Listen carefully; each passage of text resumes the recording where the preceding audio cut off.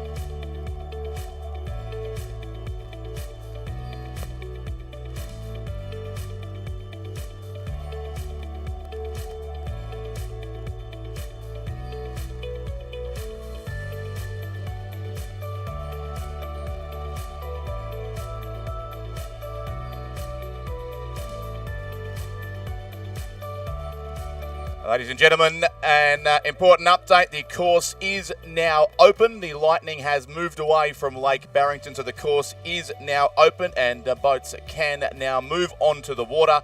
And confirmation that racing will begin at 9 a.m. Our first race will take place at 9 a.m, the first repechage of the under-17 women's single scull, and racing will proceed throughout the morning at 4-minute intervals. You can now also refer to the updated race time schedule on the Rowing Australia or the Australian Rowing Championships website to find out the new times for this morning's racing, but races will remain in their scheduled order, commencing at 9 a.m. and progressing at 4-minute intervals throughout the morning.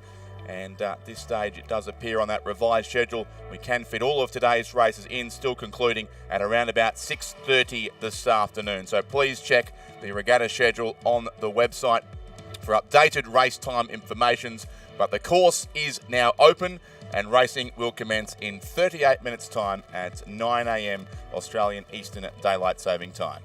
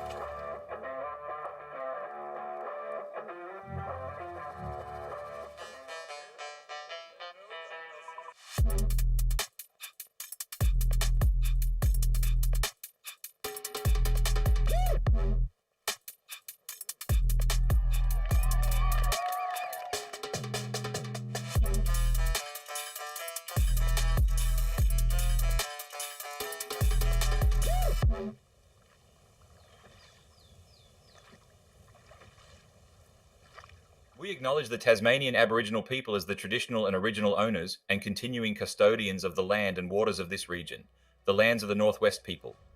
We pay our respects to elders past and present and recognise their enduring connection to the beautiful country of Lutruwita. This land always was, and always will be, Aboriginal land. Good morning all and welcome to beautiful, although slightly wet Lake Barrington here for day 2 of the 2026 Australian Rowing Championship, supported by the Tasmanian Government through Events Tasmania. And make sure you do download the Discover Tasmania app today to find the best places to eat, drink, stay and explore. But Lizzie Chapman, welcome back to you. Thank you, Richard. Been an interesting day yesterday, a slight delay this morning due to lightning, but the wonders of an outdoor sport, we're almost ready to get racing. Exactly right, and despite all of that, it's the most beautiful place here at Lake Barrington in Tasmania. This morning we're kicking off with the repechauges of under 17, under 19 and under 21 single sculls, so there's a lot of racing there, and it's quite cutthroat because only the first 2 of the under 17s will go through, and it's pretty similar for the older age groups as well. We've also got minor finals, the first set of minor finals for the under 23s. They have a different progression system this year, so that's very cutthroat yesterday. So when I say minor, C, D and E finals, they'll take place this morning. Being a selection event, so we have a full set of results for that category of racing. And talking of selection, we've also got the beginning of para races, and this is a selection event for our para team as well. So we've got the PR3 men's singles and a bit later on the PR3 women's singles doing what we call a race for lanes. We don't have heats as such. And then we've also had redrawn races from yesterday, so open men's and women's singles, pairs, and also the lightweights. Yes. So first para races, first lightweight races today. Yes, the officials and Rowing Australia have done a great job to squeeze the races we missed yesterday into today's program. We are, due to the lightning delay, an hour behind here, so racing at 4-minute intervals throughout this morning too. So it's going to be interesting. The action will be thick and faster on the course, but we've got a great day of racing ahead. I think 127 races in total today, so a huge day of racing, and we look forward to bringing the action to you very soon.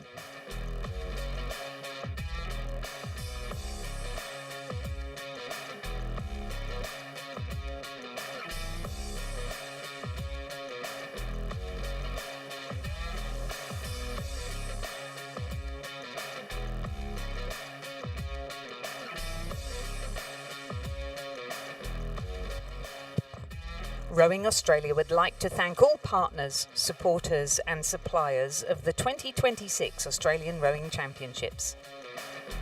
Events Tasmania, Hancock Prospecting, the Australian Sports Commission and the Australian Institute of Sport, Felipe Lido, 776BC, Bont Rowing, Colgan Foundation, Inglewood Coffee Roasters, Bannister Downs Dairy, Sharp EIT Solutions, The Regatta Shop, Concept 2, Salters Hire, with support from Rowing Tasmania, Rowing ACT, Rowing New South Wales, Rowing Queensland, Rowing South Australia, Rowing Victoria and Rowing WA.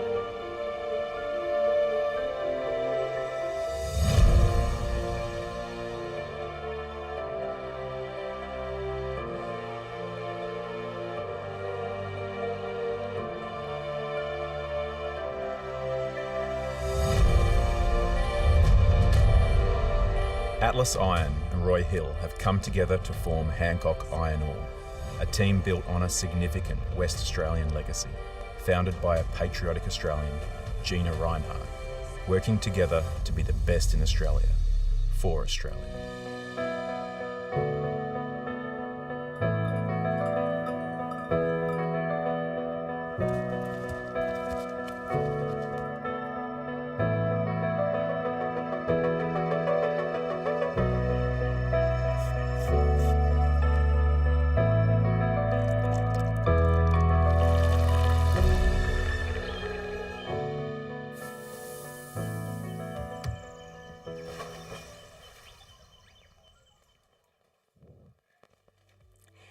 Hancock Prospecting are the proud principal partners of Rowing Australia and the Row Sellers, and wish all competitors and athletes a successful regatta.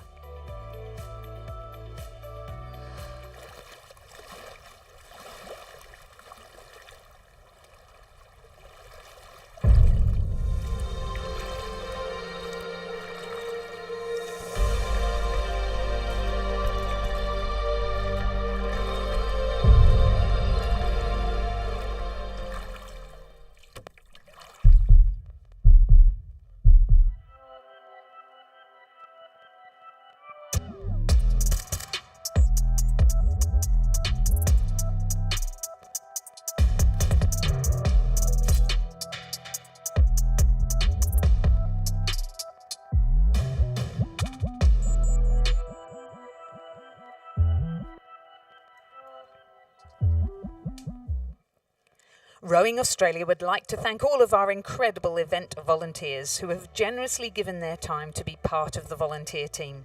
Volunteers, your dedication and commitment are the driving forces behind a successful and enjoyable event for everyone involved. As you move around the regatta this week, please take a moment to show your appreciation to our amazing volunteers and boat race officials, making this event possible for all of us. The Australian Sports Commission is the principal partner of Rowing Australia. The ASC provides Rowing Australia with funding to ensure they have the capacity to create a sustainable sport through best practice governance and administration, intellectual property ownership, athlete management and support structures, and general accountabilities. Importantly, the winning partnership highlights the commitment to ensuring Australian athletes excel in the international sporting arena and increase Australia's participation in rowing.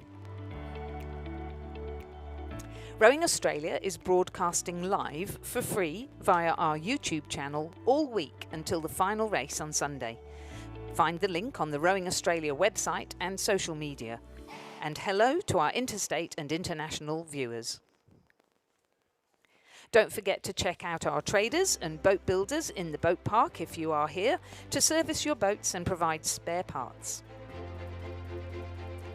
In the event of an emergency or evacuation, please follow the direction of event and venue staff. Dogs must be kept on a leash and kept under control at all times. Please avoid leaving bags or personal belongings unattended. And let's keep Lake Barrington clean. Make sure you put your rubbish in the bins provided. Make sure to stay sun smart and slip, slop, slap and sip.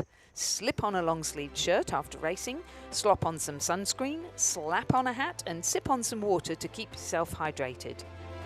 For the latest results and daily draws, visit our website rowingaustralia.com.au/ARC.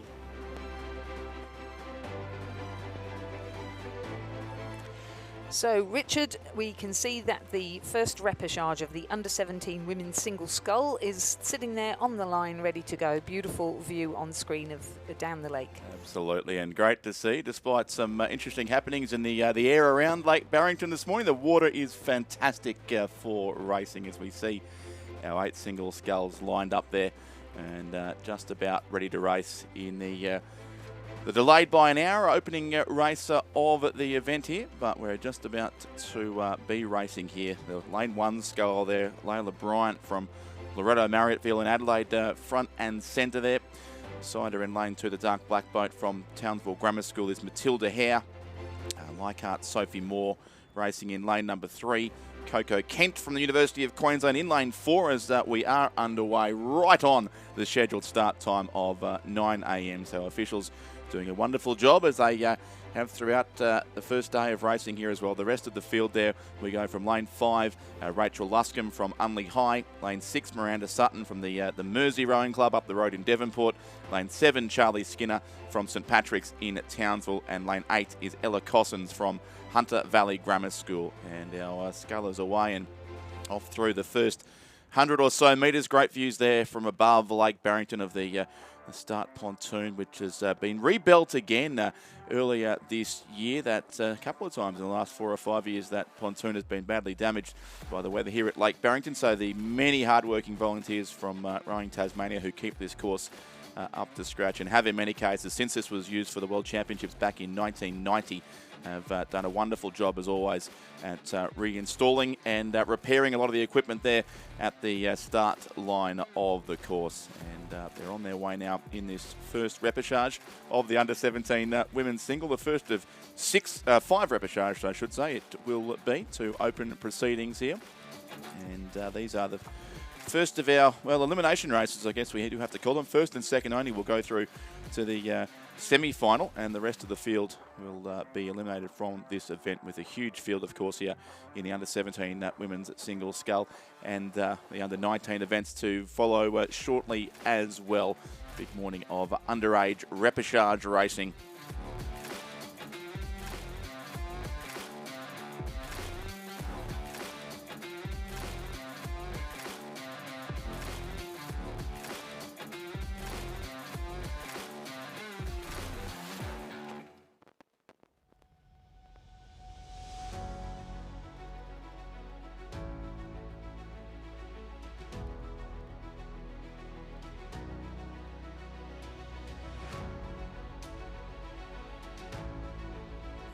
So it's Coco Kent from the University of Queensland, coached by John Pettigrew, who leads this race ever so narrowly after the first 500 metres, just 0.2 of a second ahead of Sophie Moore from the Leichhardt Rowing Club in Sydney. So those two scullers there towards the left-hand side of the screen, with, as we mentioned a couple of times yesterday, races lanes here now numbering from left to right as the starter looks down the course from the start pontoon, so from the left of screen for those watching us here on the live stream as well. And a good battle certainly between those two scullers in lanes 3 and 4.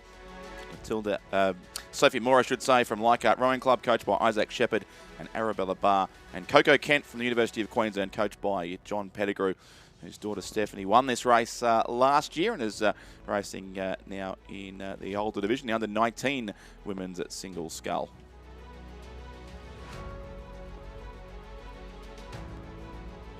Good battle for third place behind our lead two. Lane 1, Layla Bryant from Laredo Marriotteville, coached by Dario Spitelli.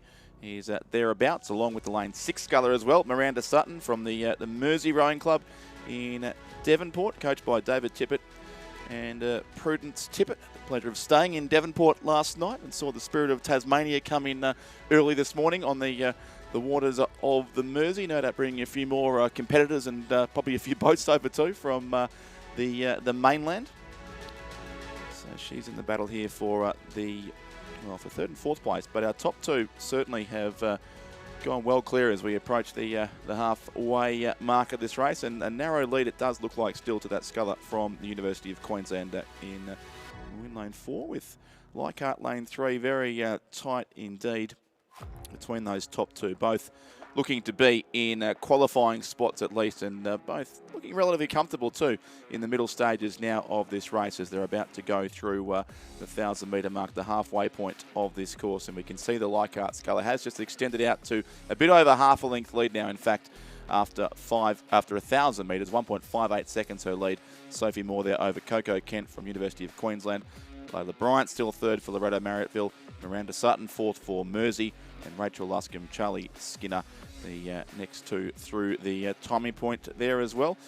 In race 85 is welcome back Lizzie Chapman, and a big morning of repechages coming up here. Yes, indeed. So quite cutthroat yesterday with only one person going through. Sophie Moore was second, I think, or third in her heat yesterday. So had a good row. She's over here racing for Leichhardt Rowing Club, which is her club, but also she'll be racing later on in a double scull for her school, which is PLC Sydney. And the University of Queensland sculler had a good race yesterday, coming second. So today she needs to come first or second again in order to progress through to the semi-final. Young Queensland scullers do have such a strong record in these underage events for many years now. I can recall Queenslanders dominating under-17 and under-19 women's single scull, which are often you always have been the first few events of the national championships. The first finally decided on Thursday, but there's certainly something in terms of young scullers going right up in Queensland. Yeah, and John Pettigrew's been honing his craft at the University of Queensland for some years now, and certainly has a good stable of youth coming through. I think we were talking yesterday about there's been some changes in terms of where athletes are rowing, and one of the things that we see every year is the under-17s, under-19s, then they finish their HSC and move off to university, so we often see them going to a different state. So somebody from Sydney might end up in Queensland, and certainly we've had a few of the Queensland athletes come to Sydney. Yes. So we'll be seeing same names but different clubs or universities. Yes. Later on in the regatta. Does lead to some complications or controversy sometimes as far as the interstate crews are concerned too with these moves. Because if you have rowed, say, for your Youth 8 and then you go off to another university in a different state, it doesn't mean that you then are eligible for the state where you're living. It is your state of domicile. Yeah. So there's some important rules there when it comes to the interstate events. Of course, so it's a long way away now, but Sunday afternoon, Lizzie, will be some fantastic racing when we get the 10 races of the Interstate Regatta to conclude proceedings here on Lake Barrington. But a few hundred races to move through before then. 117, in fact. I think I miscalculated slightly before. 117 races on today's program.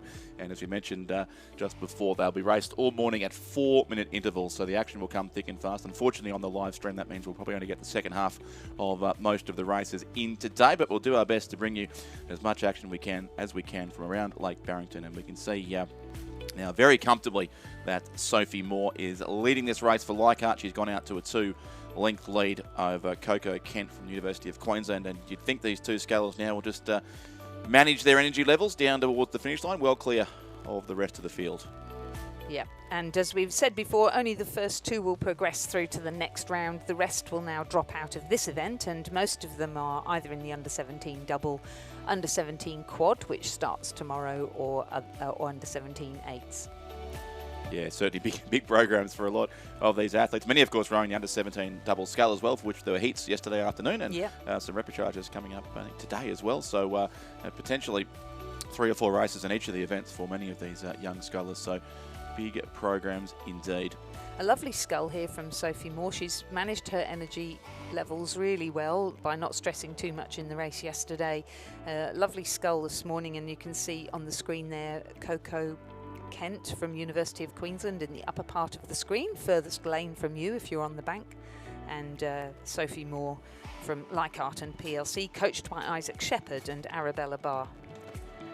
And she will take that out, that first repechage, and progress through to the semi-final, with Coco Kent from University of Queensland Boat Club joining her, and the remainder now dropping out of the event.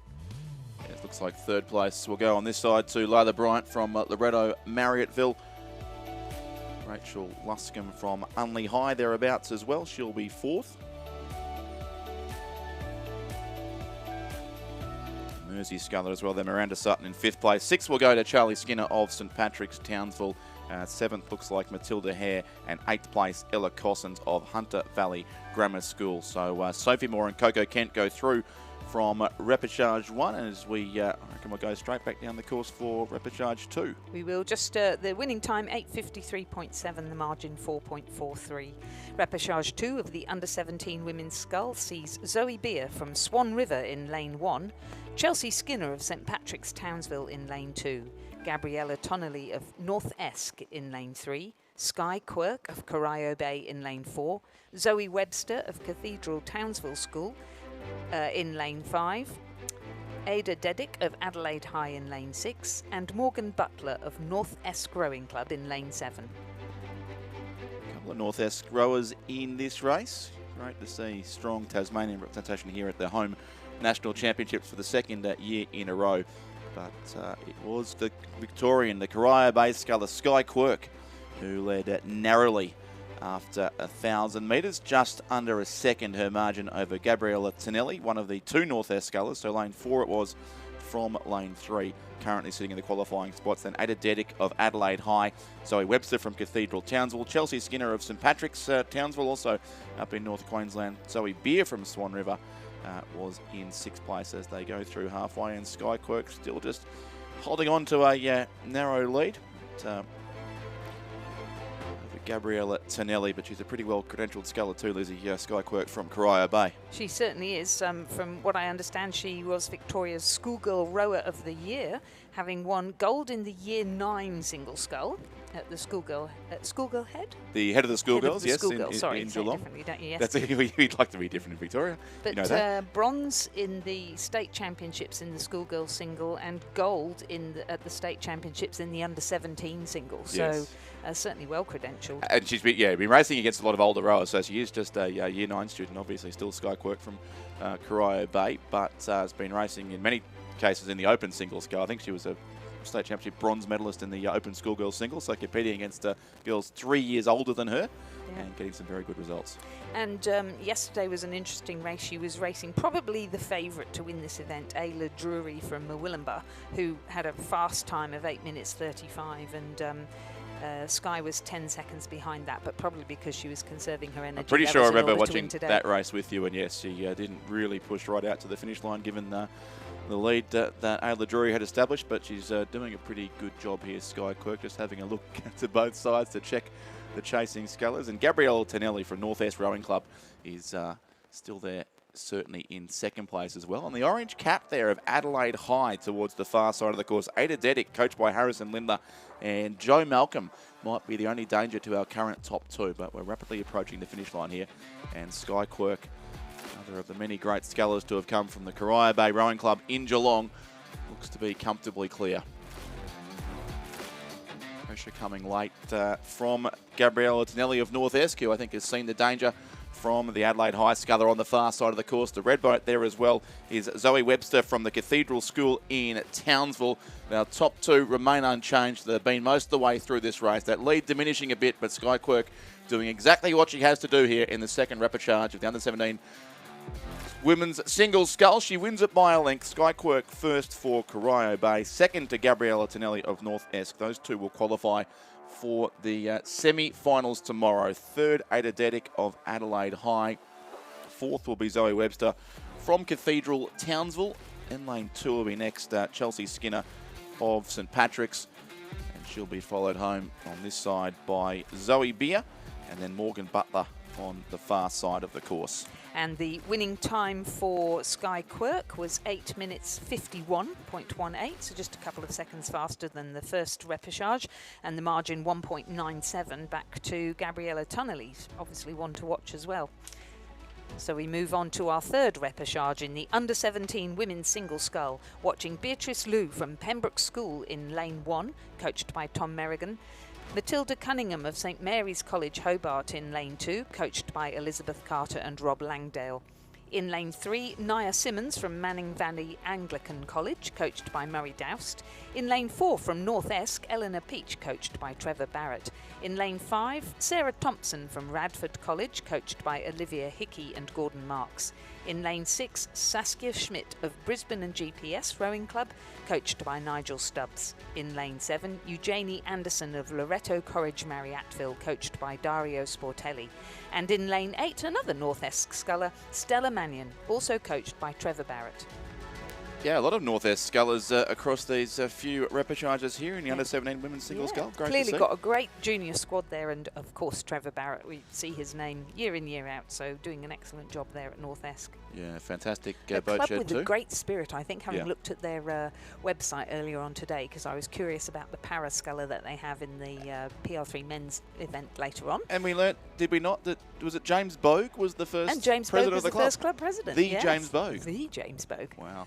Probably a good place for a beer then. No wonder they're so happy at North Esk Rowing Club. So, yeah, great to see. And they've got a couple of chances here to qualify another sculler through. Eleanor Peach, certainly our race leader there on lane 4, as you mentioned, coached by Trevor Barrett. And Radford College, the school from the Australian Capital Territory, they're in second place in the maroon colours, about half a length behind. And they would be our top two at this stage. Eugenie Anderson from Loreto Marriottville at the top of the screen. Matilda Cunningham from St Mary's College, which is a school from Hobart here in Tasmania, in lane 2. Saskia Schmidt from Brisbane and GPS Rowing Club up in Brisbane. Nia Simmons from Manning Valley Anglican College in New South Wales. Beatrice Liu of the Pembroke School, and Stella Mannion of North Esk. The North Esk Rowing Club booking in the field here, 1st and 8th. And watch this challenge come too late in the race from the red boat there. Of the lane 7 sculler it is. That's Loretto Marriotteville's Eugenie Anderson, who is making a move on our top 2. And just 2 will go through here. We've had fairly comfortable qualification in the opening 2 repechauges, but not quite the case here. And Eugenie Anderson, who was 6th in her heat yesterday, so clearly not having the best of heat rows, is really making the most of her second chance here, Lizzie, on the far side of the course. Yes, indeed, as opposed to Eleanor Peach, who was 2nd yesterday in the fastest heat of the day to Ava Rathel, another favourite to take out the whole event. The Black Mountain Sculler. So, yeah, an excellent race going on here. It's really on, isn't it? Yeah, Eugenie so that's Sarah Anderson. Thompson there on screen, our Radford College Sculler. She's managed to now get her bows in front of Eleanor Peach, who's just really fighting hard now. Will be Eleanor Peach. She'll take the win here for North Esk. She'll hold on, but working hard. Certainly Sarah Thompson there in the closing strokes, who holds off that late surge also from Eugenie Anderson. So first it is lane 4, Eleanor Peach of North Esk. 2nd, Sarah Thompson of Radford. 3rd, Eugenie Anderson from Loretto Marriotteville. 4th on this side, the St Mary's College Sculler is Matilda Cunningham, ahead of Saskia Smith from Brisbane and GPS, who's across the line now as well. 6th place, Manning Valley Anglican, Nia Simmons. And followed home on either side of the course with Beatrice Liu, I think, in 7th for the Pembroke School, and Stella Mannion in 8th for the North Esk Rowing Club. And our repechage time was quite fast, 8:46, and the margins are under 3 seconds between Sarah Thompson from Eleanor Peach. On the course now, repechage 4 of the under-17 women's single scull, with Lillian Ponty of St Patrick's Townsville in lane 1, coached by Harrison Parks. Josie Broad of Townsville Grammar School in lane 2, coached by Erin McGuffey. Emma Stevenson of Essendon Rowing Club in lane 3, coached by Barry Gardner and Glenn Bottrell. Allegra Cavalucci of the University of Queensland Boat Club in lane 4, coached by John Pettigrew. Lucinda Staley of Brisbane and GPS Rowing Club in lane 5, coached by Nigel Stubbs. Camelia Morgan of Tasmania University in lane 6, and Georgia Foster of Hunter Valley Grammar School in lane 7, coached by Sarah Abrams, Rowan Hislop and Odin McIntosh. As they came through halfway, it was Allegra Cavalucci from the University of Queensland, leading it over Josie Broad of Townsville Grammar School. So a couple of Queenslanders front and centre. And as the race schedule has thrown our commentary schedule into chaos, who better to come in now and talk about some Queenslanders leading it than Stuart John. I'll leave you with it for a couple of races. Lizzie, I know you've got a sculler coming up soon, and we've got another special guest coming in shortly as well.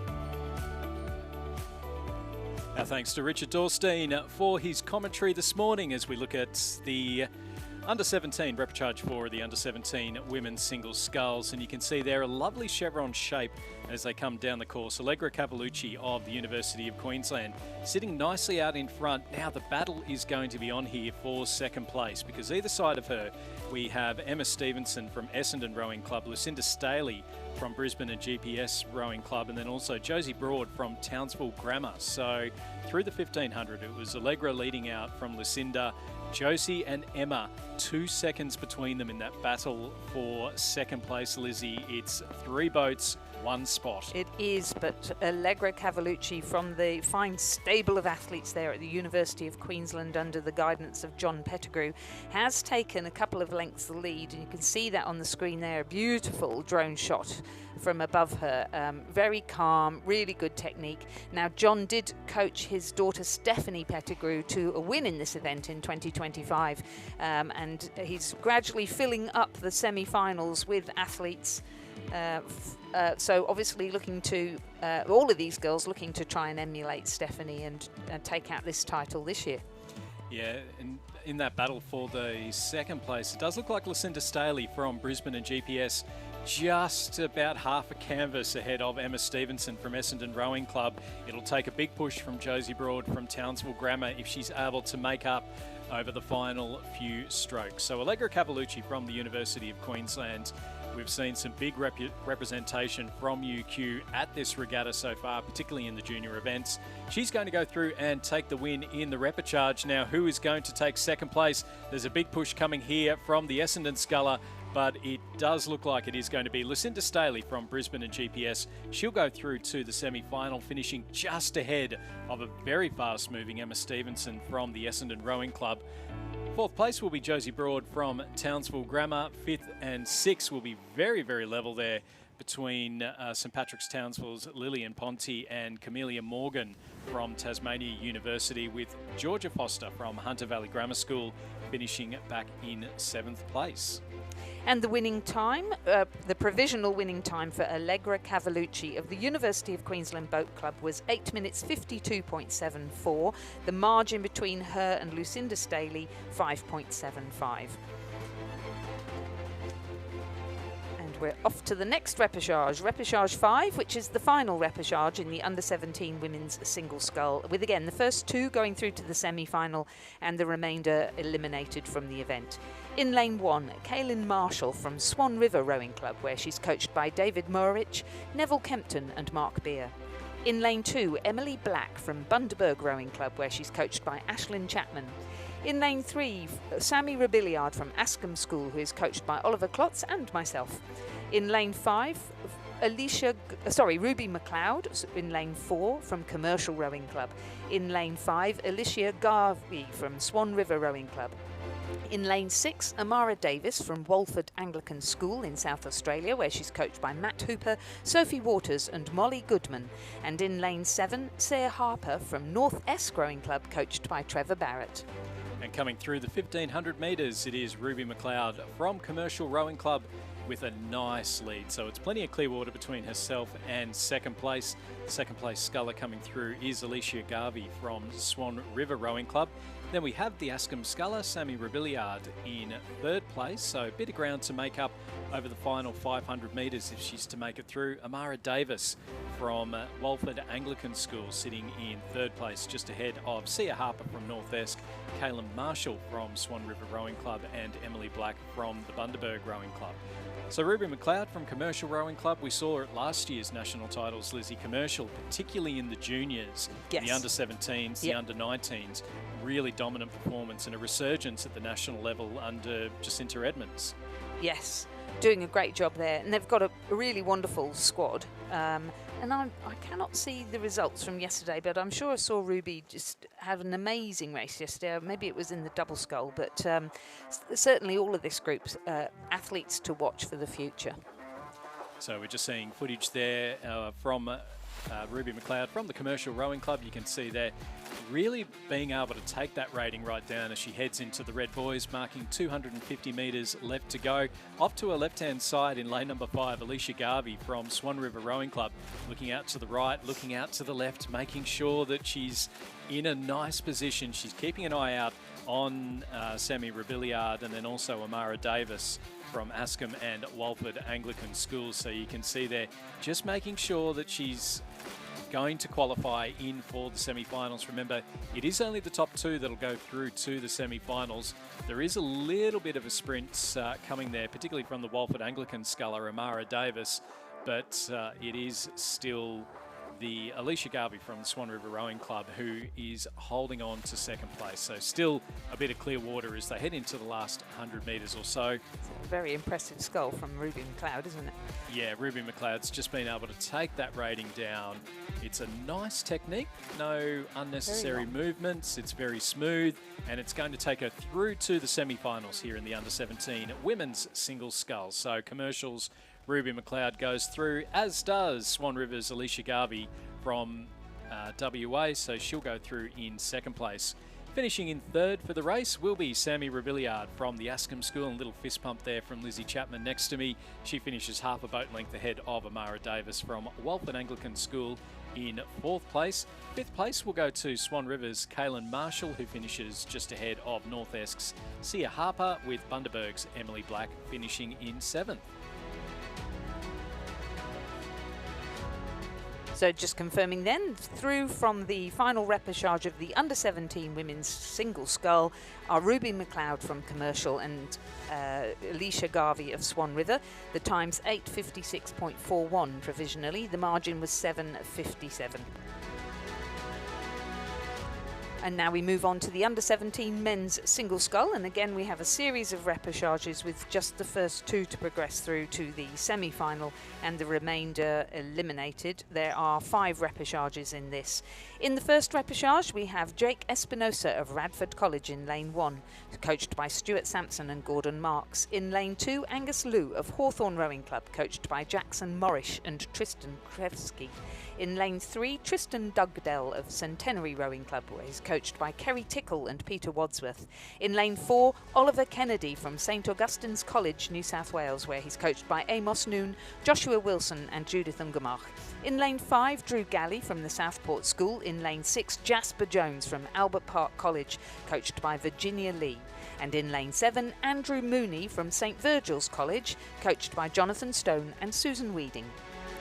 So it is Oliver Kennedy from St Augustine's who has the lead through the 1500 metres, and he is sitting 0.2 of a second ahead of Jasper Jones from Albert Park College down in Victoria. So you can see the two there as they're coming up now to the 1500 metre time, to the 1750. So it's about 250 metres left to go, and you can see on the front of the screen there the Hawthorn sculler Angus Liu, coached by Jackson Morrish and Tristan Krevsky, who is also making a bit of a move, trying to get himself into those qualification positions. With 250 to go, a bit over a boat length back. It's certainly not unheard of, and there's also a big push coming here as well from Drew Gailey from the Southport School, who's again, it's only the top 2 to make it through to the semi-finals. As Lizzie Chapman steps out for a well-earned cuppa and a debrief with her rower, we've got Ant de Cosmo joining me in the combox. Good morning to you, Ant. Good morning, Stuart. And I've just noticed on this list the Albert Park College Jasper Jones, coached by Virginia Lee there, who, yes, a lightweight. A very good one at that. So, a good start to this. So we've got Oliver Kennedy and from St Augustine's and Jasper Jones from Albert Park College. Jasper Jones, an A finalist at the New South Wales Championships up at the Sydney International Regatta Centre recently. It is going to be the St Augustine's sculler Oliver Kennedy finishing in first place. He'll be joined in the semi-finals by Jasper Jones. Third place will go to the Hawthorn sculler Angus Liu, just missing out on a spot in the semi-final. Drew Gailey from the Southport School finishing in 4th place, and then back to Tristan Dugdale from Centenary Rowing Club up in Queensland. And then behind him we have the sculler on the far side of the course, so that's Andrew Mooney from St Virgil's College, and then out towards the back of the field it is Jake Espinosa from Radford College. It's good to see all these school kids getting out here on this fine foggy morning and having a crack. As we move on now to repechage number 2 of the under-17 singles sculls, and the Hawthorn sculler missed out last one, but it looks like we might have a Hawthorn sculler in the lead. So lane number 1 from Ulverston Rowing Club, Jackson Walker, coached by Jason Dolbell. In lane 2 from Leichhardt, Soren Anderson, coached by Isaac Shepherd and Arabella Barr. Lane 3 from Barwon Rowing Club, Cooper McLeod, coached by Michael Cushion. Lane 4 from Hawthorn Rowing Club, Luca Mikas, coached by Jackson Morrish and Tristan Krevsky, and he was in the lead through the 1,000.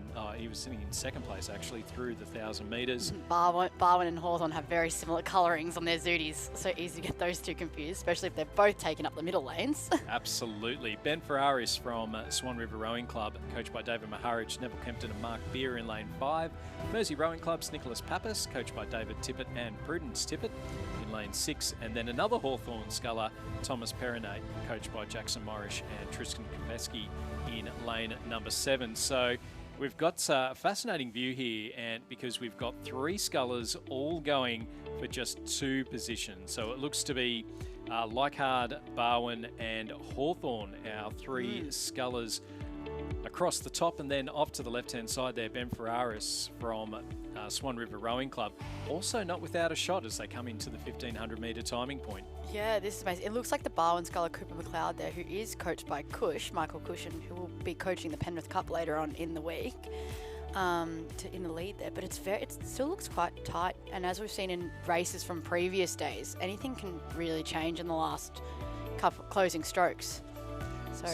So as they're coming up towards the 1500 metre timing point, we will get a bit of a view. It does look like that top three now just separating themselves from Ben Ferraris from Swan River Rowing Club, and then Nicholas Pappas from Mersey, Thomas Perinet from Hawthorn, and Jackson Walker from Ulverston Rowing Club. So these are our three leaders. We've only got 2 spots in the semi-final.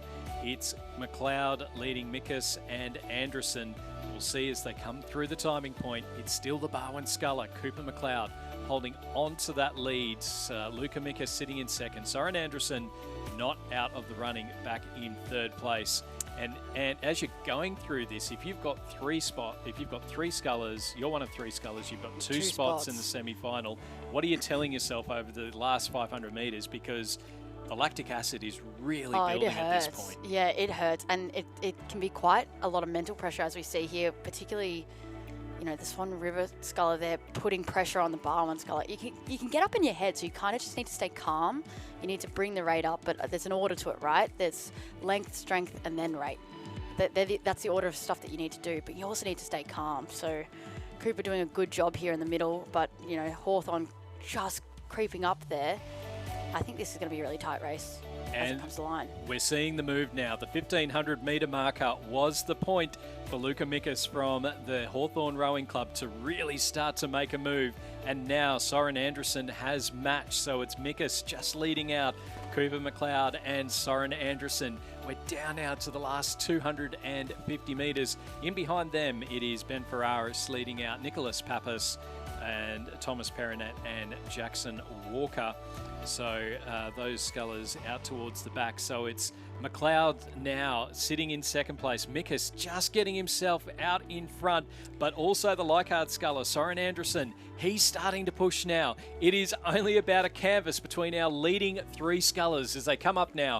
100 metres left to travel. It is anyone's game. Any one of these 3 scullers could miss out, and is going to be very unfortunate for them, because this has been a great race right the ways down the course. The Hawthorn sculler, Mickus, he's got himself out just a little bit in front. Here comes Anderson from Leichhardt. Is he going to push ahead of McLeod of Barwon? It is going to be the Hawthorn sculler who gets the win, and it is going to be Anderson from Leichhardt by about half a canvas over Cooper McLeod from the Barwon Rowing Club. It was a second between first and third. Some very good racing there. The 3 scullers racing the entire way down the course, but it was Luca Mickus and Soren Anderson who will go through to the semi-finals. Coming in behind them, we have Ben Ferraris from the Swan River Rowing Club. He'll finish ahead of Nicholas Pappas from Mersey Rowing Club. The second Hawthorn sculler, Thomas Perinet, sitting in 6th place, and then back to Ulverston's Jackson Walker. Oh my gosh, my heart rate this then. But that's not the first time that we've seen Luca and Cooper in Melbourne have a bit of a battle out, because of course those two have been rowing in the sculls all season. But oh my gosh, it's good for spectating purposes. I've said it before, but I definitely don't want to be in that position in my scull. But anyway, moving on to repechage number 3 of the under-17 men's single scull. In lane 1 from Adelaide High, we have Andreas Valfari. In lane 2 from Townsville Grammar, we have Cameron Mills. In lane 3 from Hunter Valley Grammar, we have Thomas Graham. In lane 4 from Radford College, we have William Fraser. In lane 5 from Unley High, we have James Cox. In lane 6 from the Southport School, we have Ethan Hugh. And in lane 7 from Adelaide High, we have Kobe Keane. So no Victorians on this list, but that's okay. No Victorians, but there is a sculler from the Australian Capital Territory, and he is the man in the lead. William Fraser, you can see in the middle of the screen, and this is a little more spread out, this race. So we've got William Fraser from Radford College, who's out in front. James Cox from Unley High sitting in second place. Then it is a bit of clear water back to Ethan Hu from the Southport School. Kobe Keane from Adelaide High, and then Thomas Graham from Hunter Valley Grammar. Cameron Mills from Townsville Grammar, and Andreas Braflari from Adelaide High. So a few South Australians represented in this race. James Cox, the one in the qualification positions. You can see there 4 seconds between first and second, then it is 6 seconds back to Ethan Hu. We have seen in past national titles. 10 seconds made up over the last 500 metres. That's a wind. That is a wind and a half. That was a wind and a half, and I don't know that the conditions are particularly well suited for a bit of sprint. It is a little bit of colder water. It's not particularly warm out here today. No, it certainly doesn't move as fast down here as it does up in some of the northern courses. But you still want to give it a good crack. You might change your gearing a little bit, lighten the load. But then again, these are 17, it's under 17s. These guys are rowing really competently for their age, and some of these guys probably only learnt to row not long ago.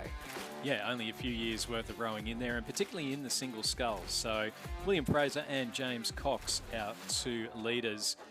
Now, later on this afternoon, we do have a couple of special guests in the commentary box. So a couple of our national para rowers. So Sam Stunnell will join us in the commentary box from 2 o'clock, and then Susie Lutz from 2:25. So looking forward to having our men's and women's, a couple of our men's and women's para rowers joining us in the com box. They'll be racing a little bit later on today.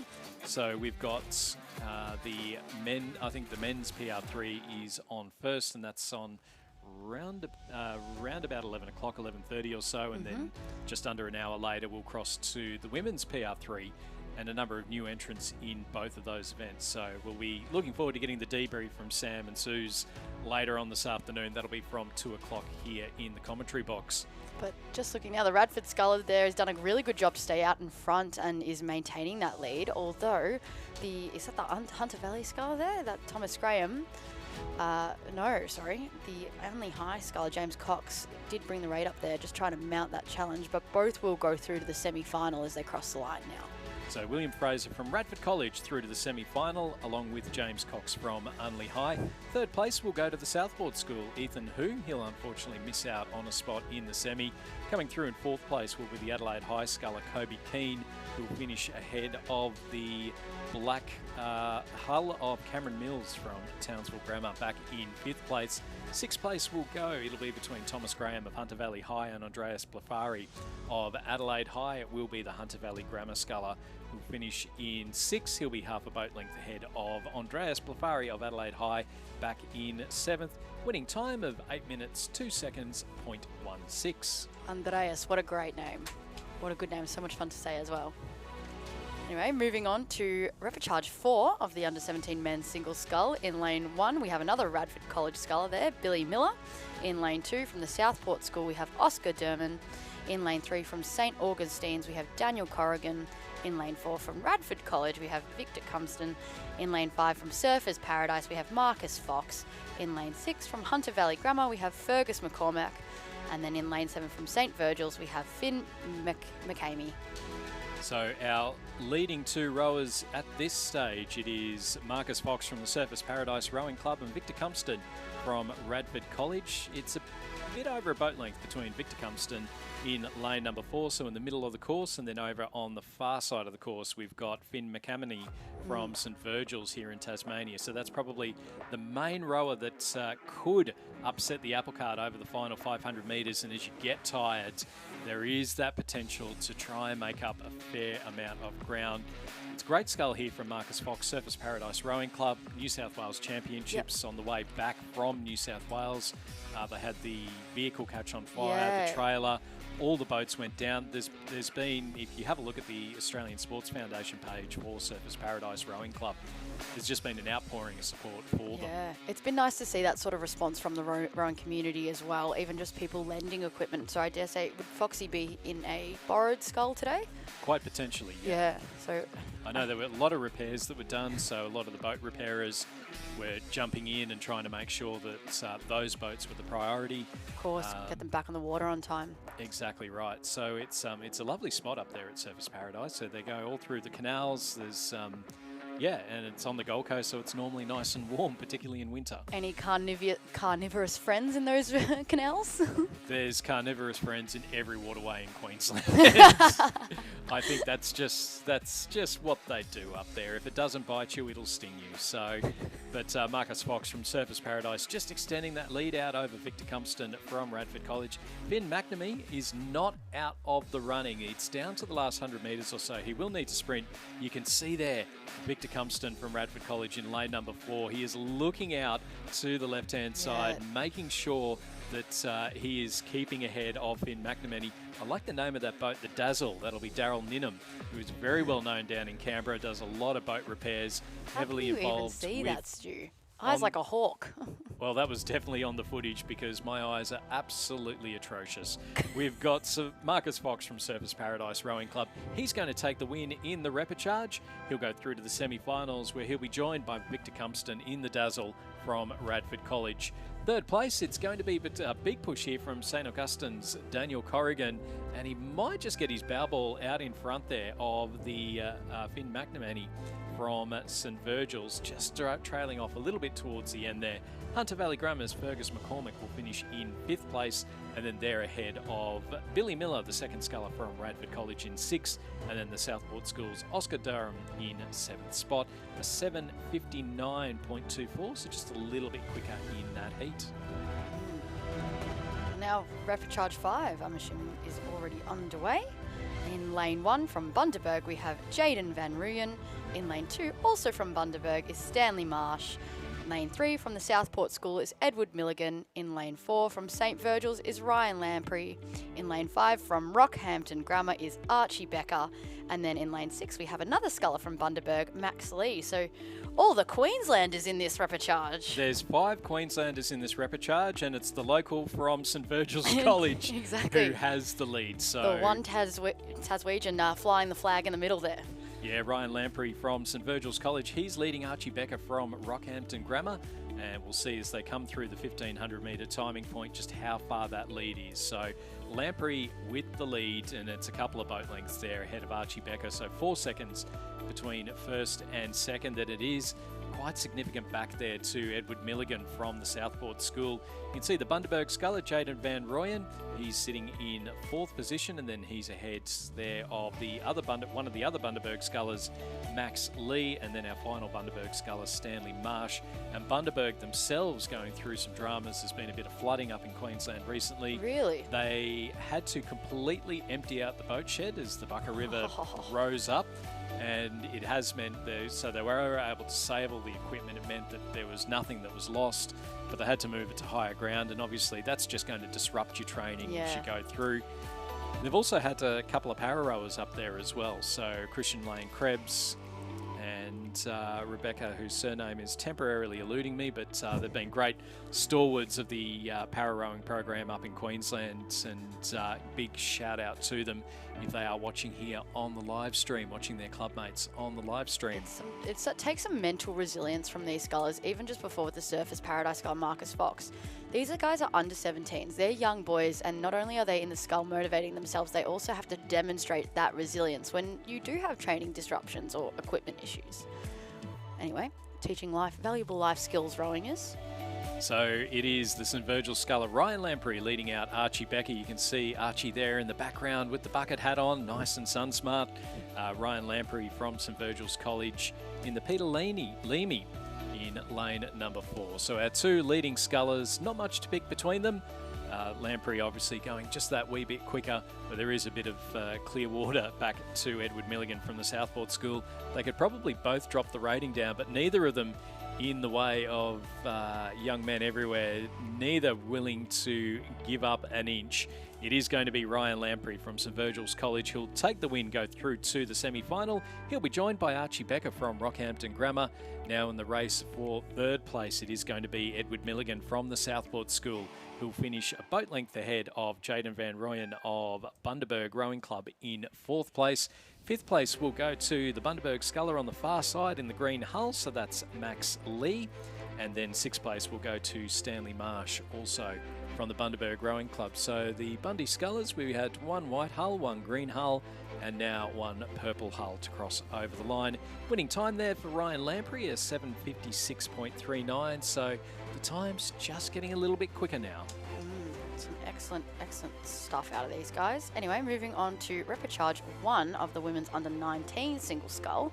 In lane 1 from Gippy Grammar, we have Maggie Sheridan. In lane 2 from Loretto Marriotteville, we have Alice Shanahan.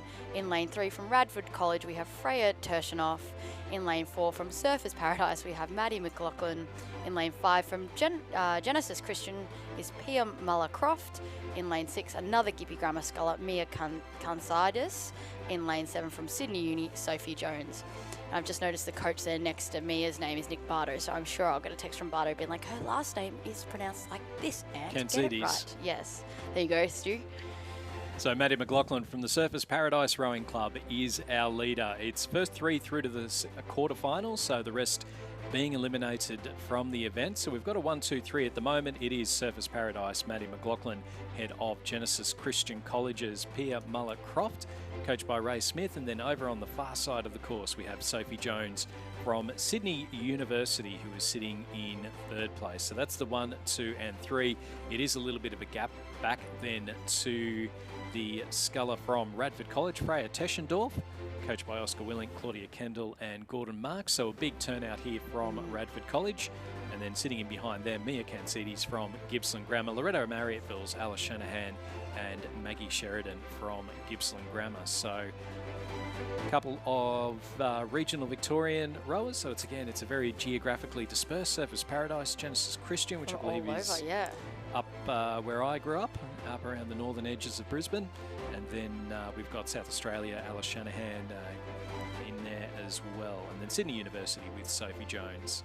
There's lots of entrants in this event to have quarterfinals as well, and repecharges. A very, very popular event. Probably, is it the most popular event of the regatta, the under-19 scull? I believe it might be, but we'll have to. I'll have to have a quick schoolgirl scull.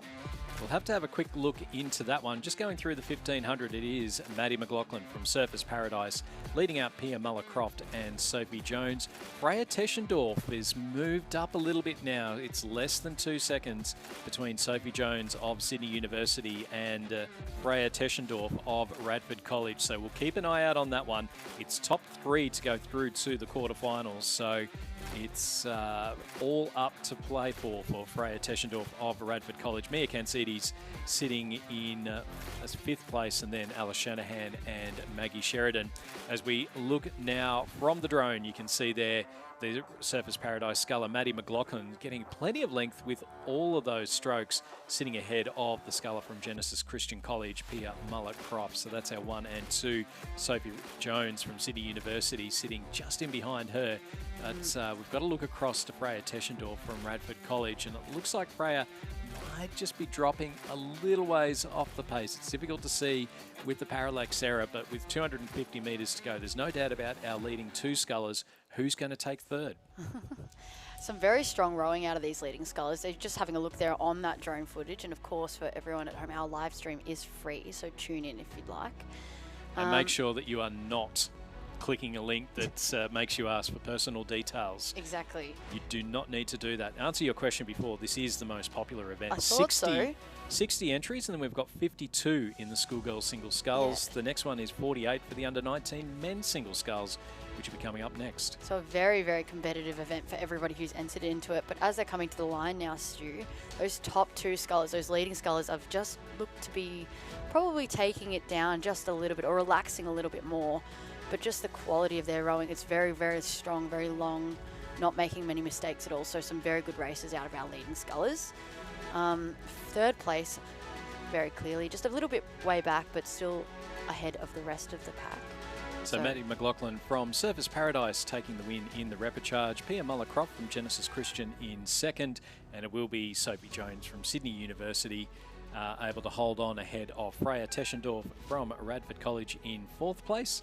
And then in behind them, we've got a nice little race going on here between Loretto Marriotteville's Alice Shanahan and Mia Kansidis from Gippsland Grammar. So both the scullers looking out at each other. It will be Alice Shanahan from Loretto Marriotteville who'll take 5th place ahead of Mia Kansidis in 6th, and then Maggie Sheridan coming through in 7th spot. 8:29.89 for Maddie McLaughlin. So McLaughlin, Muller-Croft and Jones, our 3 quarterfinalists in the under-19 women's singles. Moving on to repechage number 2. In lane 1, we have Newcastle Grammar, Roxanne Brown. In lane 2, from Bundaberg, we have Sophie Evans. In lane 3, from Radford College, we have Lily Soderblom. In lane 4, from Canberra Grammar, Charlotte Lynch. You'll be happy to see a Canberra Grammar girl there, Stu.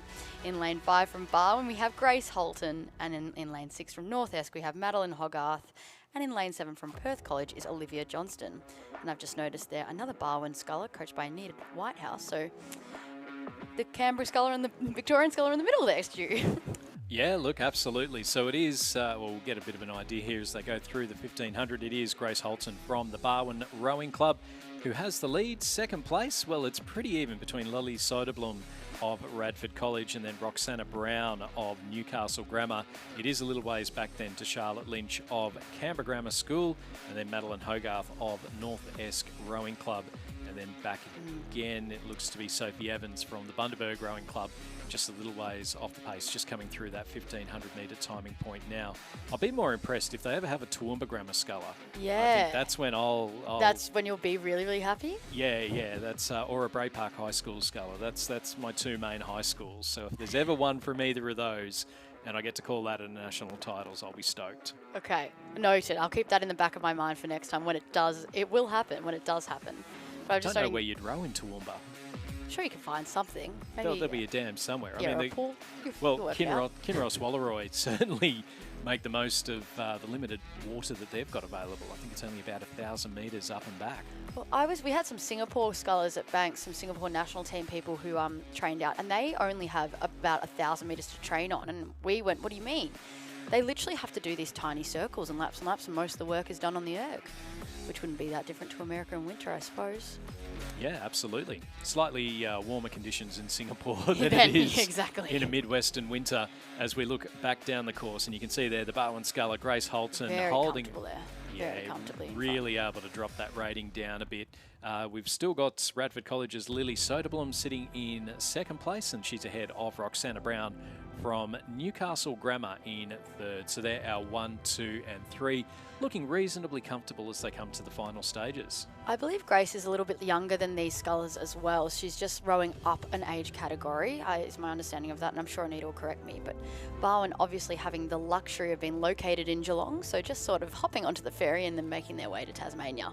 I think we worked it out yesterday. They've probably got one of the least distances to actually drive Yeah, to get down once. to get down to Lake Barrington. It is a very strong win there. Grace Holton from the Barwon Rowing Club goes through to the quarterfinals in the women's under-19 single scull. She'll be joined by Lily Soderblom of Radford College, as well as Roxana Brown from Newcastle Grammar. Coming through in fourth place will be the Charlotte Lynch from Canberra Grammar School, and then she'll finish just ahead of, it looks to be Madeline Hogarth from North Esk Rowing Club, back in fifth place. Sixth place will go to Sophie Evans of the Bundaberg Rowing Club, and seventh place will go to Olivia Johnston from Perth College. Winning time there of 8:33.94, but it did look like Grace was just dropping that rating down towards the end there. Yeah, she was very, very calm coming across that line. And we just...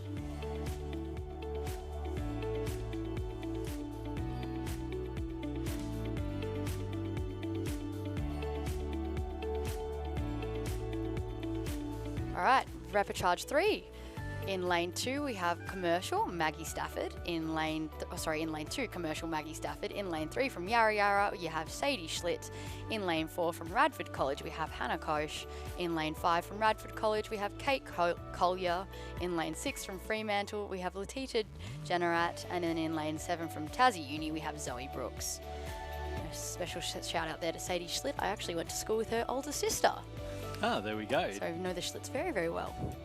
There we go. So through the 1,000 metres, it is Sadie Schlitt who has the lead ahead of Letitia Jeannerat from the Fremantle Rowing Club. It's a strong family, the Jeannerats. I think Oceane was part of the Commonwealth Beach Sprints team that went over to Barbados in 2025. So it was a very successful regatta. I think just about every Australian crew won golds at the Commonwealth. Wow. So it sets itself up nicely. Beach sprints obviously coming into the Olympics in LA in 2028.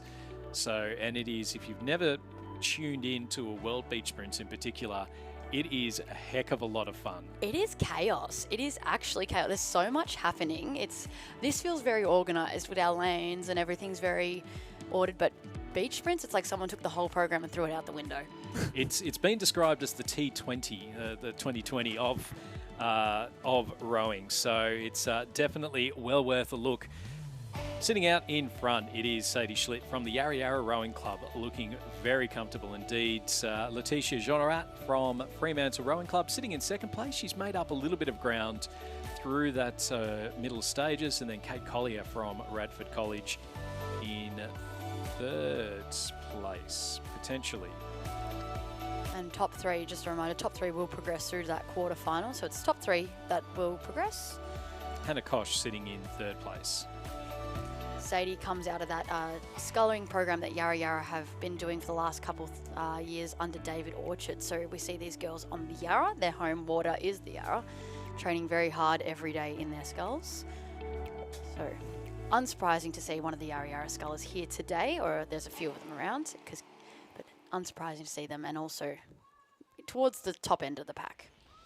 So we just had vision there of Letitia Jeannerat from Fremantle Rowing Club. She's still sitting in second place. Sadie Schlitt from the Yarra Yarra Rowing Club still out in front at the moment. And then third place, Hannah Kosh from Radford College. So there's Sadie on the screen at the moment for those watching on the live stream or on the big screen scattered around the venue today.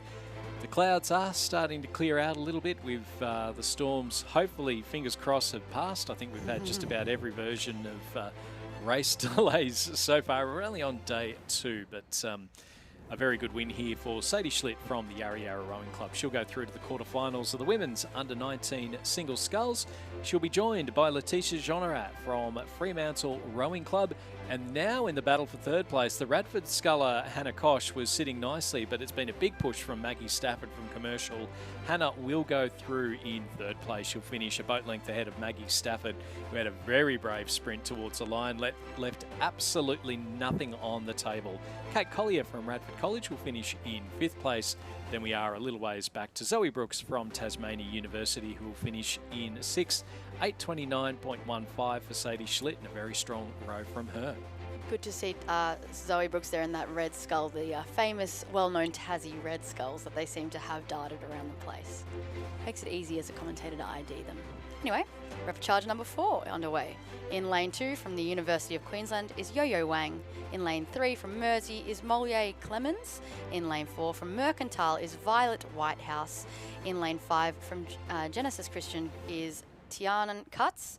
In lane 6 from Centenary is Scarlett Hall, and then in lane 7 from Rocky Fitzroy is Lorraine Coburn.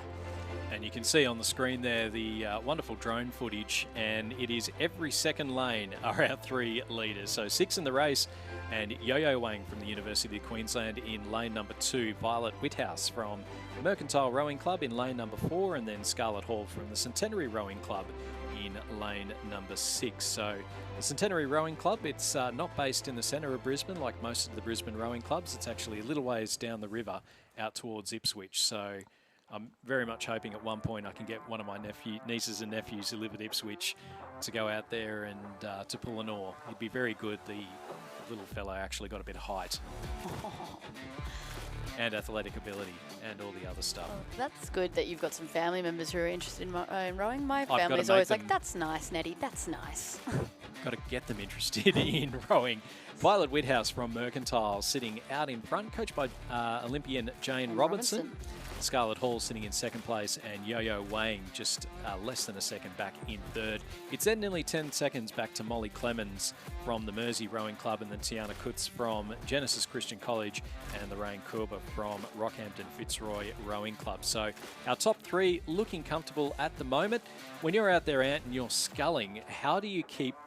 I know one of the things for me is that I tend to lose concentration. I'll do well for the first 20 strokes and then mind will drift off elsewhere. How do you keep yourself focused? I suppose everyone's different. It's no surprise that I've been quite open about this. The scull is definitely not my strongest boat. But I don't like rowing for myself, so you'll notice I have handwriting on my hands just to remind me of who I'm doing it for. So I like to break it up in minutes. So I'll do a minute hard, and then I'll do a minute steady, and then I like to keep breaking my race up into just focus on 1 minute at a time, and I can find that my attention span can sort of zone in on a minute rather than, oh my God, I got to think of a whole 2 kilometre stretch. I just sort of break it up into minute pieces, and that gets me through. as we just see whatever Violet Whithouse from Mercantile's doing, it's definitely working for her. So we haven't seen many junior Mercantile scullers. No, and it's interesting to note, Jane Robinson actually coached me when I was at school. So yes, she is an Olympian and, you know, former Oz rep. And it's interesting to note because she's also the head of Corowa, the school there, not to be confused from the place. So it's good to see her name listed against Violet as well. I think Violet might go to Corowa Anglican. I heard Richard saying yesterday when she first went down in the heats. She's just keeping a bit of pressure on, so just upping that rate. Don't mind this. It's a bit of pressure even with the slightly lower rates. Keeping herself ahead of Scarlett Hall from the Centenary Rowing Club. We'll see the Malcolm sisters later on in the regatta, also from the Centenary Rowing Club. So it's a win for Violet Whithouse. She'll go through to the quarterfinals of the under-19 women's singles, along with Scarlett Hall from Centenary, and then the University of Queensland's Yo-Yo Wang in third place. In fourth place, and unfortunately missing out on qualification, will be the Mersey sculler Molly Clemens in lane number 3. Fifth place will go to the Genesis Christian College's Tiana Kutz, and then Rockhampton Fitzroy Rowing Club's Lorraine Kerber finishing back in 6th place. Winning time 8:34.48. But I think the top 3 were so well settled early on in the race that they were just able to drop that rating down and really cruise towards the line. Yeah, definitely. It's hard to see here because we're not really getting the front end of the race, but definitely probably did the work earlier on to make it a bit easier as they come across the line. Anyway, repechage number 5. In lane 2, we have Tasmania University, the sculler of Sarah Thomas. Lane 3 from Canberra Grammar is Alice Allen. In lane 4 from WA is Eleanor Cassis Hewlin. In lane 5 from Canberra Girls Grammar is Charlotte Bowen. In lane 6 from Manning Valley Anglican is Ava Felsen. And in lane 7 from Yarra Yarra is Elizabeth Burke. So another one of those Yarra Yarra scholars there. Yeah, and again, a very geographically dispersed group of rowers. We've got the West Australian Rowing Club, Elena Cassis-Wellen. We've got Tasmania University, Yarra Yarra, Manning Valley Anglican up near Taree. It's up where the Croker business is set up. Is that where it's set up? It is out near Taree. So, and then a couple of rowers from the Australian Capital Territory. I must say, I love the Croker designs now where you can adjust the collar while you're on water. They have that quick release system on their new blades. Very, very good design by those guys. I don't know who the genius was that thought that up, but it means not that I row with Crokers all the time, but it means I don't have to take some tools out in the boat with me. We're seeing on the water, 1,500 metres, it is Charlotte Bowen from Canberra Girls Grammar. She was 5th at the New South Wales Championships in this event, and unsurprising to see her well out in front. Just missing out in the heats yesterday, where it was just the first rower going directly through to the quarterfinals.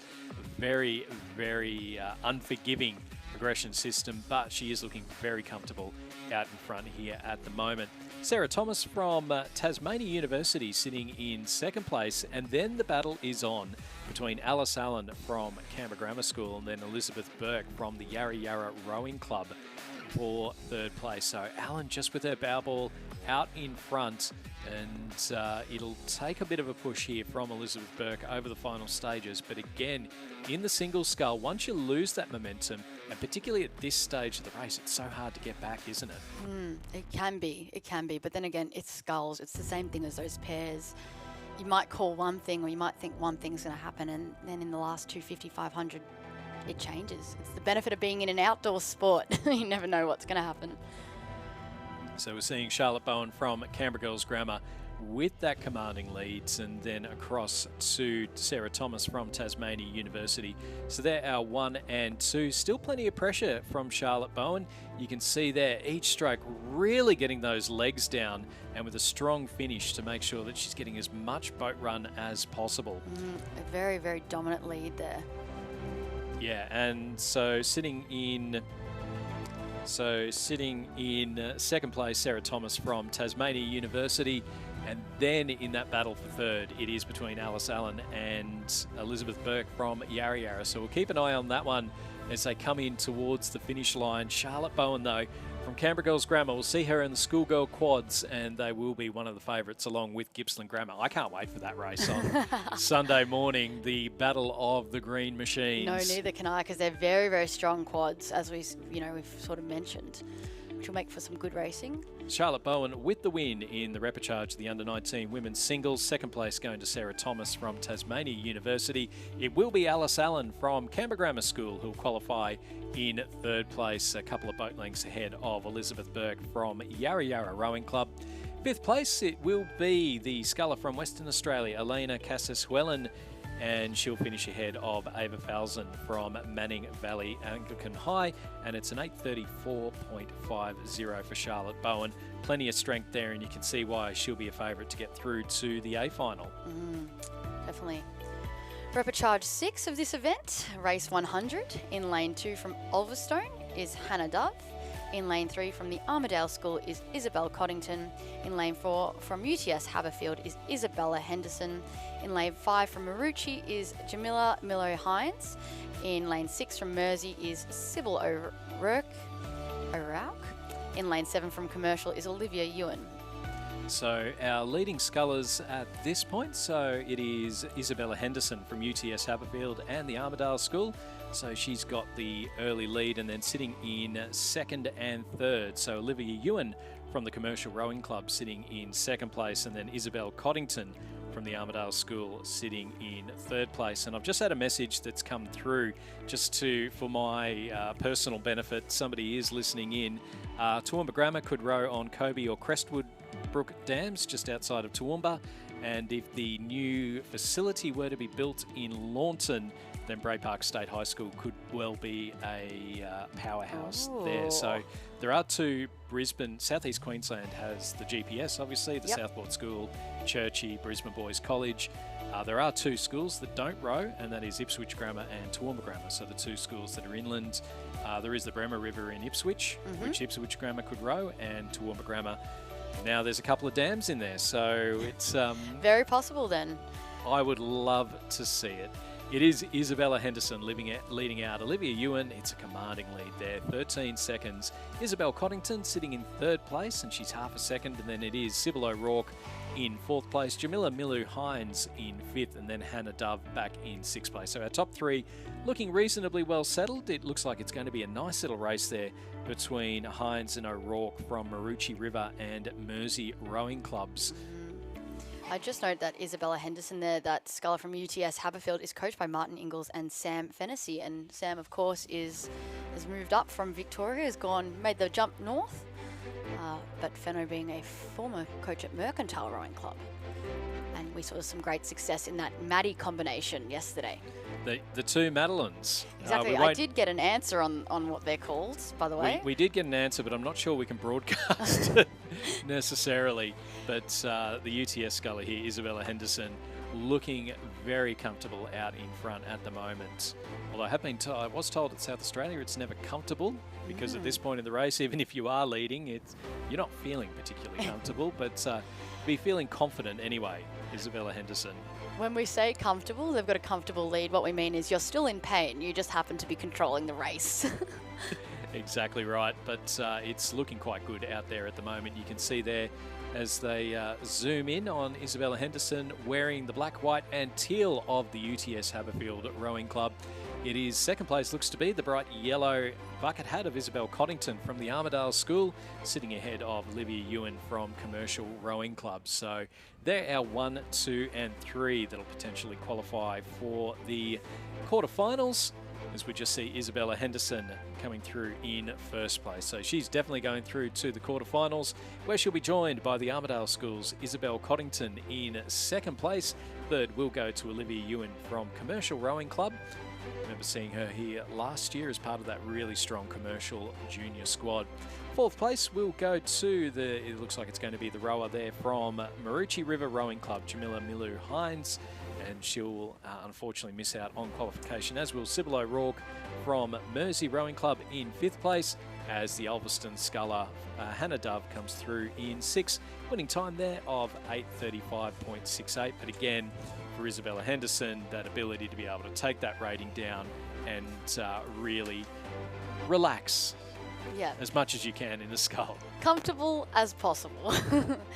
Moving on to repechage 7 of the under-19 women's single scull. In lane 1 from Ballarat Clarendon is Grace Donovan, coached by John Novak. In lane 2 from Banks Rowing Club is Louise Roach, coached by Glenn Fishman.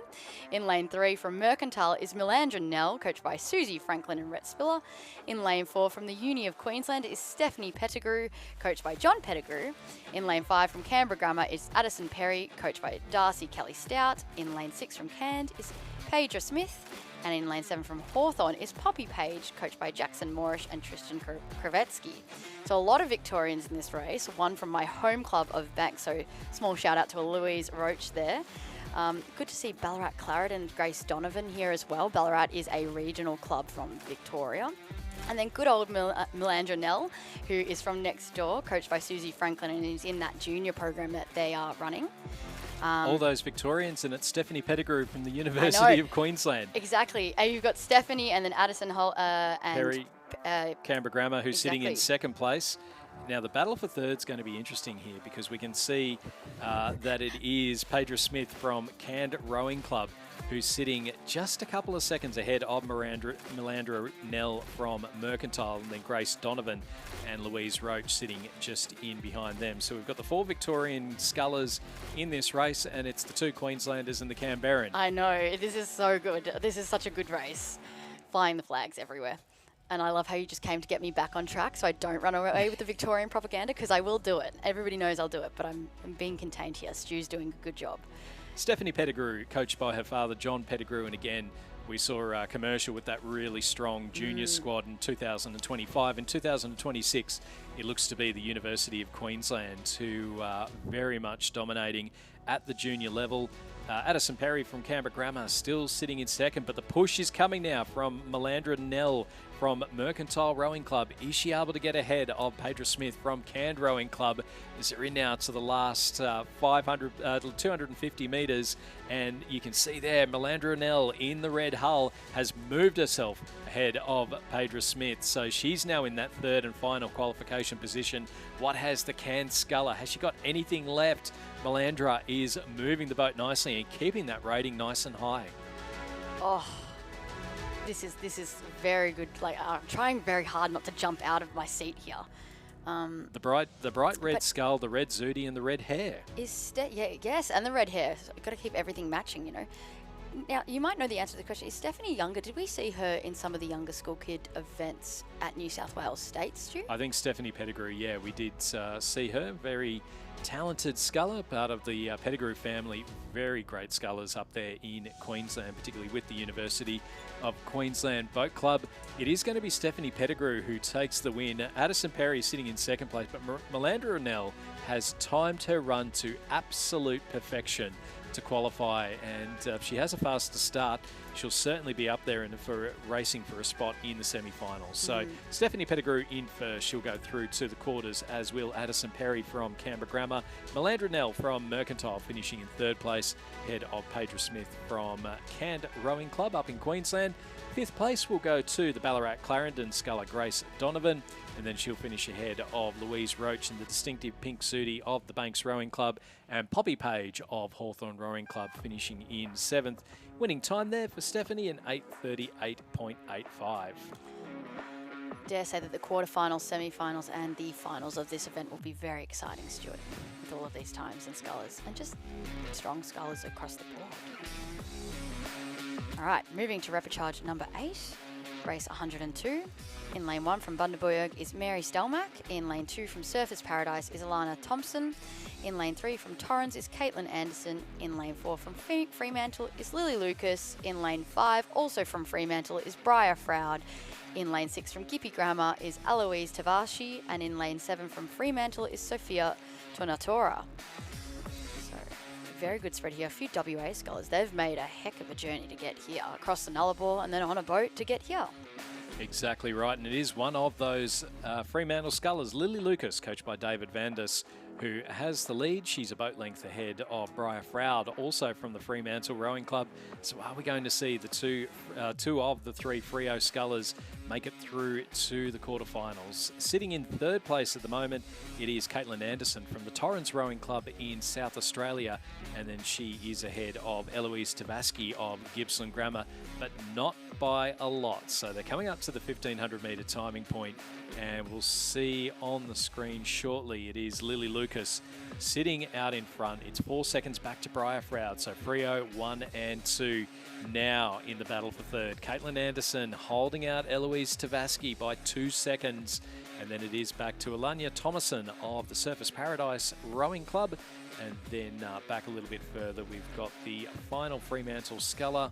That is Sophia Tornatora and Mary Stelmach from the Bundaberg Rowing Club. It's always hard to predict how the Western Australians are going to go because you don't often see them at events like New South Wales States to be able to get an early marker just because it is so far for them to travel. So it's always interesting to see where our WA athletes are going to land at events like this.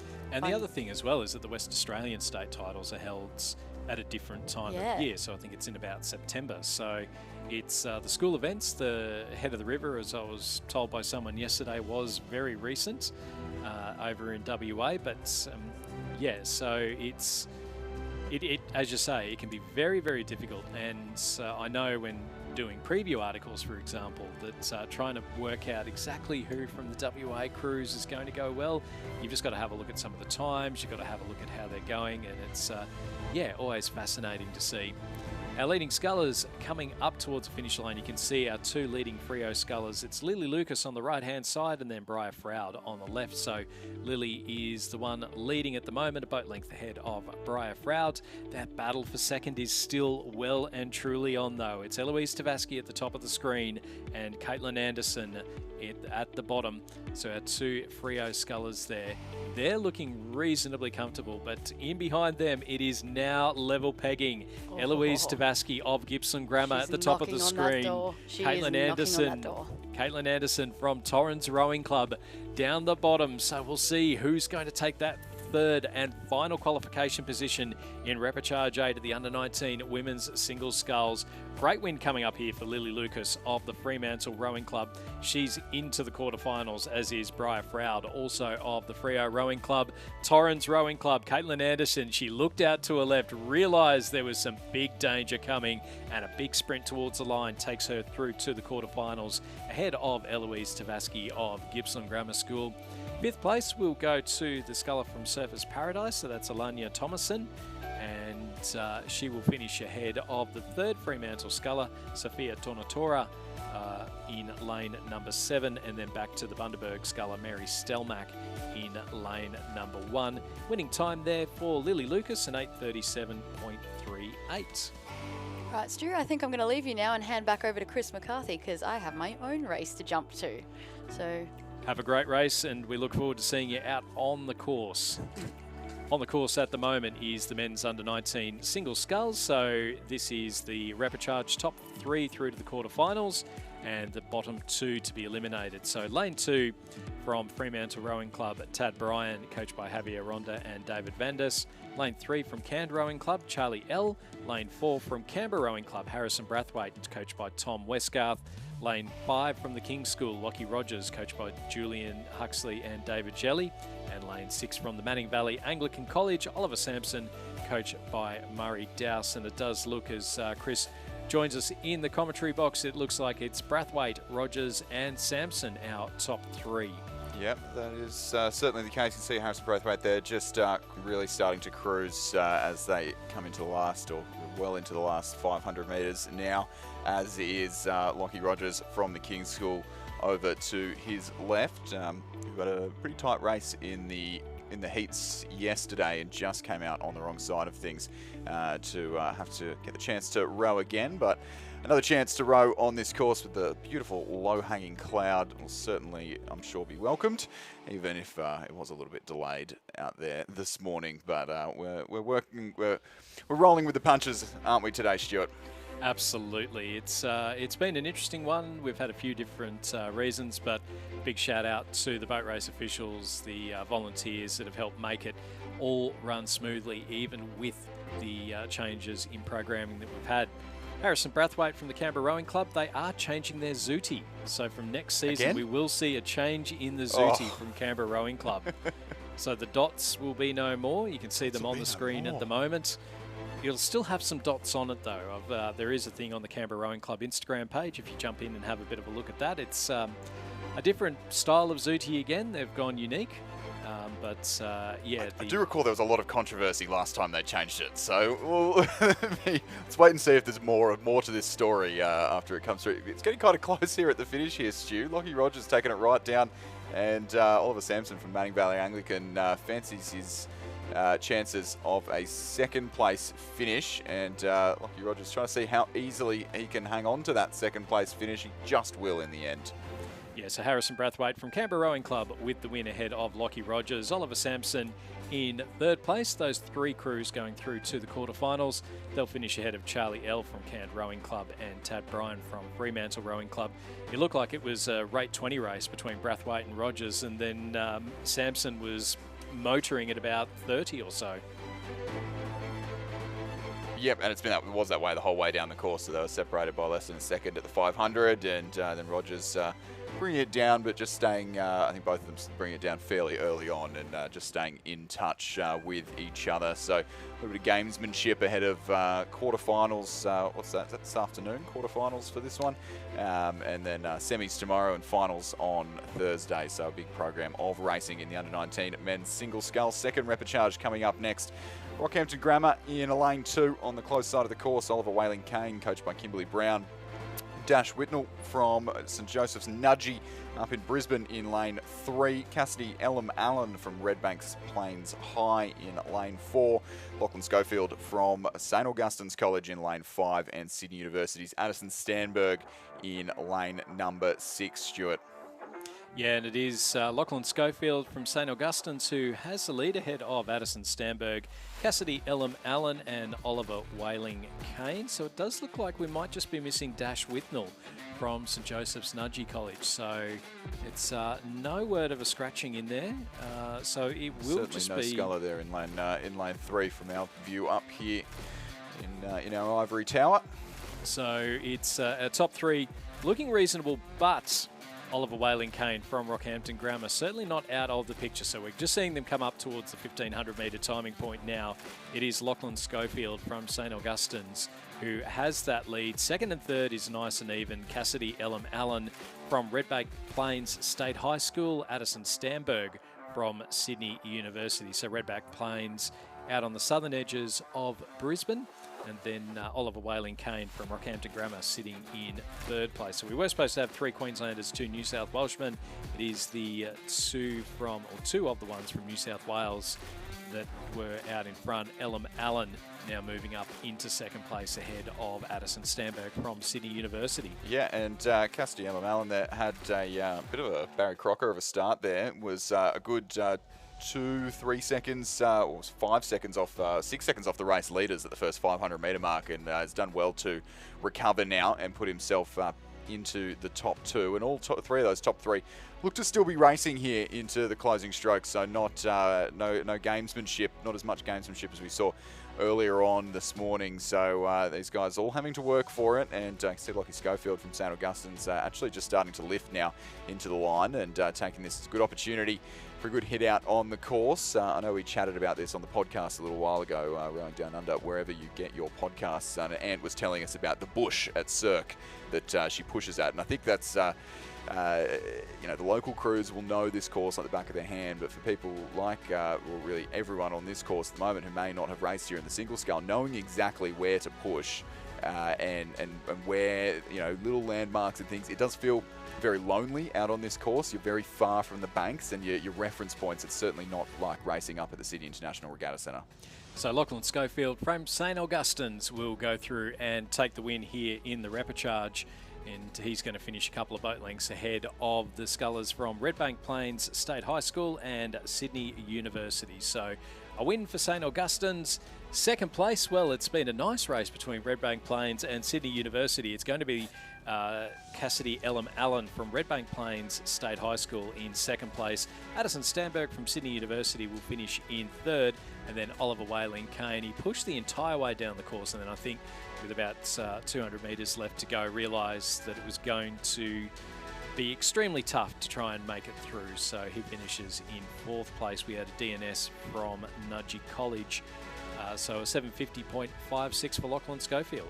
Yeah, so 5 seconds quicker than the previous repechage, but we did see them racing all the way down to the line. Repechage 3 coming at us now, and on the course, Henry Canavan from Rockhampton Fitzroy in lane 2, James Gordon from Genesis Christian in lane 3, Floris Elias from Mossman Rowing Club in lane 4, Townsville JCU's Riley Hibble in lane 5, and William Spow from Leichhardt Rowing Club in lane 6, and Floris Elias, the best, or I think his brother's probably the best. Floris Elias, the second best names in rowing commentary to call. Just rolls off the tongue, and this effort rolling off the tongue, I think, looking very, very simple indeed for the Mossman Sculler, streaking clear of the field in the opening exchanges and leading quite comfortably from James Gordon from Genesis Christian just to his right, and Townsville JCU's Riley Hibble doing battle with William Spow from Leichhardt, the two boats over on the far side of the course there. Henry Canavan from Rockhampton Fitzroy on the near side of the course, and just out of things at this stage of the race, Stuart. Yeah, Floris Elias, he really, I guess, a victim of the fact that it was such a brutal progression system in the heats. It was only the first in each heat that went through to the quarterfinals. Floris Elias, a very talented sculler, both the Elias brothers from Mossman Rowing Club, very talented. You can see there Floris now just extending that lead out, and he will be one of the favourites for the Thomas Keller Memorial Trophy, which will be later on in the week. Second place is the sculler from Genesis Christian College up in North Brisbane, so that's James Gordon, and then William Spow and Riley Hibble within half a second of each other. So we'll keep an eye out on that one, and I certainly don't think that James Gordon from Genesis Christian College is completely safe either. So 2.5 seconds in the scull, well, you can make that up. You just need one bad stroke, and then it's is game over. Henry Canavan from Rockhampton Fitzroy Rowing Club, he is sitting in 5th place, just a little ways off the pace at the moment. Great footage there from the drones as you see Floris Elias from the Mossman Rowing Club just keeping himself out in front, and then off to his right-hand side, James Gordon from Genesis Christian College is not letting up. He's keeping that rating nice and high, Chris, to make sure that he stays ahead of Hibble and Spow. Yeah, and so it's going to be a good little battle here for the last qualification spot. Top 3 go through to this afternoon's quarterfinals. The remaining 2 scullers eliminated at the moment. And so Floris Elias looks fairly comfortable there, even if he's a little bit closer to the boys. But into the last 200 metres he comes now, as does Genesis Christian's James Gordon on the near side of the course in the yellow shell. William Spow and Riley Hibble going stroke for stroke here. It is the Leichhardt sculler just narrowly over the Northern Queenslander from Townsville and James Cook University Rowing Club, who has just responded here. We can see William Spow on screen, a little look over to his right, lifting the rate. There's Floris Elias. He is comfortably out in front here. Riley Hibble throwing everything at it in the closing strokes of this one. A spot in the quarterfinal for the under-19 men's single scull is up for grabs, and I just saw Riley Hibble has hit the lead over William Spow from Leichhardt in the very closing strokes of this race. This could go the way of the Queenslander. Floris Elias very comfortably takes the win. Genesis Christian's James Gordon takes second. It is going to be 2 Queenslanders through to the semi-finals from this heat. Riley Hibble from Townsville JCU runs third. William Spow from Leichhardt just knocked out of the under-19 men's single scull, as will Henry Canavan from Rockhampton Fitzroy Rowing Club on the near side of the course. So Floris Elias, James Gordon and Riley Hibble, our 3 quarterfinalists in the men's under-19 single sculls, with William Spow and Henry Canavan unfortunately missing out on qualification. Moving back down the course, we've got repechage number 4. So lane 2 from Swan River Rowing Club, Edward Maharich. In lane 3 from Unley High, Anton Evans. Lane 4 from Tamar Rowing Club, Beau Furlong. In lane 5 from St Augustine's, Rory Parker.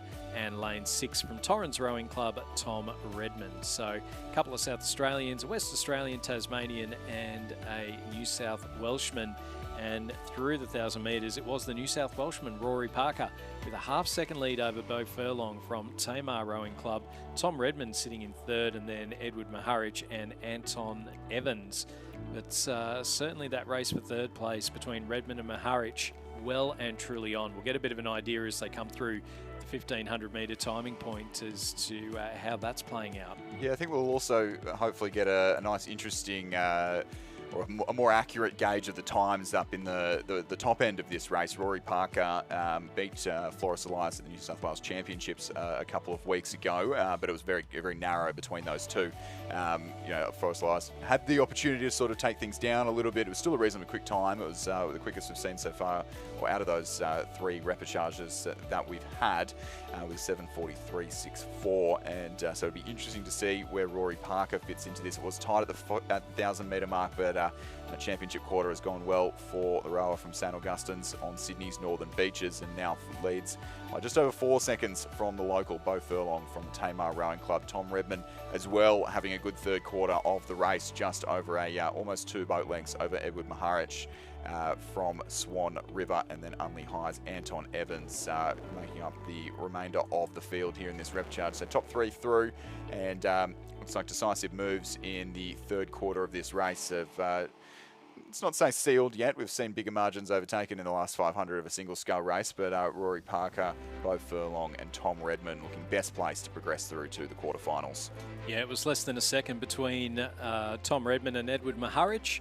And then over that last 500 metres, then Tom Redman has really made up some ground, got himself about 5 seconds out in front. So Rory Parker from St Augustine's now into the final 250 metres, sitting a couple of boat lengths there ahead of Beau Furlong from the Tamar Rowing Club. And you can see there Finn Redman at the back of the screen in the red and white stripes of the Torrens Rowing Club.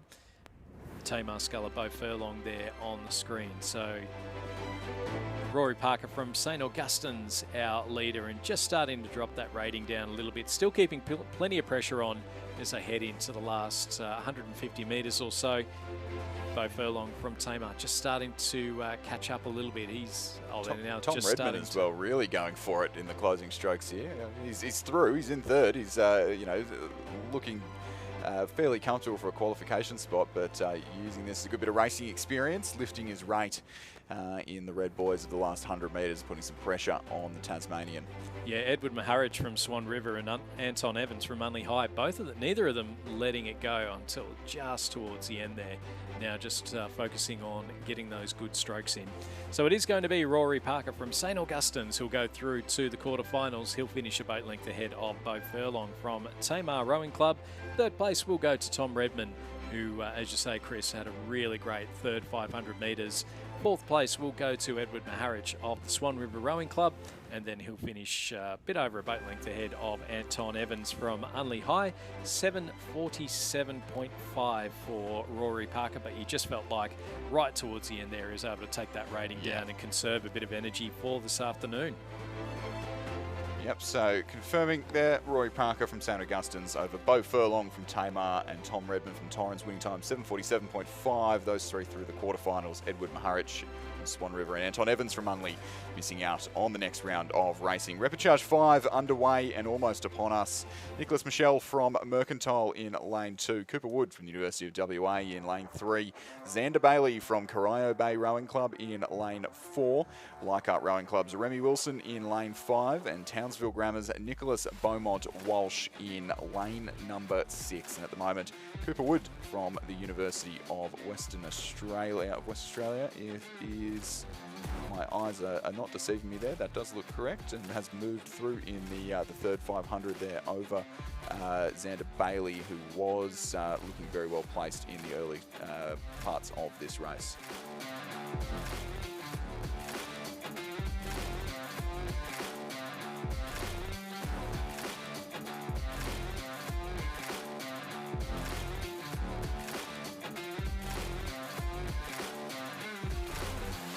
My apologies. So that is, I can't count, obviously. I'm trying to count the lanes over from the side and getting confused by the 2 missing lanes. Only 5 in all of these repechages, which does mean that we have to do a little bit more work in spotting these crews out on the course. But it is certainly Xander Bailey from the Corio Bay Rowing Club who's leading this 5th repechage quite comfortably indeed, and leading it we'll get an updated timing as he just through the 1500 metre mark now. It's close between second and third between the scullers on either side of him from the University of WA and from Leichhardt Rowing Club. So Cooper Wood there, well, the buzzer had him first through the 1500 metre mark, but I think that was pretty much too close to call. Neck and neck with Remy Wilson from Leichhardt Rowing Club. We're going to see how this battle unfolds all the way down towards the finish line here, courtesy of our drone footage. How fantastic that we've got beautiful water to and not too much wind to impact having the drone out. It is certainly a tricky place to commentate without the drone here at Lake Barrington. My first year here in 2021, we only had the drone I think for the weekend or for the last couple of days, and it was tricky trying to call races from the stationary cameras a long way off from the course earlier on in the week. So the broadcast coming a long way. Thank you to the guys at BMO. Does such a great job for us. But Corio Bay there, Xander Bailey, coached by Jeff Watt in that purple Zudi, has done a great job in the early stages of this race, and means you see him just having a look around there, keeping an eye on his competition. Remy Wilson not taking his foot off the gas, but about half a length down now, so he was neck and neck with the West Australian in lane 3. And now almost a length down, in fact, as they're through 1750 and with only a couple of 100 metres left to row in this 5th repechage of the under-19 men's singles, Stuart. Yeah, and you can see there Cooper Wood keeping that rating right up, practicing that sprint finish, just getting a little close towards the boys there. Then the Remy Wilson from Leichhardt Rowing Club just keeping that rating nice and low. So a study in contrasts as they come down towards the finish line. It is going to be a win for Xander Bailey from the Corio Bay Rowing Club. He's just able to really take that right down. You can see Cooper Wood from the University of Western Australia really putting that pressure on, practice that sprint finish because he may well need it later on this afternoon. Xander Bailey takes the win in repechage number 5 of the men's under-19 single sculls. He'll be joined in the quarters by Cooper Wood of the University of Western Australia and Remy Wilson from Leichhardt Rowing Club. 4th place will go to Townsville Grammar's Nicholas Beaumont Walsh. It's almost camouflaged with the black hull, the black zooty and the black waters of Lake Barrington. And then coming through in 5th place will be the Mercantile sculler Nicholas Michel. So it is 7:53 for Xander Bailey, but again, he really took that down towards the end. There was plenty left. Yeah, he did. I don't think we can read too much into too many of these times, really. But I think the scullers who have been able to take it down are going to have a huge advantage because there's not a long turnaround through to the finals or through the quarterfinals later on this afternoon. Repechage number 6, 3 to go here in the under-19 men's single scull. We've got a scratching in lane 2. So only 4 scullers on the course, so only one will miss out on progressing through to the quarterfinal. Adelaide High's Aidan Foran, coached by Joe Malcolm in lane 3. Leighton Showman from Mossman Rowing Club in lane 4, North Esk's Jasper Twitchett in lane 5, and Stefan Vandermeer from Genesis Christian in Queensland in lane 6 on the far side of the course there. So at the moment, you can see it is Mossman's Leighton Showman, somewhat unsurprisingly, who has been very, very impressive, especially towards the back end of this season. He's been gaining speed every regatta in the single scull. And doing well here to lead by a good 3 or 4 lengths over North Esk's Jasper Twitchett. And then on the near side, Aidan Foran from Adelaide High, who was fairly tight just a couple 100 metres ago with Stefan Vandermeer from Genesis Christian, but has looked like the third 500's been kind to him and seems to have opened up a bit of an advantage. Of course, only last place in this event will be eliminated, and so all to play for here in the repechages of the under-19 men's single scull. Leighton Showman from Mossman Rowing Club with the lead. Jasper Twitchett 5 seconds behind him. And now we'll get a bit of an idea. It is Aidan Foran from Adelaide High opening up a boat length lead over Stefan van der Merwe of Genesis Christian College up in Queensland. So it's all to play for there for Stefan van der Merwe over the last 500 metres. Is he able to put the sprint on and try and make up that bit of ground over Aidan Foran? Leighton Showman, as you mentioned, Chris, very quick sculler. He was an A finalist at the New South Wales Championships, finishing in 5th behind Ewan Humphreys, who was his clubmate who got the silver medal at that particular regatta. So he'll be looking to try and improve on that, keeping himself ahead of Jasper Twitchett from the North Esk Rowing Club, sitting in 2nd place. So it's a nice little battle paddle. Neither of those scullers letting the other get away too far, making sure that there's still plenty of pressure on. Aidan Foran from Adelaide High in those distinctive orange caps, coached by Joanne Malcolm, who is... Joe Malcolm, who has joined us on the Rowing Down Under podcast a number of occasions and told us all about the goings-ons of South Australia. Before, of course, you went down to the South Australian Rowing Championships and had a great, lovely little weekend. Apparently, there was some rowing going on. I heard you spent more time at McLaren Vale than at I didn't have time to didn't have time to go out to McLaren Vale. I don't think I've ever been to a winery on the Barossa, but I did manage to walk away with some Hague's chocolates, courtesy of the team from Rowing South Australia. So definitely made the trip worthwhile. Having a look here at Leighton Showman from the Mossman Rowing Club ahead of Jasper Twitchett from North Esk. And again, both these scullers just keeping that pressure on as they come down towards the final few strokes. Showman just starting to drop it. Jasper Twitchett, he's racing right until the line, but it is going to be a win for Mossman. Leighton Showman will go through to the quarterfinals of the Under-19 men's single sculls, as will Jasper Twitchett from North Esk Rowing Club, and it will be the Joanne Malcolm coached Aidan Foran from Adelaide High who will qualify in third place. He'll finish a couple of boat lengths ahead of Stefan van der Merwe of the Genesis Christian College, 7:48.78 for Leighton Showman. And again, I think what we're going to see, Chris, is some really competitive quarterfinals, particularly in these under-19 men's and women's events later on this afternoon. Yeah, and I think we saw in the heats, both the under-19 and the men's and the women's, we saw some heats of death. It's how the draw goes. It's slightly less random in that they are kind of slightly seeded for the quarterfinals, but when everyone's sort of playing games and some people are taking it down and using the opportunity to row another repechage, sometimes you get some more difficult quarterfinals especially. So it'll be a very interesting one to watch this afternoon. Repechage 7, the penultimate repechage underway here in front of us for the under-19 men's single scull. Fremantle in lane 2. That's Luke Brennan, who's just dropped off the edge of our picture at the moment. Bundaberg's Axel Wickham in lane 3. Black Mountain's Felix Pentoni in lane 4, who is trailing our race leader of from Radford College, Alexander Tailby, and then Swan River's Kelvin Chan over on the top of our picture, who is locked in a tight battle. Top 3 through to the quarterfinal, and 2 to miss out at the moment. I would say Luke Brennan from Fremantle doesn't really he's not really in a position to challenge for that top 3, but who certainly is the sculler in the lane next to him at the bottom of our picture, Axel Wickham from Bundaberg Rowing Club, who is maybe just made up a foot or two as I've been talking there on the sculler on the far side of the course from Radford, from Swan River Rowing Club, rather, Kelvin Chan. I'll get used to the draw being backwards to the order on the course soon enough, Stuart. I'll get used to it by Friday by the time I go home, I'm sure. And there it is. We can see Axel Wickham just moving through in those last few strokes there. He was certainly trailing at the beginning of the third 500, but has just put himself into a qualification position. So doing it the hard way for a spot in the quarterfinal. But I'm sure Kelvin Chan from Swan River Rowing Club up there at the top of our picture will not take that one lying down, and will have a response in him in the next couple hundred metres, Stuart.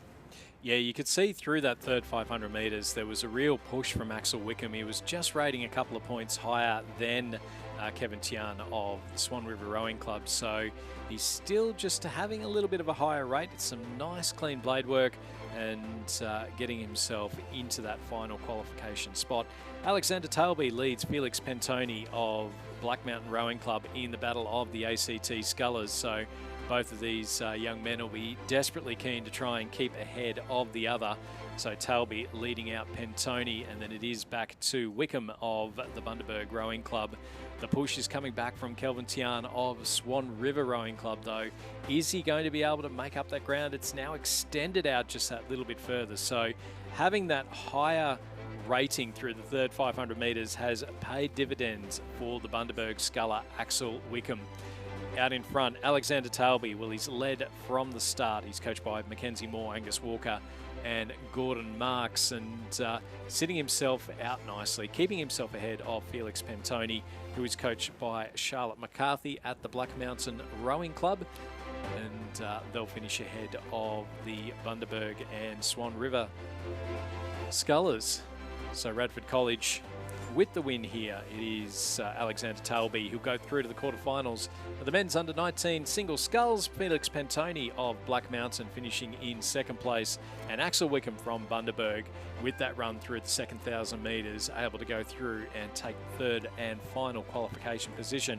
Kevin Tian of Swan River Rowing Club in fourth place, and then Luke Brennan from the Fremantle Rowing Club finishing in fifth. 747.41 there, so on par with the last few times. But it's so difficult to see who's conserving a little bit of energy. A little bit of a tighter affair in the next race coming up. The final repechage of the under-19 men's single scull in lane number 2, the West Australian Rowing Club. On the far side, or the right-hand side of your picture as we look down from the drone, that is Caden Simmons. Adelaide High in lane number 3, Jasper Eaton, again coached by Joanne Malcolm.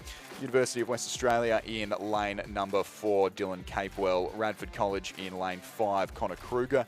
And then Angus Robertson, the local from Kentish Rowing Club, in lane number 6 on the left-hand side of your picture. Once again, top 3 go through.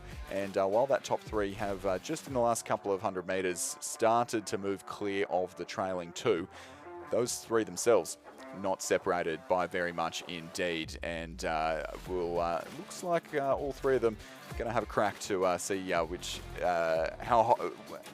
of a lane that they can secure themselves for the quarterfinal coming up this afternoon, Stuart.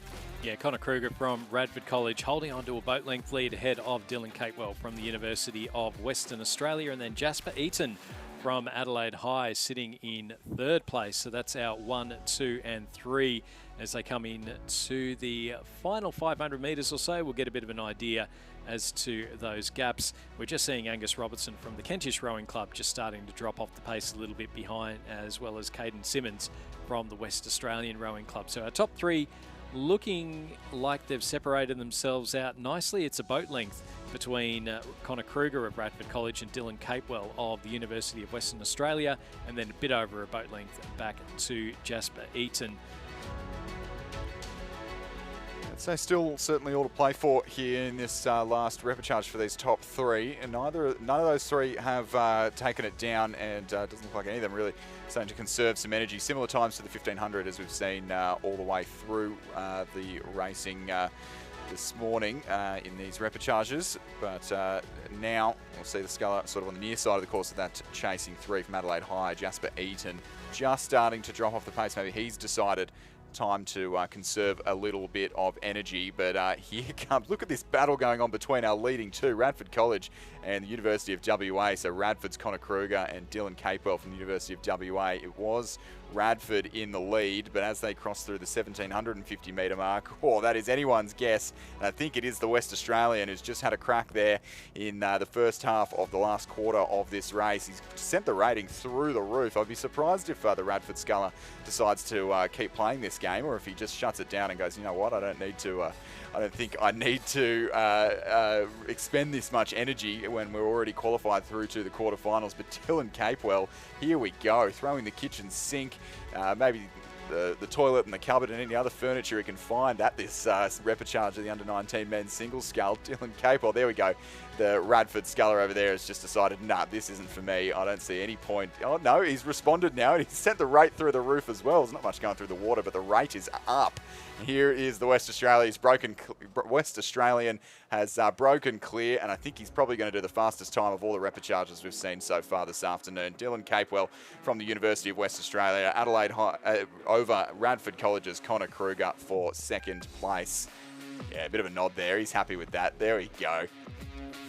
And Adelaide High's Jasper Eaton maybe playing the smart game there and just conserving a little bit of energy. We'll see how that plays out through this afternoon's racing in the quarterfinals. Then next across the line will come the next West Australian in this race, Caden Simmons from the West Australian Rowing Club, and then the local Kentish Rowing Club's Angus Robertson. On the far side of the course, Stuart John has gone off to fix his hair. It's been a bit humid this morning. It's a bit frizzy. So I'm joined by a man who, his hair looks lovely this morning. Richard Dorstein, welcome back to the commentary box. Thank you, Chris. Yeah, spent the last hour or so getting it ready to come back up here, but the weather conditions are causing chaos with all sorts of things, including one's follicles at times. So under 19 women's coxless pair now, moving back up into the slightly bigger boats. Just the one repechage in this one, the one repechage in the men's pair. So this is do or die, and for these athletes, top 4 go through the semi-final. The remainder, time to de-rig the pair, hang it up, and maybe put it on the trailer and send it back home. St Mary's College, the locals in lane number 1 over on the far right of your picture. Chloe Gray, or Molly Brown and Grace Code. Pembroke and Seymour College in lane 2. Charlotte Wheaton from Seymour, Matilda Lou from Pembroke.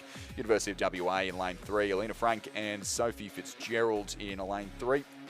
Mersey Rowing Club, the locals there, Eloise Fieldwick and Matilda Spalding in lane 4. Mercantile composite with Sydney University, Miranda Warswick from Sydney Uni and Kari Prendergast from Mercantile in lane 5. Pembroke School in lane 6, Evie Barris and Mia Chapman. St Pat's Townsville in lane 7, Matilda Schroeder and Layla Strickland. And then Perth College in lane 8, Samantha McNish and Olivia Foster. No Scotch Oakburn in this repechage because all 4 of their pairs made it straight through to the semi-final yesterday. Yeah, no, some great racing in those heats from the locals from Scotch Oakburn, a school in some form, I think, in recent Tasmanian regattas. Yeah, well, recent. I think they were in the A final of the Sydney Cup last year, and or at least had a good run in the semi, and came oh so close to breaking the national record here at the head of the river just a week or 2 ago here on Lake Barrington, doing a 6:30.15, I think it was. I think the national record is 0.12. So 0.03 off the record, or there. I think it was 0.02 off. I might have got those numbers. So wow. It was very, very, very close yeah. off the record set by Melbourne Girls Grammar in the heats of the Sydney Cup on the Thursday of the National Championships last year. So should we see some faster conditions later on in the week? We've got Pymble Ladies College who have broken the Cirque Schoolgirl 8 record twice so far this season. We've got this Scotch Oakburn crew who are already going very quick here on Lake Barrington. If we see some quick conditions on the weekend, we could see a new national record. And Melbourne Girls Grammar School, as we discussed a little earlier, it's a crew certainly in some form. They won the head of the schoolgirls just a week or so ago too, and you're right, they did shock everyone that heat last year when they came out and I think beat everyone in the opening race.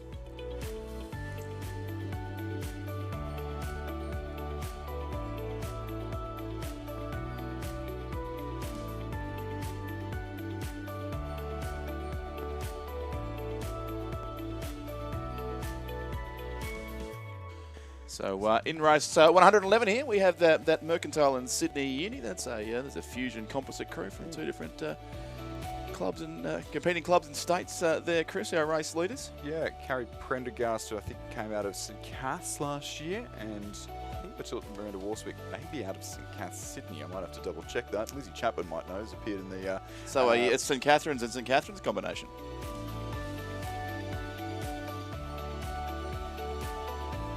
Double check, but they are certainly the crew that is leading, and leading from a very distinctive boat of the West Australian Rowing Club with the green, yellow and blue on either end of the boat.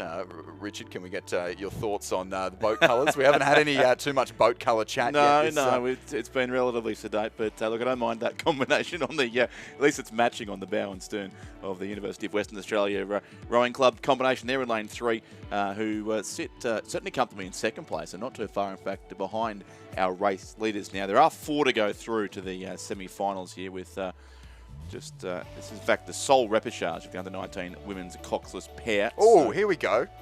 That's our race. Is that our race leaders there, Stuart? In the water. I'm not Stuart, but I'll check anyway as they come into the closing strokes. Looks like everyone's okay, but... Yeah, it's the West Australians who've gone through to take the race lead. You look away for a minute, but our race leaders upside down on the waters of Lake Barrington, so suddenly it does change. And that looked like an oar popping out. There was an oar on the wrong side there. I think they've lost an oar, and that has sent them decidedly facing the wrong way up here in the middle of the course at Lake Barrington. And it has brought the crew on the far side of the course there in... So that's St Patrick's Townsville, I think, or was it it's the Pembroke. Pembroke School in 6, yep. There, along also with Mersey in lane 4, who'll go through now. So as we work out what's happened, it's all changed late in the race. University of Western Australia will get the race win. Pembroke School and Mersey the next 2. It's a big sigh of relief there from, look like some relieved-looking faces there from the University of WA, who really just had the chance to really disengage from that tight race that they were locked in with the Mercantile Sydney Uni crew. Looked like both were okay. Yeah, and the real beneficiaries there in fourth place, the Pembroke School and Seymour College in lane 2. So Charlotte Wheaton and Matilda Liu will now also move through to the semis of the Under-19 Women's Cox's pair. They were 5th with 200 to go, but they end up in the top 4. Next time, the far side is the combination from St Patrick's of Townsville, Matilda Schroeder and Layla Strickland. 6th looks like it'll be, could be either side of the course here. Perth College on one side, St Mary's on this side will finish 6th and 7th. It'll be Perth College next, St Mary's, and then that Strickland pair still in the water there too, Chris, with another race coming down fast.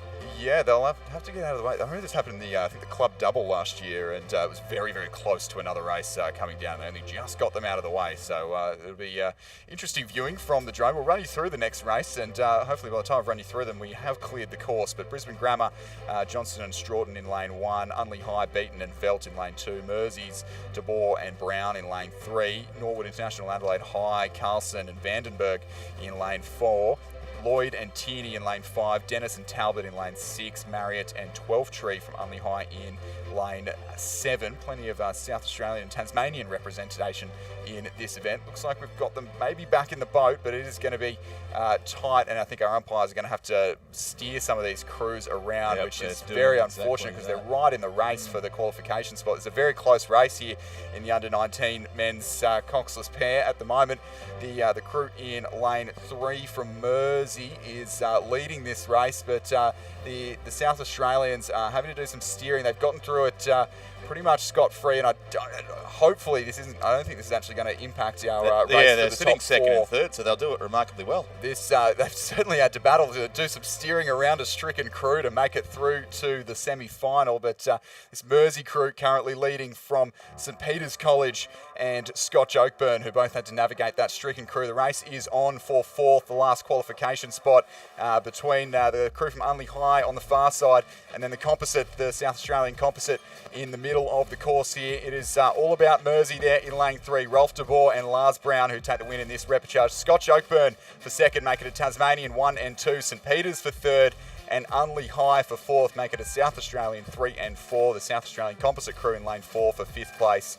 Brisbane Grammar in lane 1 for 6th.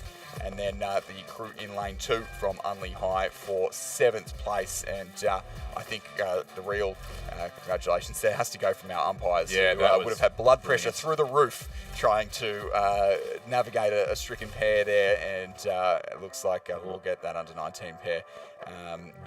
They're back in the boat and looking all fine. So high drama here in the in the under-19 pairs, both the men's and the women's high drama here. What an interesting couple of minutes of racing, Richard. Yeah, and great work by both Scotch Open and St Peter's, who had to go either side of that stricken boat, who steered through and stayed in the top 4, so they didn't.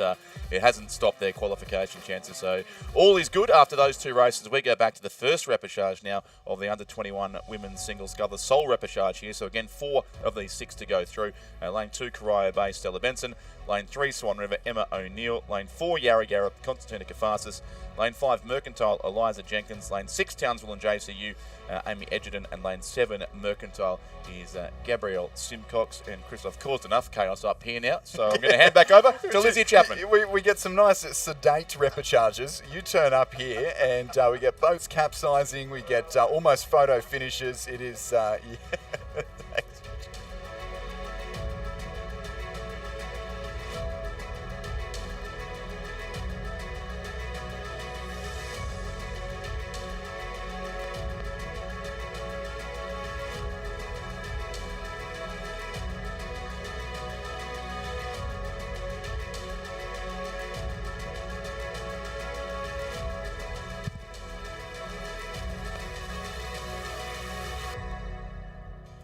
So, once again, only one repechage here in the under-21 women's single scull.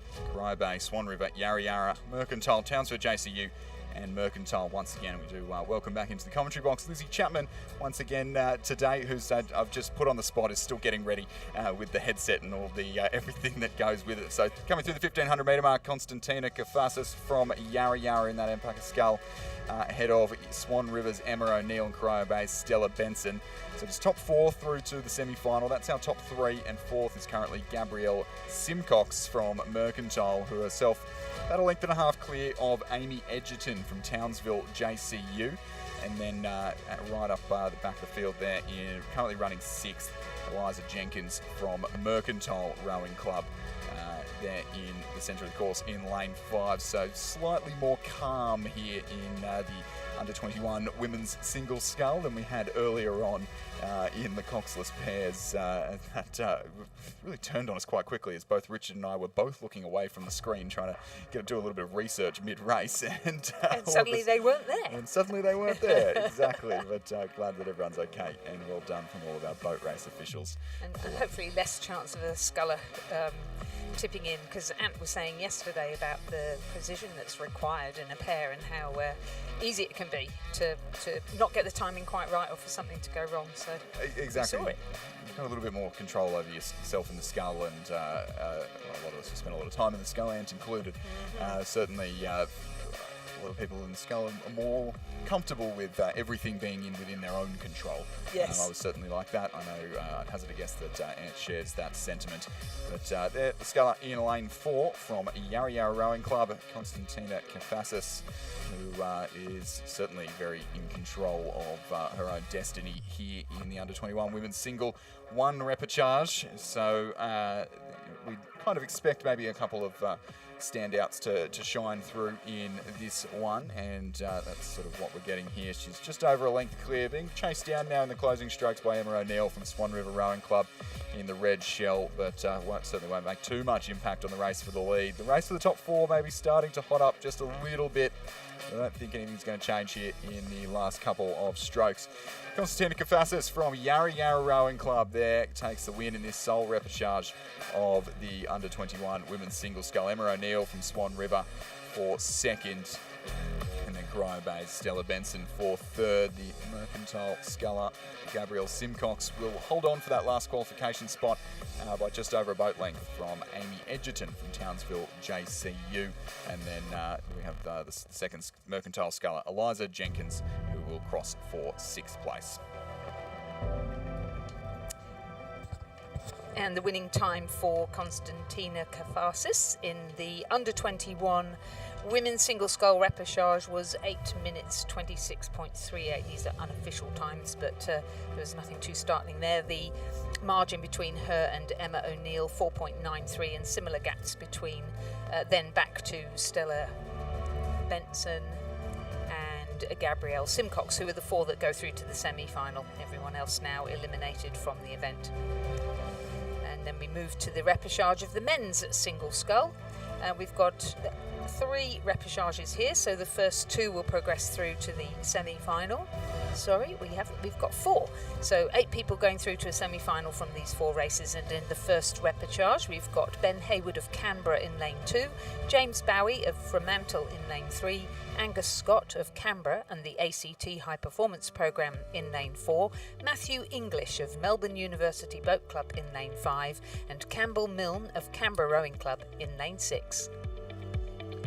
So through the 1500 metre mark they go in this first of 4 repechages, and it is Angus Scott from Canberra Rowing Club who is leading fairly comfortably from his club mate Ben Haywood from Canberra Rowing Club, and Melbourne University's Matthew English currently running in 3rd place, not too far behind. So only top 2 to go through, so Matthew English just on the outside of those top 2 qualifiers, as is James Bowie. Could you say that Mr. Bowie is under pressure, Lizzie Chapman? Oh dear, that's so bad. It's terrible, Sorry everybody, I do apologise for my colleagues here in the warped sense of humour. I thought it was funny, Lizzie. But well, the question is it Bowie or Bowie? One never knows, but one does like to think Bowie. Well, if I say Bowie, I can make awful jokes. Yes, so. you can. Go for it. But Angus Scott from Canberra Rowing Club and supported by the ACT High Performance Program and coached by Tom Westgarth. As Stuart was saying, they're set to shake up their zooty once again next year, Canberra Rowing Club. What? I know, it was so controversial last time. He did show me some photos. It does look, I think it looks pretty good, the new one. It's pretty similar with the sort of diagonal yellow and blue, but a few less dots, which I think were the controversial part last time. So he is currently leading it. It is going to be a Canberra Rowing Club 1-2 here in the under-21 men's single scull, and it'll be the one who has led pretty much the whole way down the course here, Angus Scott, who will lead from Ben Haywood, and then Matthew English from Melbourne University will run third. The Fremantle sculler, James Bowie, there will run fourth and will also miss out from the semi-final of the under-21 men's single scull. Third, Canberra Rowing Club sculler, Campbell Milne, on the far side of the course will round out this field. Just 5 scullers in these repechages of the under-21 men's single. And the first repechage was won by Angus Scott of Canberra in a time of 7:41.8.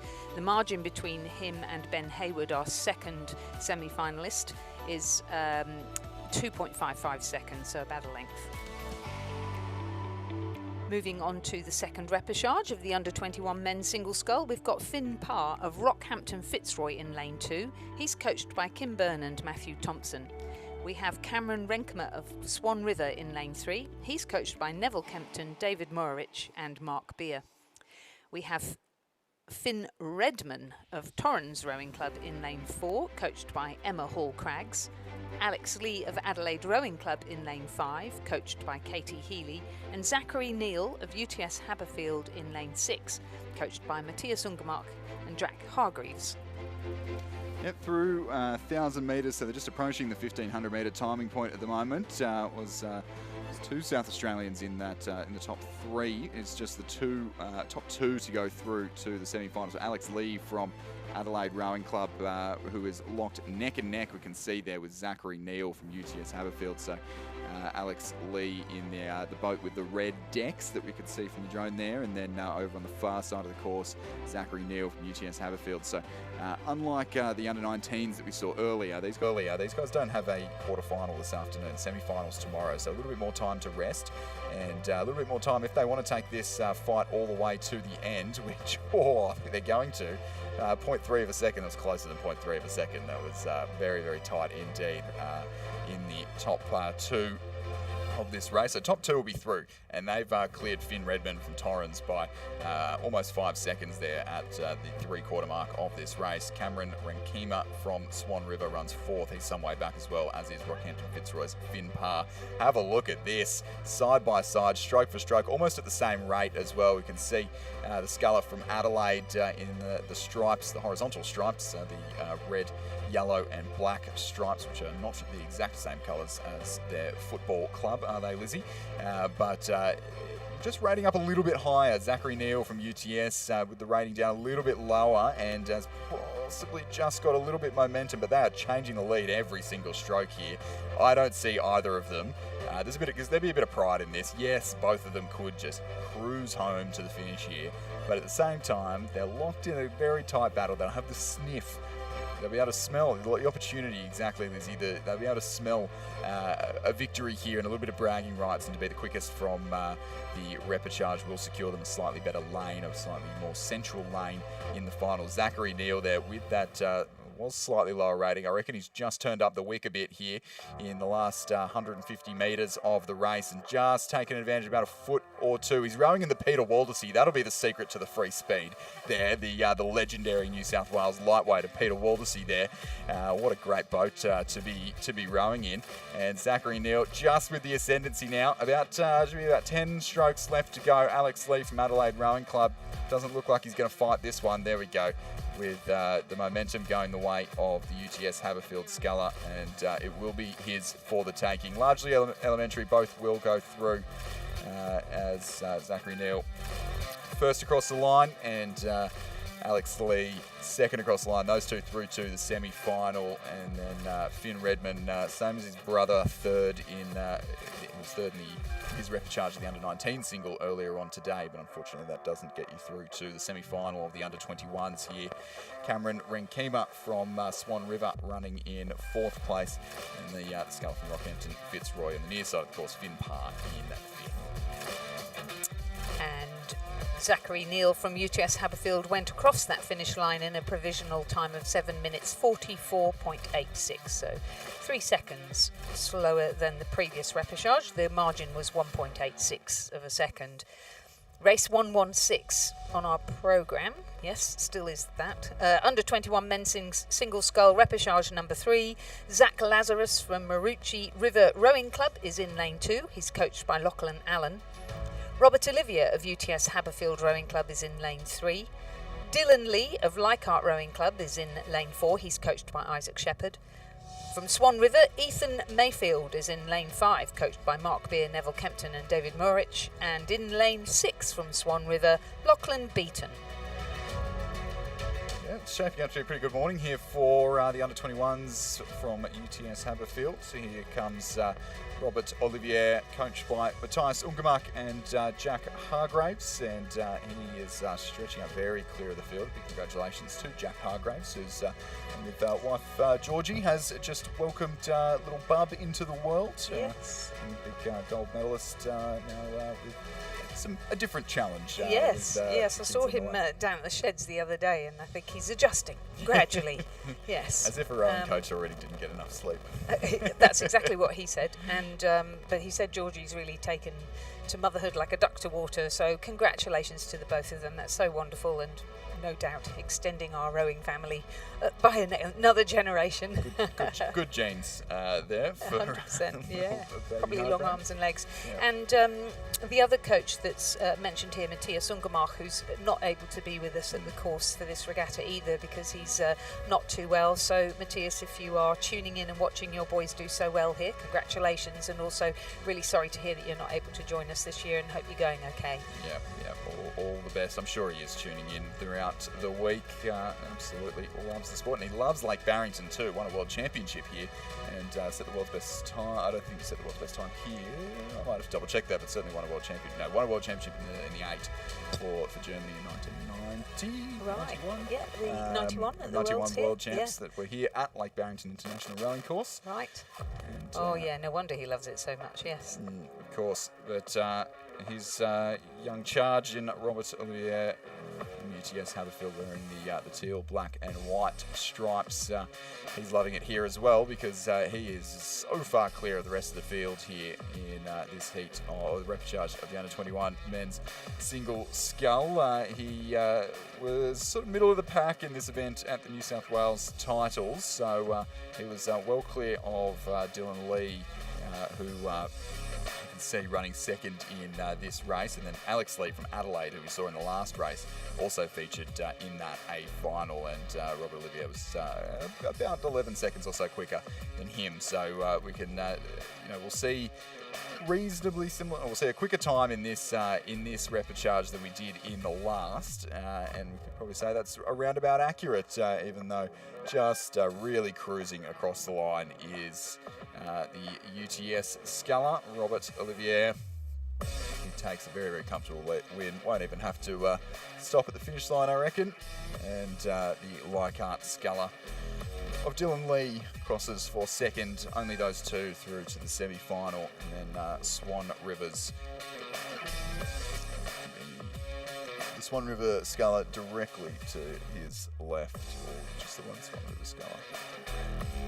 Lachlan Beaton there for third place, and then on the near side, of course, in lane 2 from Marucci, Zach Lazarus. Yes, it was a quicker time, 7:37 for Robert Olivier, winning that repechage of the under-21 men's single scull. Dylan Lee some 18 seconds behind. They progress through to the semi-final, and the remainder are eliminated. In our final repechage of the under-21 men's single scull, we have Sam Hoy in lane 2. He rows for West Australian Rowing Club, and his coaches are Jack O'Day and John Gearing. In lane 3, another UTS Haberfield sculler, Fisher Potter. He's coached again by Matthias Ungermach and Jack Hargreaves. In lane 4, Rhys Davey, who rows for Essendon Rowing Club and is coached by Mark Dwyer. In lane 5, Charlie White from Melbourne University Boat Club, where he's coached by James Rook and Liam O'Leary. In lane 6, Dylan Outram from Canberra Rowing Club, coached by Mark Kwiatkowski and Jeffrey Brown. And in lane 7, a second West Australian Rowing Club sculler, Miles Clode. Scullers just approaching the 1500 metre mark now in this fourth repechage is Charlie White from Melbourne University Boat Club, who is leading as he was at the 1000 and looks to have maybe extended that lead by a boat length or so over Rhys Davey from Essendon. So the two Victorians doing very well in the early stages of this race. And I think it is still the Essendon sculler leading from the Canberra Rowing Club sculler on the far side. So yeah, Rhys Davey from Essendon, Dylan Outram from Canberra, who is hot on his heels, and only about 3/4 of a length back from Rhys Davey, and then Fisher Potter from UTS Haberfield. Doesn't look likely that UTS will see 3 in a row progressing through the repechages here in the under-21 single. Miles Clode from West Australian Rowing Club ahead of his clubmate Sam Hoy for 5th and 6th place. We'll keep a keen eye on this battle for second.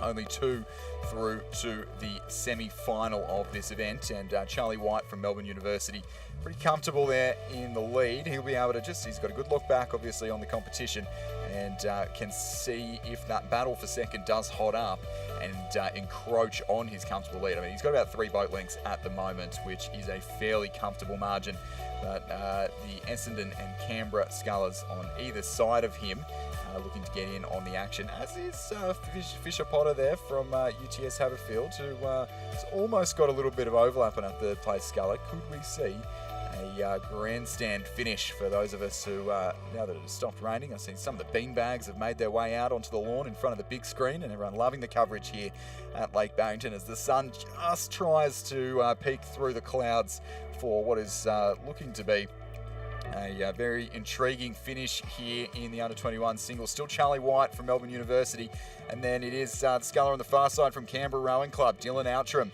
who has made the best of this battle for the second qualification spot. It was Rhys Davey from Essendon who was running in that second qualification spot at the last timing point. He's putting on a big charge now to try and make it back, but I don't think it'll be enough. I think he's going to run out of water here. Charlie White from Melbourne University, he didn't even have to respond to this challenge in the closing strokes. He'll take the win, and it will be tight in the end, but it is going to be Canberra Rowing Club's Dylan Outram just over Rhys Davey from Essendon. Fisher Potter from UTS made a bit of a tilt there in the last couple of hundred metres, but just couldn't quite sustain it with a spicy little battle for the last qualification spot. Miles Clode from West Australian Rowing Club runs in 5th place, and then his clubmate from WARC, Sam Hoy, runs 6th. And the winning time for Charlie White of Melbourne University Boat Club was 7:37.71. The margin between him and Dylan Outram of Canberra Rowing Club, 3.3 seconds. And our sculler from Essendon, Rhys Davey, a magnificent battle, but just missing out by 0.8 of a second. So we're going to move from under-21 men's single sculls to under-21 women's coxless pairs. Again, it's a repechage with the first 2 through to the A final, but the remainder, instead of being eliminated, will go through to a B final, which is tomorrow. In lane 2, we have a composite of Grace McKinley from Sydney University Boat Club with Hannah Alexander of UTS. They're coached by Sam Fennessy of UTS and Alan Bennett of SUBC. In lane 3, Sophie Strickland and Grace Oldmeadow representing the University of WA, coached by Roland Warren. In lane 4 from Mercantile Rowing Club, Catherine Ross and Mackenzie Pugh, and in lane 5 from Mercantile, Elizabeth Robson and Sophie Carter. Both crews are coached by Rhett Spiller and Scott Rowe. And our final contestants are from West Australian Rowing Club. In lane 6, Sophia Norris and Juliana Rodriguez. So Chris in lane 2, this pair of Grace McKinley at Sydney Uni and Hannah Alexander at UTS, they rode together at Roseville College. So it was their request to their clubs that they be allowed to do this under-21 pair together. That is a brilliant little school reunion going on here on the waters of Lake Barrington. Top 2 through to the A final, so it doesn't look like that school reunion is going to last beyond this repechage, but certainly be a treasured opportunity nonetheless, and I'm sure enjoying their times there on the waters of Lake Barrington in the sunshine as well. So to look just gorgeous down here. Catherine Ross and Mackenzie Pugh from Mercantile leading the charge at the moment, and joining them in those top 2 qualification spots, Sophie Strickland and Grace Oldmeadow, and then our Roseville combination in lane 2 there, running third and looking some way off those top 2 spots for an A final berth. I think this might be one of our first A final berths that we've had the opportunity of booking so far here at the National Championships, Lizzie, and then the second Mercantile crew, Robson and Carter, running fourth. So this top Mercantile crew, Mackenzie Pugh in, I believe in the stroke seat, was part of the Prince Philip 8 from Mercantile. Went over and contested the Henley Royal Regatta last year. Ended up going down to Shiplake College, who had a bit of a penchant for taking down Australian crews, because they were the 8 that took down Kinross in the semi-finals as well, which I was lucky enough to be on the launch for, and ended up going down in one of the most spectacular races of the day in the finals to Headington School. So some international experience aboard this Mercantile combination, and certainly making it look very easy out here on a very calm Lake Barrington International rowing course. Catherine Ross and Mackenzie Pugh, Sophie Strickland and Grace Oldmeadow from the University of Western Australia currently running second. It is close for third, which of course is important, because at the National Championships, Lizzie, there is always the chance that someone's boat could be underweight or something could happen and you could get a spot in. So I wouldn't want to settle for fourth in a race where it's the top 2. Or you could capsize in. The last time we saw women's pairs races just half an hour ago. Exactly. So there is certainly all the incentive to keep the foot on the gas as they are doing. It is going to be Catherine Ross and Mackenzie Pugh who take the win here for Mercantile in this first of 2 repechages in the under-21 women's coxless pair. Top 2 through to the final, so joining them will be the University of West Australian Boat Club combination here of Sophie Strickland and Grace Oldmeadow. It will be close for third, and it is just going to be the second Mercantile crew of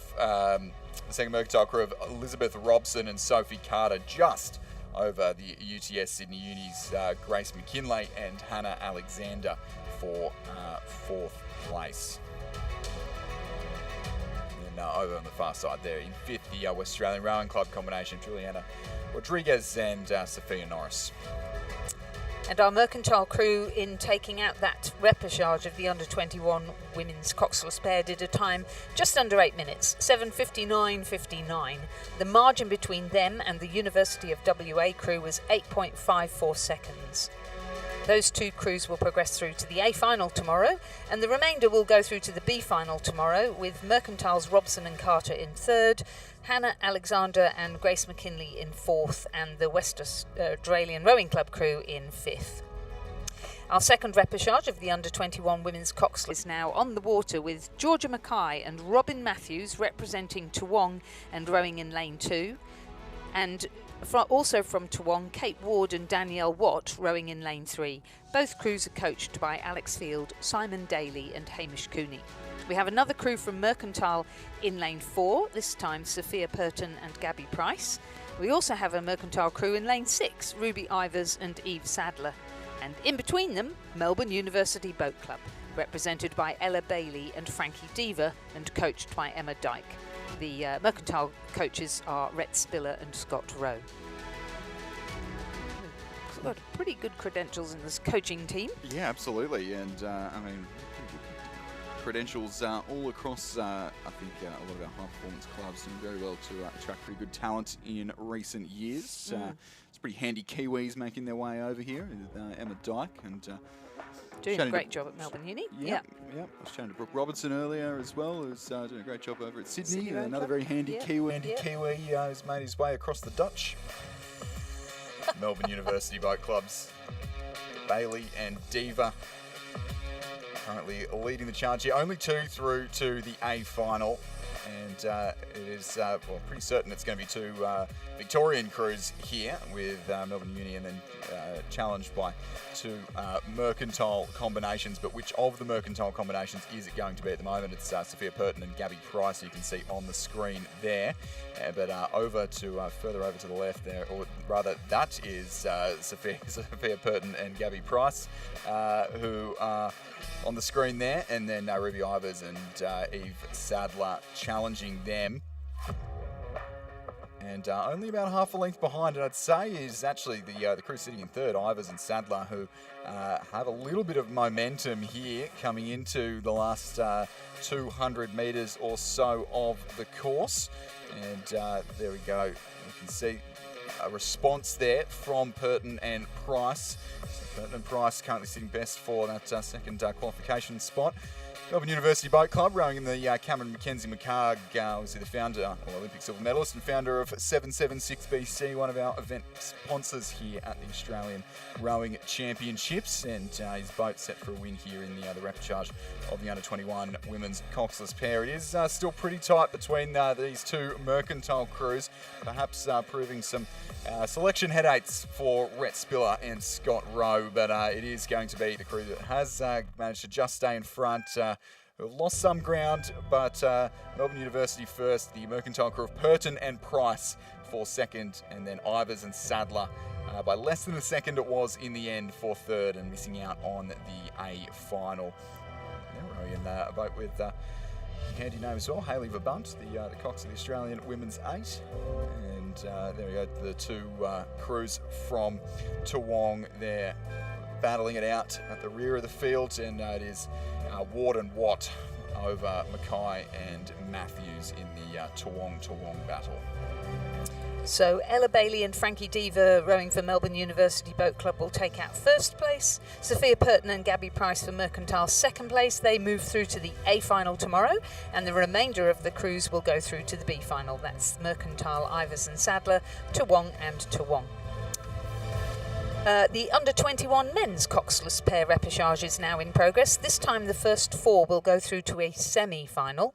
In lane 2 we have a composite between the University of Queensland and Nudgee College. Dash Withnell and Oliver Wright, coached by Randall Martin and Lachlan Johnston.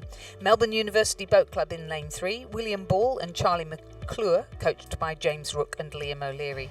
In lane 4, a composite of Ren Anderson from Adelaide Rowing Club and Patrick Keenan from Adelaide University, coached by Katie Healy. In lane 5, from Sydney Rowing Club, Henry Pursehouse and James Bell, coached by Shane Mulvaney and Brooke Robertson. In lane 6, from Launceston Grammar School, Piers Nichols and Charlie Gabbardy, coached by Jack Barrett and Robert Wrigley. And in lane 7, from Mercantile Rowing Club, Joe Collingwood and Harry Pollock, coached by Ed Ryan and Scott Rowe.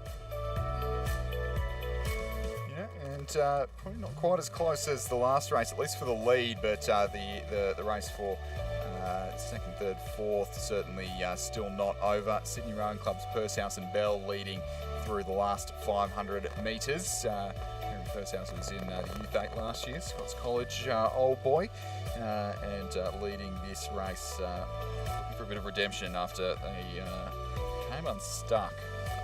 It's the same combination. Certainly Henry Pursehouse is in it, and had a little bit of a shipwreck at the New South Wales Championships in the closing strokes of the race, and that upset their final result. They might have actually been in the heat of that event, but there we go. Pursehouse and Bell certainly getting redemption for that result, and leading very, very comfortably here in the under-21 men's pair, and leading comfortably from Mercantile's Collingwood and Pollock, Whitnell and Wright from University of Queensland and Nudgee College, and Ren Anderson and Patrick Keenan from Adelaide University and Adelaide Rowing Club running in fourth place. Well, that's how it was sitting at the 1500 metre mark. I think so. Sydney Rowing Club still certainly leading, and Mercantile still certainly sitting in second, close between the Queensland composite and the South Australian composite for third and fourth. Largely elementary. All 4 will be through to the final. Sydney Rowing Club with the win there in this repechage. The under-21 men's pair. Mercantile second, the Adelaide Uni and Adelaide Rowing Club composite in 3rd place, and then the Nudgee UQ composite in 4th. UTS, or rather Launceston Grammar, not UTS, very similar colours, so my apologies. Launceston Grammar's Nichols and Gabberty in 5th place, and then it'll be the Melbourne University pair who are really cruising. I don't know if something's gone wrong early on in the race there, but the combination in lane 3, William Ball and Charlie McClure, who I'm sure something may have gone amiss at the start of that race for them to be cruising like that as they cross the line. Yeah, looking very disappointed because they know they've missed out on the semi-final in the under-21 men's coxless pair. But going through to that semi-final will be Sydney Rowing Club, Mercantile, Adelaide University Composite and University of Queensland Composite. The winning time for the Sydney Rowing Club crew, provisional time of 7:07.85, the margins 5.9, 2.84 and just 0.97. We now have the first final of the regatta. It's a C final in the under-23 women's single scull. Just 2 contestants. In lane 4, Emily Hepburn from North Esk Rowing Club, coached by Trevor Barrett. And in lane 5, Isabella Edinger of Swan River Rowing Club, coached by Neville Kempton and Mark Beer. Yeah, this is the result of our new progression system, Lizzie, that we do have.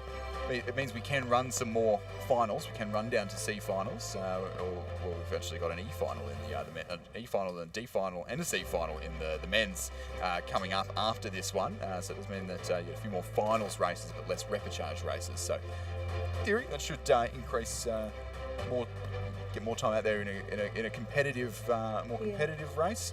Does mean there's a slight peculiarity that we have finals on a Tuesday, which is something new here for the Australian Championships.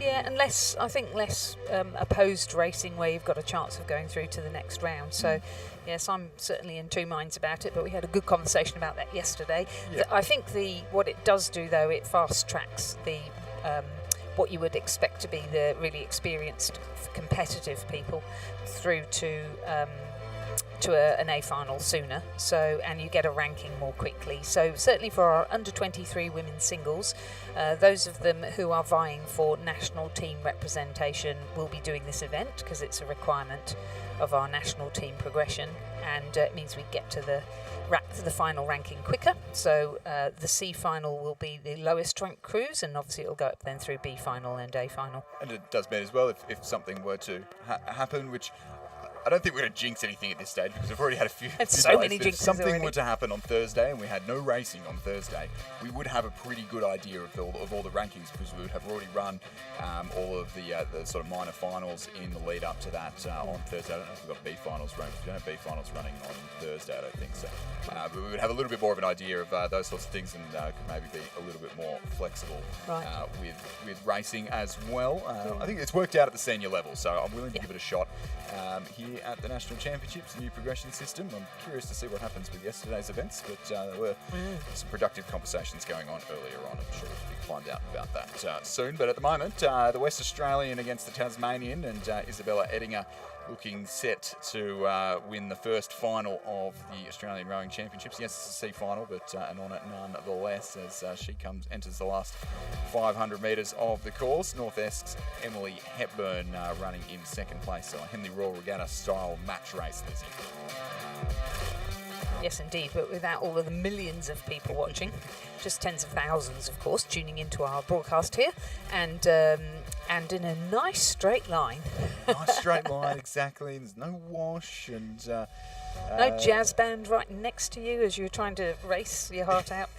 Yeah, I mean, it's an interesting event, Henley Royal Regatta. Certainly should be on the bucket list of every athlete, and even if you're not going to go over there and row, just go over there as a spectator. If you're lucky, you may see some rowing, but there's plenty of other things to do over there, isn't it, Lizzie? And if you're really lucky, you may hear Chris or I on the commentary as well, so lucky, we can stay at home to do that. Yeah, exactly. But look like we're going to see too much risk of this result overturning in the closing strokes. Much like Henley, when in these match races, you get an early ascendancy, especially in Lake Barrington, where you already feel quite isolated out there on the water because you are quite a long way from the banks. If you get dropped early on, if someone's managed to get a good advantage, as the West Australian Isabel Edinger, coached by Neville Kempton and Mark Beer, if she managed to get a very good advantage early on, it is certainly a lot easier to hold on to that advantage than it is to claw back from an early deficit. And so Isabella Edinger riding a great example of that and getting a great show on the live stream as well in this C final of 2. And will be the West Australian to take the win in our first final of the week, the C final of the Under-23 women's single scull. And the Tasmanian, the local from North Esk, Emily Hepburn, coached by Trevor Barrett, for second place. With Isabella Edinger crossing the line in a provisional time of 8 minutes 53.27. That's our first final, the C final, with Emily Hepburn taking second. And we move to the men's under-23 scull now, race 122 on our programme. This is the E final.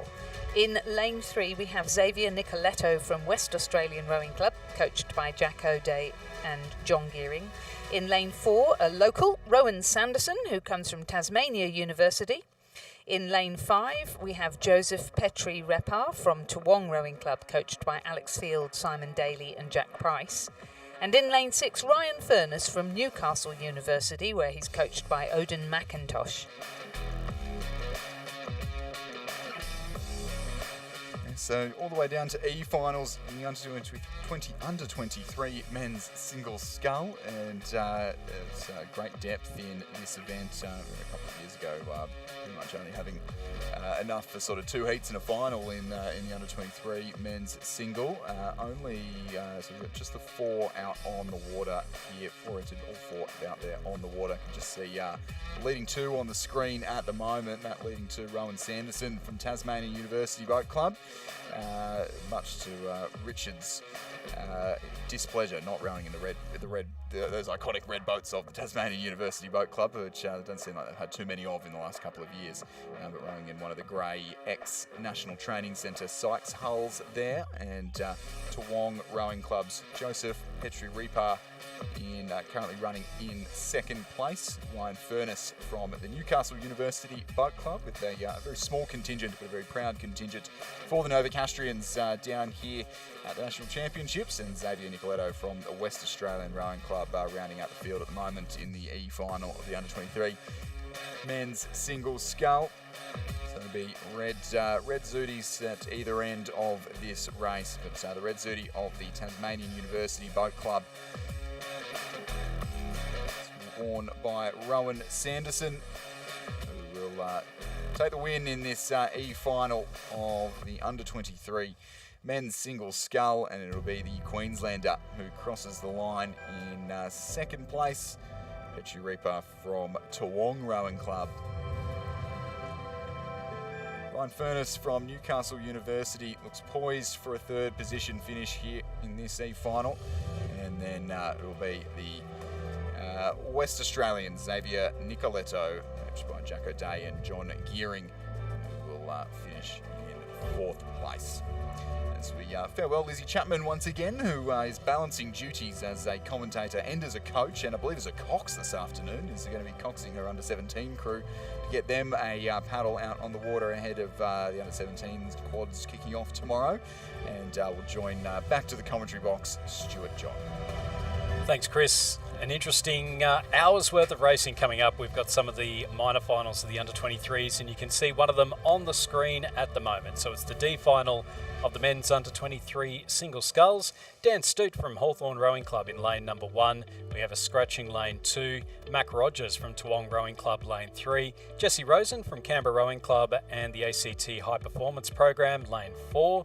Jake Gilmore from Cand Rowing Club in lane 5. Nicholas Andrew from Mercantile in lane 6. Emil Stitka from Hawthorn Rowing Club in lane 7, and Harry Selfinger from the Swan River Rowing Club in lane number 8. So Unsurprising to see the rower in lane number 4. So in these minor finals, then you would expect to see the rowers towards the middle, a nice little chevron shape. It's not quite a full chevron, but it's certainly Jesse Rosen from Canberra Rowing Club leading out Jake Gilmore from Cand Rowing Club, and Emil Stitka from Hawthorn Rowing Club sitting in 3rd. Yeah. Only exception to that that seating and that little chevron or the pattern across the course. Nicholas Andrew from Mercantile just dropping back and running 4th at the moment. So it's still Jesse Rosen leading reasonably comfortably from Jake Gilmore from Cand himself. Locked pretty tightly in battle with Emil Stitka from Hawthorn Rowing Club and Dan Stute, or rather Emil Stitka from Hawthorn, Nicholas Andrew from Mercantile, Dan Stute from Hawthorn, some way back, but a close battle actually for the last 3 places on this race. Dan Stute from Hawthorn, Mac Rogers from Toowong, and Harry Soufinger from Swan River, all within about a second and a half of each other at the back of the field. So we'll watch that one with interest as well. But Jesse Rosen, Canberra Rowing Club, and we've already told the good people about the Canberra Rowing Club's new Zooty a couple of times. We've seen quite a few Canberra Rowing Club scullers over the last few races, haven't we, Stuart? Yeah, exactly. They've got a number of good young male rowers. It seems to be that the male rowers in Canberra tend to go to Canberra Rowing Club. The female rowers go to the Australian National University, and Jesse has been, well, he was part of the Marist College crew going through school, and he's made his way across to Canberra Rowing Club, coached by Tom Westgarth, and I believe we'll see him in the Kings Cup crew on Sunday afternoon as well. First time since 2013 that ACT's had both the Kings and Queen's Cup out on the water. You went to correct me, Stuart, like I don't know. You've said it enough times. I have said it enough times. Well, that Kings Cup crew in 2015, Caleb Antle, Luke Letcher and Gus Moore. Yeah, all it was a part of crew. that But what about crew. the 2020 crew that never got to race, Stuart? We will talk about that at some point, because there is actually another Canberra Rowing Club member in that Kings Cup crew that'll be racing very soon. It is Jesse Rosen from Canberra Rowing Club now, who is going to take the win in this D final, the under-23 men's single scull, and the Cand sculler there, Jake Gilmore for second. Third will just go the way of Emil Stitka from Hawthorn, and we've got one in the drink. Jake, the Cand sculler there is... He's finished the race, at least. The last cap size was about 250 metres from the finish, so he's at least finished the race. He looks okay. Beautiful subalpine waters here at Lake Barrington. I'm sure it's chilly, but very refreshing. Clean, refreshing water. No crocodiles here or anything like that. So, did finish second in the end. Emil Stitka from Hawthorn for third. Mercantile's Nicholas Andrew in fourth. Mac Rogers, Toowong in fifth. Harry Silfinger from Swan River in 6th, and Dan Stute from Hawthorn in 7th place. Moving on to the C final of the men's under-23 single sculls. Lane 1 from Sydney Rowing Club, Charlie Hine. Lane 2 from Sydney Rowing Club, Nick Whalen. Lane 3 from the University of Queensland, Patrick Murphy.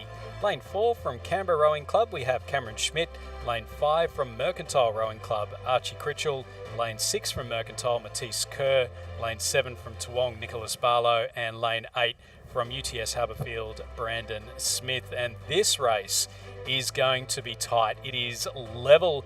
It's the four scullers closest to the spectator edge of the course, led by Cameron Schmidt from Canberra Rowing Club, but also big push coming from Nick Whalen from Sydney Rowing Club.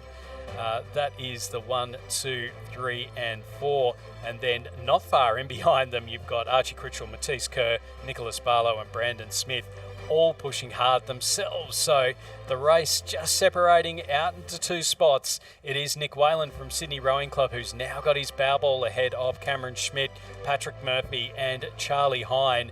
And this one, 2 separate races it appears, Chris, but they are both exceptionally close. Yeah, absolutely. I think that there's some pretty high quality scullers in this C final of the under-23 men's single. It's a pretty good field this year across the event. We've seen it across a number of events. You know, we've got people with international experience in sculling and sweep boats littered across the course. Both of those 2 Sydney Rowing Club guys in the top 4 have spent time at the Henley Royal Regatta. Nick Whalen in the quads a couple of years ago. Charlie Hine actually made the final last year in the Y-fold for and that controversial re-row. And it is Nick Whalen who also moonlights as a Rowing New South Wales employee and does a great job over there we're in the Waratah of New South Wales. And it looks like his club mate Charlie Hine starting to join him. Both of them actually rode in the junior quads together at the Henley Royal Regatta a number of years ago. So two great mates off the water, but fierce rivals on the water here. Good response there from Nick Whalen, the former lightweight. Both of these guys were in the New South Wales Youth 8 winning crew a couple of years ago. And this battle between the two of them has really just started to push them about half a length clear of the rest of the field. So there was Patrick Murphy and Cameron Schmidt were right in it. They're still battling closely for second and third place. And I think Archie Critchell from Mercantile Rowing Club is absolutely motored, and you can see there now he's moved up. It's gone from 4 and 4 to a 2, 3, 2, 1. If we were talking about soccer tactics, but, Patrick Murphy from the University of Queensland, just to the right of where the camera is, also right in the battle for the minor placings here. Charlie Hine, I think, might have just hit the lead over Nick Whalen. It is stroke for stroke here between, or rather, as we cross back to the drone, it is still Nick Whalen, the alumni of the King's School, won the head of the river there a few years ago, and he's going to win here the C final of the under-23 men's single scull. It'll be a Sydney 1-2. Nick Whalen for the win. Charlie Hine for second, and as you were right there, Stuart, Archie Critchell from Mercantile coming home like a freight train for third place ahead of Cameron Schmidt from Canberra Rowing Club, University of Queensland's Patrick Murphy, Nick Barlow from Toowong, and Matisse Kerr from Mercantile, Brandon Smith from UTS Haberfield in 8th place. So a strong win there for Nick Whalen ahead of Charlie Hine and Archie Critchell. As we move on now to the PR3 men's single scull. So it's a race for lanes, this one. In lane number 2, we have Jesse Hall from the North Esk Rowing Club, Sam Stunnell from Adelaide Rowing Club in lane number 3, Flynn Wilkinson from Sydney Rowing Club, lane 4, Mac Russell, the University of Queensland, lane 5, Cormac Hayes from Canberra Rowing Club and the ACT High Performance Program in lane 6, and then Aaron Skinner from Nestles Rowing Club in Warrnambool in lane number 7. So the crew's reasonably well spread out, and it's going to be interesting to see how this race pans out, because we saw Flynn Wilkinson from Sydney Rowing Club last season. He dominated just about every single PR3 event. So he won the Open PR3, which is this event. He won the Interstate for New South Wales as well. But now we're seeing here through the first, I think it's the 1,000 metre mark, he is being pushed and pushed hard by Sam Stunnell, who is now an under-23 world champion in the single sculls. It was the first time they'd run the PR3 single sculls at the under-23s. So Sam was part of that, won that one, and then also won a bronze medal at the World Championships with Lisa Greisel in the PR3 mixed double sculls. And then Cormac Hayes, who a little over 12 months ago had an extremely bad accident. He was in hospital for a very long period of time. He had only just, a couple of years ago, he'd only just won a national title in the under-23 double sculls with Nick Blackman, and then had the accident. He has had some time off. He's had some recovery. He is now classified as a para rower, and he might just have his bow ball out in front. It's Hayes, Wilkinson and Stunnell, our top 3, all within a boat length of each other. Mac Russell from the University of Queensland, he's sitting back in 4th place, and then to Jesse Hall from North Esk, the local rower, and then Aaron Skinner from Nestles Rowing Club, who I believe is in his 20th year of competing at the national titles, 20 consecutive times at the Australian Rowing Championships for Aaron Skinner. That is some impressive longevity in this sport, and certainly compared to sort of what we normally see with people, do a few years after school, that sort of thing. 20 years is certainly extremely commendable. What is really commendable here, Cormac Hayes there has just absolutely mercilessly rode through Flynn Wilkinson from Sydney Rowing Club. Of course, just the heat, and all go through the final, being a selection event. We do have a race for lanes here, and we'll see the lanes for the final. If we have conditions like this, which is looking gorgeous, just a little bit of wind on the course, but they're going to come into the slightly flatter water of the last couple of 100 metres of the course. Some slight tailwinds wind's starting to make its way down to the course. We can sort of see it, the border of it. Cormac Hayes is right on the border of it, so he's just crossing into, he's beaten the tailwind. He's just crossing into the slightly calmer conditions of the last few hundred metres here. But I've been very interested to see if anyone's going to top Flynn Wilkinson here. He's a big unit, Flynn, and trains very, very hard. And the St Ignatius alumni, and rode in the fours there, and won ahead of the river a couple of years ago, and loving life in the single, and just coming a bit unstuck with the boys there, I think.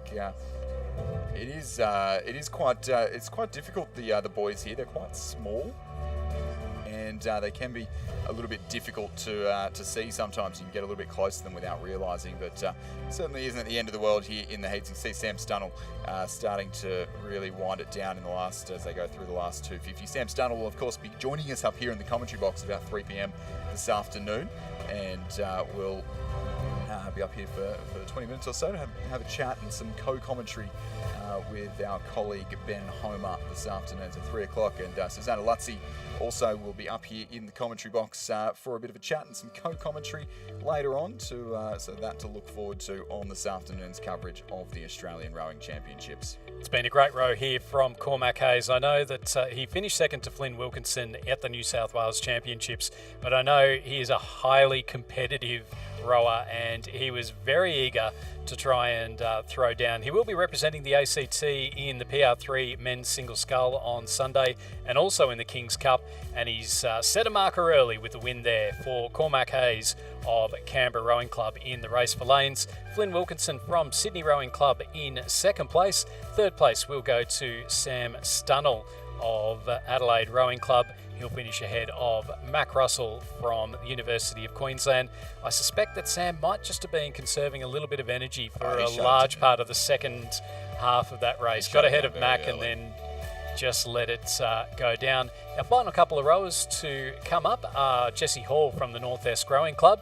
So he's sitting just behind Aaron Skinner from the Nestles Rowing Club.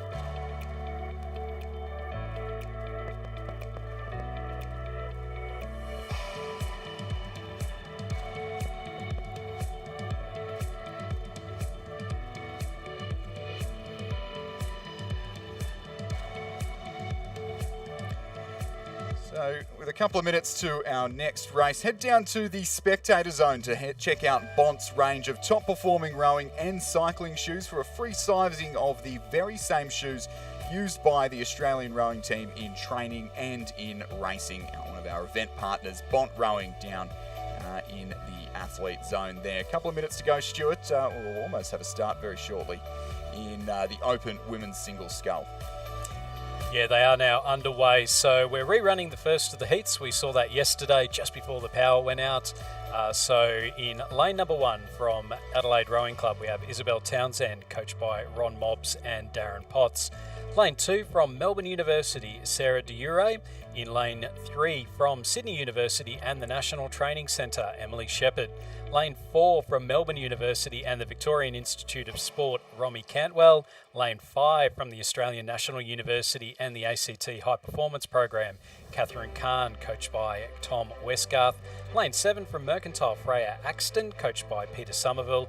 And Lane 8 from Toowong Rowing Club, Jemima Powell, coached by Alex Field, Simon Daly and Hamish Cooney. So a number of these rowers we'll see out on the water on Sunday. So Emily Shepherd, who was part of that opening ceremony yesterday for New South Wales. Romy Cantwell, I believe she will be the Victorian sculler, and then Catherine Kahn will certainly be the ACT sculler, also taking part in the Queen's Cup. And A nice even race across the top of the field here.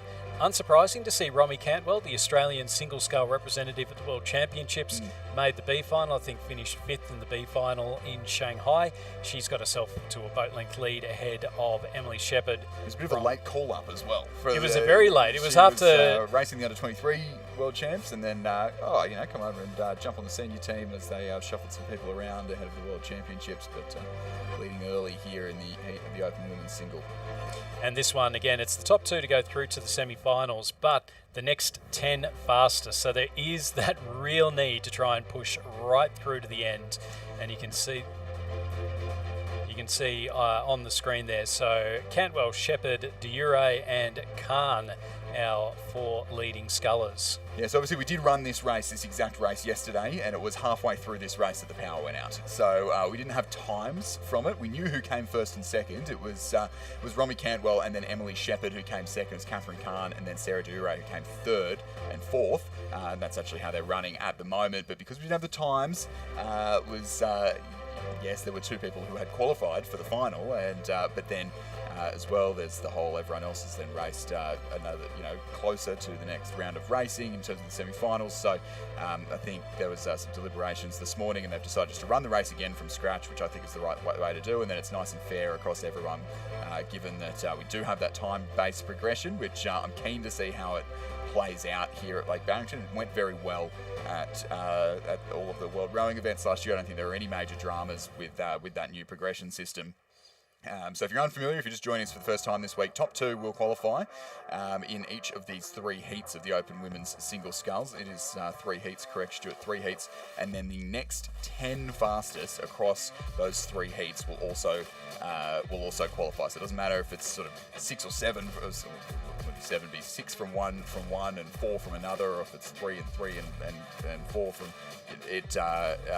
It is the times that do it. So maybe a little bit dangerous on Lake Barrington as the wind does change a little bit, but all the data that World Rowing put together indicated that there was actually, if that progression system had always been the way that we'd run progressions instead of repecharges, that it would not have changed, I think, any World Championship or Olympic medals over the last whatever amount of time that they had to look at. So it's based on good data. I'm keen to see how it works out here. Obviously, this isn't a World Championships or a World Cup, so I'm keen to see how it works out here at the National Championships. I'm a fan of it because it gets us better racing across the heats. It doesn't mean that we've got some maybe slightly more spread out repecharges, and it means that we get finals like those.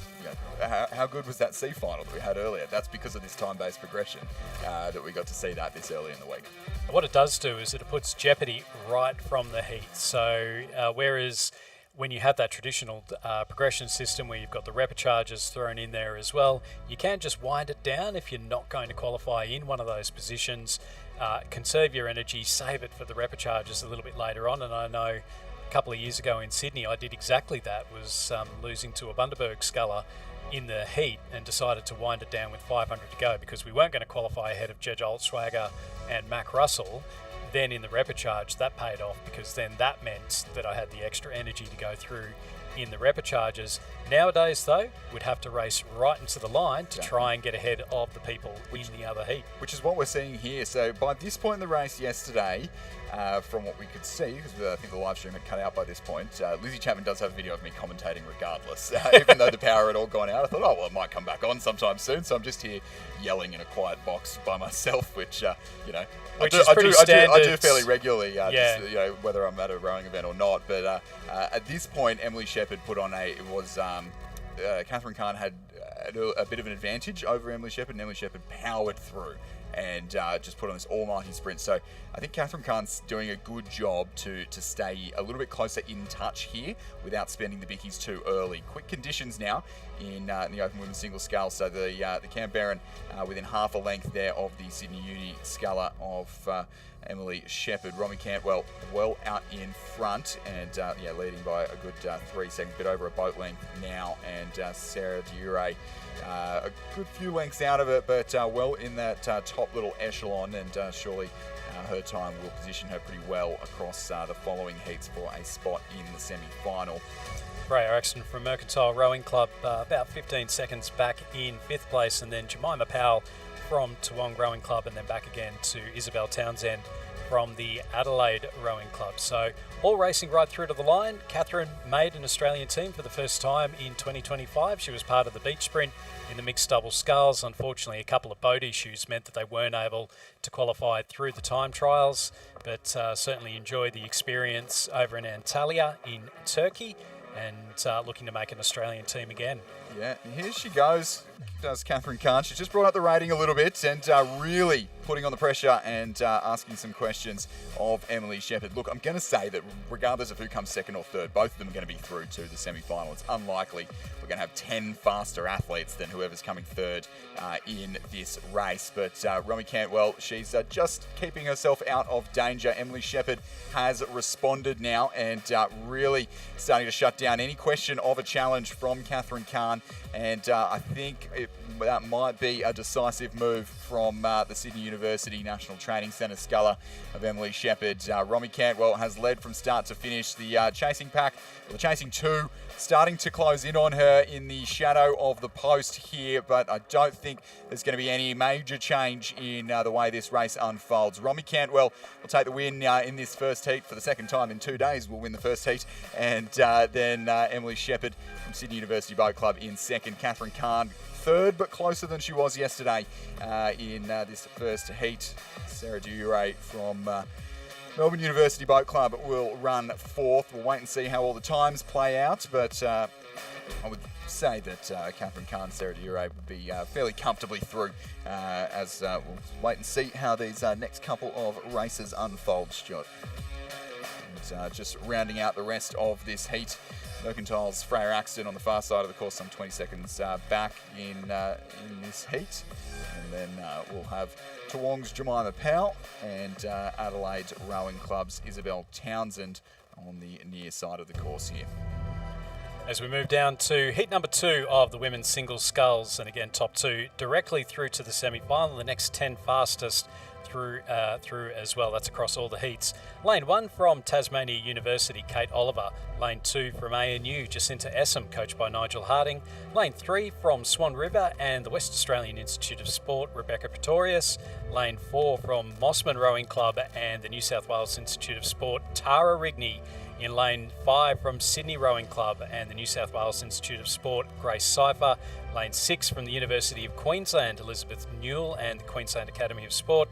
And lane 7 from Swan River, Laura Kelly. So unsurprising to see Tara Rigney out in front from the Mossman Rowing Club.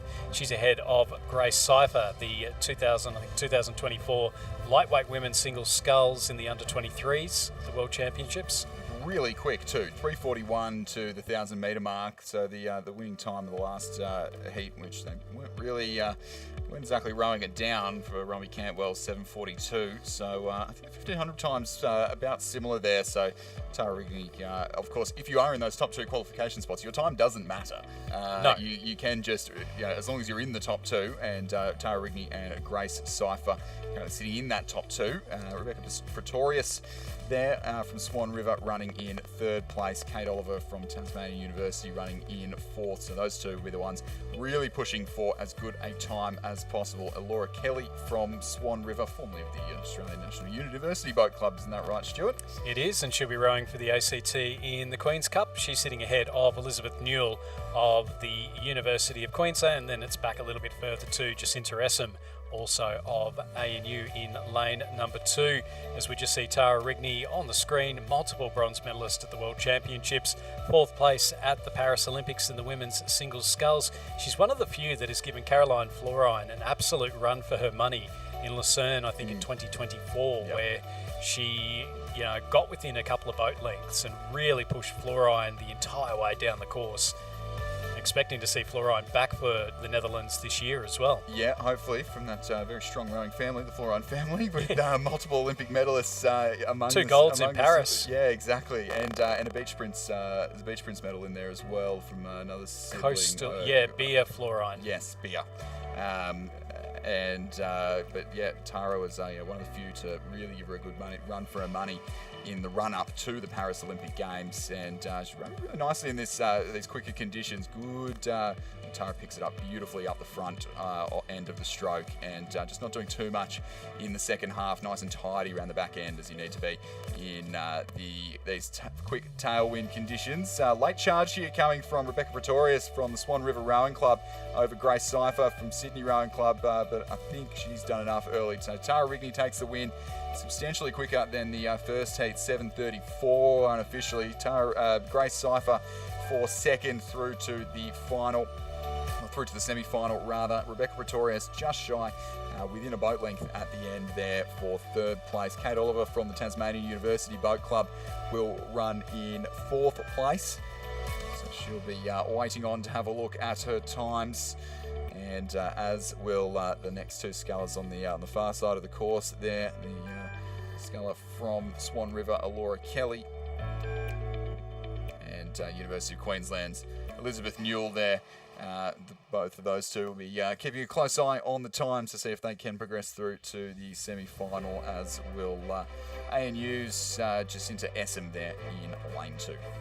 So confirmation, a win for Tara Rigney of Mossman Rowing Club. Grace Cypher in second place, winning time of 7:34.85. Moving back down the course, it's heat number 3, and again, top 2 guaranteed that spot in the semi-finals. Lane 1 from the Australian National University, Brianna Murray, coached by Nigel Harding. Lane 2 also from ANU, Anika Reardon, coached by Nigel Harding. Lane 3 from Melbourne University, Eliza Gaffney. And lane 4 from UTS Haberfield, Sarah Fard. Lane 5, Paige Barr from Mercantile Rowing Club. Lane 6, Rose Biddop from Canned Rowing Club. And lane 7 from Barwon Rowing Club, Denise Tremmel. So it's again a highly stacked field. We've got a number of representative rowers in this. We've got Anika Reardon, the local, who was rowed in the lightweight double sculls in the final Olympic qualification regatta in Lucerne in 2024. You've got Paige Barr, formerly of Gippsland Grammar School, now at Mercantile Rowing Club and the National Training Centre. So unsurprising to see her nicely out in front at the moment. And then Sarah Fard, Eliza Gaffney, also part of the National Training Centre as well. So plenty of rep rowers in there. Paige Barr holding on to a 6-second lead ahead of Sarah Fard of UTS Haberfield, and then back a little bit further to Eliza Gaffney of Melbourne University. Anika Reardon in 4th place, and then she's ahead of Brie Murray of ANU in 5th place. So Anika will probably see row for Tasmania, and Brie will see rowing in the Queen's Cup for Western Australia. Plenty of interstate representatives out on the course now. Eliza Gaffney raced for Victoria. Paige Barr will presumably be racing for Victoria in their Queen's Cup. I think Sarah Fard is in the New South Wales Queen's Cup. I assume she is. I may actually be wrong, and I'm sure she'll tell me if I'm wrong there. But Paige Barr currently leading this race. Not typically a single sculler.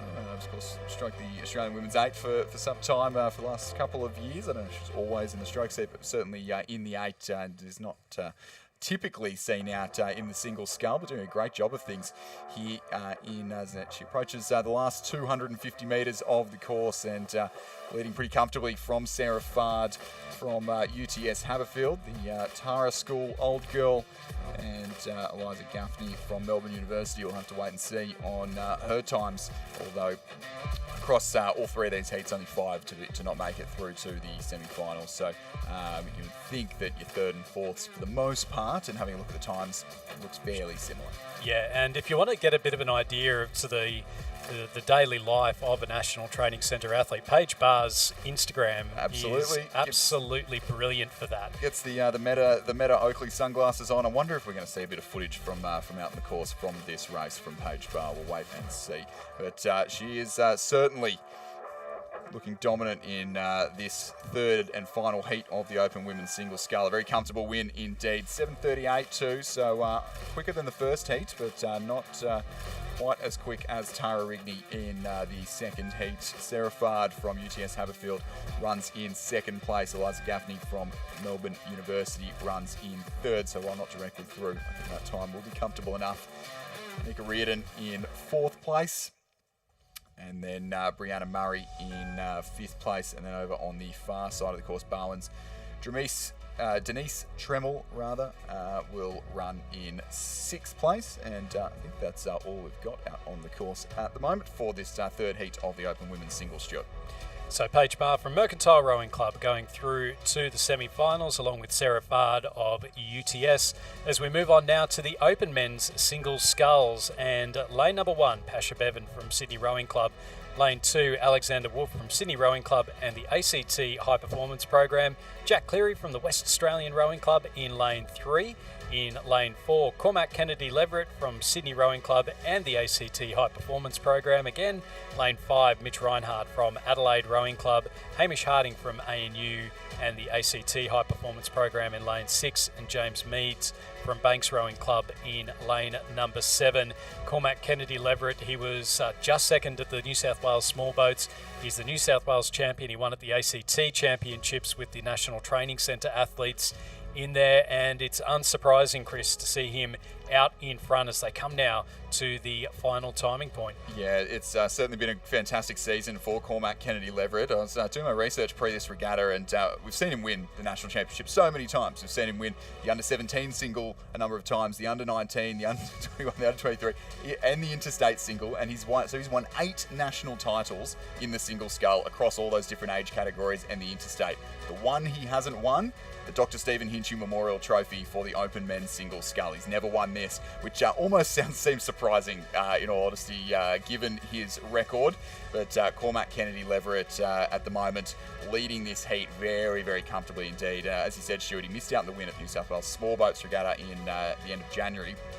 He was about 6 seconds back at the 1,500 metre mark, and then only just came up short to Sam Green at the finish by, it was a photo finish. It was less than a canvas in it. It was a fantastic sprint finish. And then from then on at the New South Wales Championships, we saw him comfortably leading at the 1,000 metre mark. He went, okay, all right, I need to do this earlier, not leave it to the end. And it was a very comfortable win. And it was a good few seconds clear at the 500 as I saw the timing flash up. Mitch Reinhardt from Adelaide Rowing Club, a member of the men's double sculls last year, alongside his fellow South Australian Oscar McGuinness, who won this event last year, and fellow former lightweight as well. Pasha Bevan from Sydney Rowing Club has made a return to rowing in recent years, who represented Australia at the junior level back in 2017 and was a part of 2 very dominant shore first dates in 2016 and 2017, and he's done well to be up ahead of Jack Cleary, who is Australia's only current sculling Olympic medalist still out there rowing. The West Australian Cal alumni, who's currently running 4th, but it's all about Cormac Kennedy Leverett as he crosses the line for an all-the-way win, 6:52 as he cruises across the line. And then we'll have Mitch Reinhardt from the Adelaide Rowing Club, Pasha Bevan from Sydney Rowing Club in 3rd place. So once again, top 2 through to the semis, and then is the 8 next fastest times. Hamish Harding from ANU there runs in 4th place. And then back to the sculler in lane 2 from Sydney, Alex Wolf. Jack Cleary drops back to 6th there in that last 500 metres. And James Meads from Banks Rowing Club, the only person in this field, or not one of only 2 in this field, who's not supported by national or state performance programs, and doing well to hang with a very high quality field, Stu. Yeah, exactly right. So Cormac Kennedy Leverett and Mitch Reinhardt through to the semi-finals. We'll wait and see on the rest of our heats as we go into heat number 2 in lane 2 from Mercantile Rowing Club, Jake Pokinghorn. In lane 3 from UTS, Sam Green. Lane 4 from Sydney University and the National Training Centre, Marcus Delamata. Lane 5 also from the National Training Centre, this time Adelaide University, Nick Blackman. Dom Frederico from Mercantile in lane 6 and Joshua Lascock from Adelaide Rowing Club in lane number 7. And a lovely race of 4 right across the middle of the field. So that is Sam Green from UTS in the yellow Empacker at the bottom of the screen. Just above him, Marcus Delamata from Sydney University, Nick Blackman from Adelaide University in the blue hull, and then Dom Frederico of Mercantile Rowing Club at the top of the screen. All 4 within a boat length of each other, and they're going to all put themselves in a great position to be able to qualify for the semi-finals. The top 2, though, are the only two that are guaranteed that spot. And as we just see them come through the 1,500 metres, it is Marcus Delamata ahead of Dom Frederico, Nick Blackman and Sam Green. And you can see the margins on the screen there, Chris. It is absolutely nothing in it. Maybe Sam Green just starting to drop off the pace now. Yeah, a couple of dirty strokes there for Sam Green just before the 1,500 metre mark, but certainly not quite out of it. He's had a great season. Has the Queenslander moving down from after studying at Nudgee College, and UTS had a great season, as I mentioned before, won the small boats regatta, and then was very close at the New South Wales Championships. Maybe just dropping off these three very, very experienced senior athletes here, and have a look at that. Dom Frederico from Mercantile hitting the lead now in the final 500. They're almost at the 1,750 metre mark. Marcus Delamata's had a great season as well.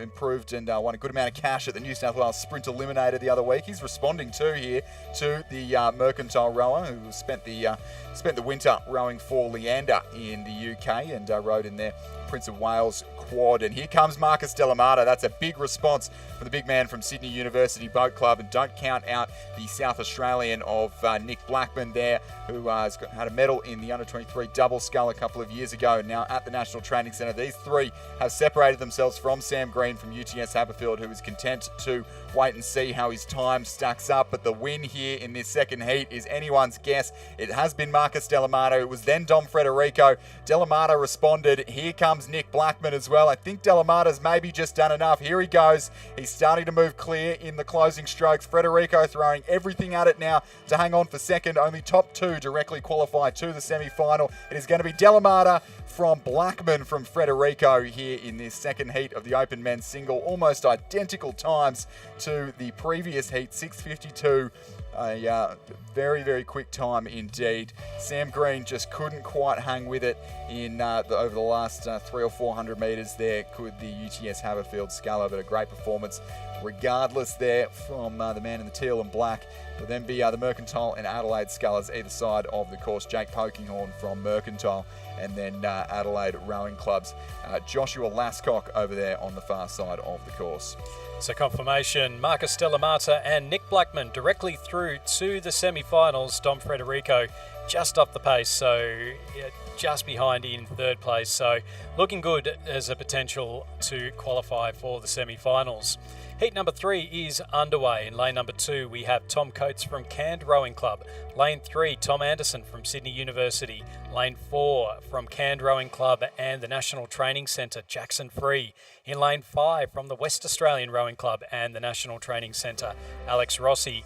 In lane 6, from Team Hong Kong, first of those scullers for the regatta, Chi Feng Chung. And in lane 7, from Surfers Paradise Rowing Club, Ben Horsnell, coached by Gus Rodero. And looking up at the screen at the moment, it does look to be the multiple Queensland State Champion Jackson Free, who has the lead at the moment. He's only half a boat length ahead of Alex Rossi from the West Australian Rowing Club, and then back a little bit further to Tom Anderson from Sydney University in third place. So it's really between Free and Rossi, the two National Training Centre athletes. Free just starting to pull away now. Yeah, Jackson Free, 8-time Queensland champion in the single scull with a great history in the event. And nothing like 8 in a row from Queensland, is there? Here we go. We've been up here too long, haven't we? Sure, we've only got a couple more races, then the people can be free of us. But here comes Jackson Free over Alex Rossi. What a great little battle that they're having. Certainly not as tight in this heat across several boats as we had before. Tom Anderson, it's great for him to be within striking distance of these senior National Training Centre athletes for the Shaw Old Boy from Sydney University Boat Club. But at the moment, Jackson Free leading from Alex Rossi from the West. There we go, Alex Rossi. I think just responding there in the closing strokes. We've seen big sprint finishes from Alex Rossi before. You know he can really turn things on in front of a crowd. So as we start to see the banks filling up and people in the Row Union marquee, etc., etc. Some big cheers as Alex Rossi hits the lead there, actually, in the closing strokes of this race. I'm not sure if Jackson Free's either not seen him coming or just they're going, I'll settle for second. No, that's a response now from Jackson Free. Are we going to see a real sprint finish from these two? The top two straight through to the semi-finals. So it's not that necessary, but these boys, as part of the National Training Centre, they'll be on top of their game with recovery and everything. I don't think they'll be too concerned about conserving a bit of energy. I reckon they'll be keen to get out there and race. I haven't seen them go full noise over the 2K course at a proper regatta. We saw them at the ACT Champs over 1,800 metres. Proper regatta, Christopher. A full 2K course, Stuart. Don't get too offended there. Sarah Daverin's here, so you'll get it from and her I'll tell as her well. that her 1,800 metre course is not a full-length course. Stuart, I don't think there's an argument Alex there. Rossi pulling himself out ahead now of Jackson Free, so it's about half a boat length, and then that gap back to Tom Anderson from Sydney University. So top two looking settled. Alex Rossi will take first set of bragging rights. I think Jackson Free just starting to drop that rating right down while Alex Rossi keeps that pressure going. So Rossi will go out and take the heat win in heat number 3 of the men's singles sculls. Jackson Free will qualify in second place, a 7 flat .05. Just starting to see that the waves just starting to pick up. A nice little tail breeze coming through. Tom Anderson in third place for Sydney University, and then he'll finish ahead of Team Hong Kong's Chi Feng Chung in fourth place, and then back a little bit further, Ben Horsnell from Surfers Paradise Rowing Club and Tom Coates from Canned Rowing Club. Yeah, as you said, Stuart, it is certainly speeding up out in the water now. Nice tail breeze coming through. It probably came through sort of 5 or 6 races ago, and we've had some good times. But is it starting to get to the point now where it's not just helping, but you need to actually really manage how you're rowing in these tailwind conditions? We know that they'll probably hang around for a little while. Our coaches on the bank start to think about changing rigs on oars and all the rest of it to adapt with the tailwind. I think it's probably starting to get to that point as we approach the pointy end of the open men's single scull. In lane number 2, in heat number 4, it is Jordan Roberts of the Mercantile Rowing Club. Lane 3 from the University of Western Australia, Ben Clayton. Lane 4 from Swan River Rowing Club and the National Training Centre, Johnson Daubney. In lane 5 from Sydney University and the New South Wales Institute of Sport, Hamish Danks. Patrick Rosek from Melbourne University in lane 6, and then Adelaide University's Hamish Allen in lane number 7. And it is a lovely chevron shape, which you don't always see in the heats, but it is Hamish Danks from Sydney University, a man who once again walked away from the Sydney International Regatta Centre with $10,000 in his skyrocket. Yeah, I wonder if he came down here in business class and has some nice rested legs as he in his preparations for the national championships. Of course, not full time there at the National Training Centre like Johnson Daubney, who is currently just over a length in front of. Maybe a little bit more travel, I guess. But so Hamish Danks from Johnson Daubney, Ben Clayton, and then Patrick Rosek, as you mentioned, who is probably the most experienced, is the most experienced sculler in this field. He's a 3-time European champion and 1-time world champion in the lightweight quad back in 2022.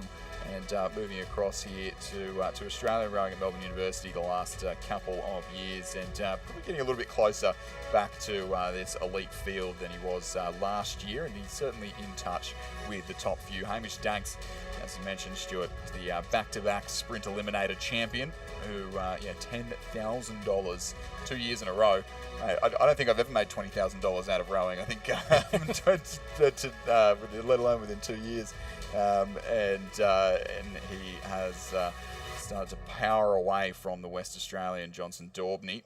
You're just saying before, Chris, about how the tailwind now might just be making it may just be starting to hinder, and particularly for the rowers that keep their blades low off the water, you can see they're really having to keep them high to keep off those waves. So even though you've got the tail breeze that's pushing you towards the finish line, it also means that your technique still has to be extremely clean and your blade work has to be so accurate. Yeah, there's a lot to consider in headwind versus tailwind and things. I think at this point, athletes will really start to be considering how little they're sort of sitting back at the finish. I think if you look at Johnson Daubney, that's a really good example of it, how he's not really sitting back really far at the finish, and he's just keeping it nice and tidy and in front of him, and Hamish Danks doing the same thing. He's up nice and tall at the catch, and so let's think about less length. It's not quite the way that you should be doing it, but let's think about less length, more like how you'd row a quad scull, where you're up nice and tall, you're not really swinging back on the body, keeping it nice and tidy in front of you, and just making sure you can control the blade. You're not doing too much to slow the boat down. Hamish Danks is out in the lead here and will take a win by just over a boat length. Big sprint finish from the lightweight over on the far side of the course, or the former lightweight, Patrick Rocek. Hamish Danks with the win there, just sneaking under the 7-minute barrier. Johnson Daubney for second, and Patrick Rocek, the Italian from Melbourne University Boat Club, for third place. And then we're seeing the West Australian Ben Clayton from the University of West Australian Boat Club in fourth place. Over there on the far side of the course, that is Hamish Allen from Adelaide University. And on the near side, Mercantile's Jordan Roberts, another former lightweight in this field, who will run in sixth place in this final heat of the Open Men's Single Scull. So Hamish Danks and Johnson Daubney qualify for the semi-finals of the Open Men's Single Sculls. As we move back down the course, we are underway in our race for lanes for the women's PR3 single sculls. Lane number 1 from Radford College, we have Catherine Austin. Lane 2 from the University of Queensland, Wallace Russell. Lane 3 from Mercantile Rowing Club and the National Training Centre, Susanna Lutzer. In lane 4 from the University of New South Wales, Georgina Browning. Lane 5 from Radford College, Isabel Egan. Lane 6 from Banks Rowing Club and the National Training Centre, Ella Marshall. Lane 7 from Drummoyne Rowing Club, Stephanie Walker.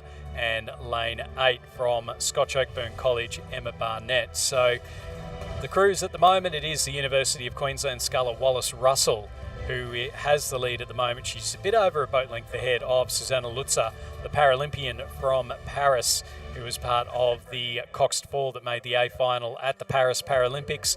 A few over to the side, you've got Ella Marshall, who's part of the National Training Centre. She is a local. She is from Northern Tasmania, making her way across to Banks and now part of the National Training Centre, having been classified as a para rower, and now she's rowing out at Canberra. So this is the first year that they've had the para athletes all part of a national training centre. So Sam Stunnell also there, as is Toby Goff-Sasson, formerly of the Southport School, who again was one of the Paralympians in Paris in that Coxed 4.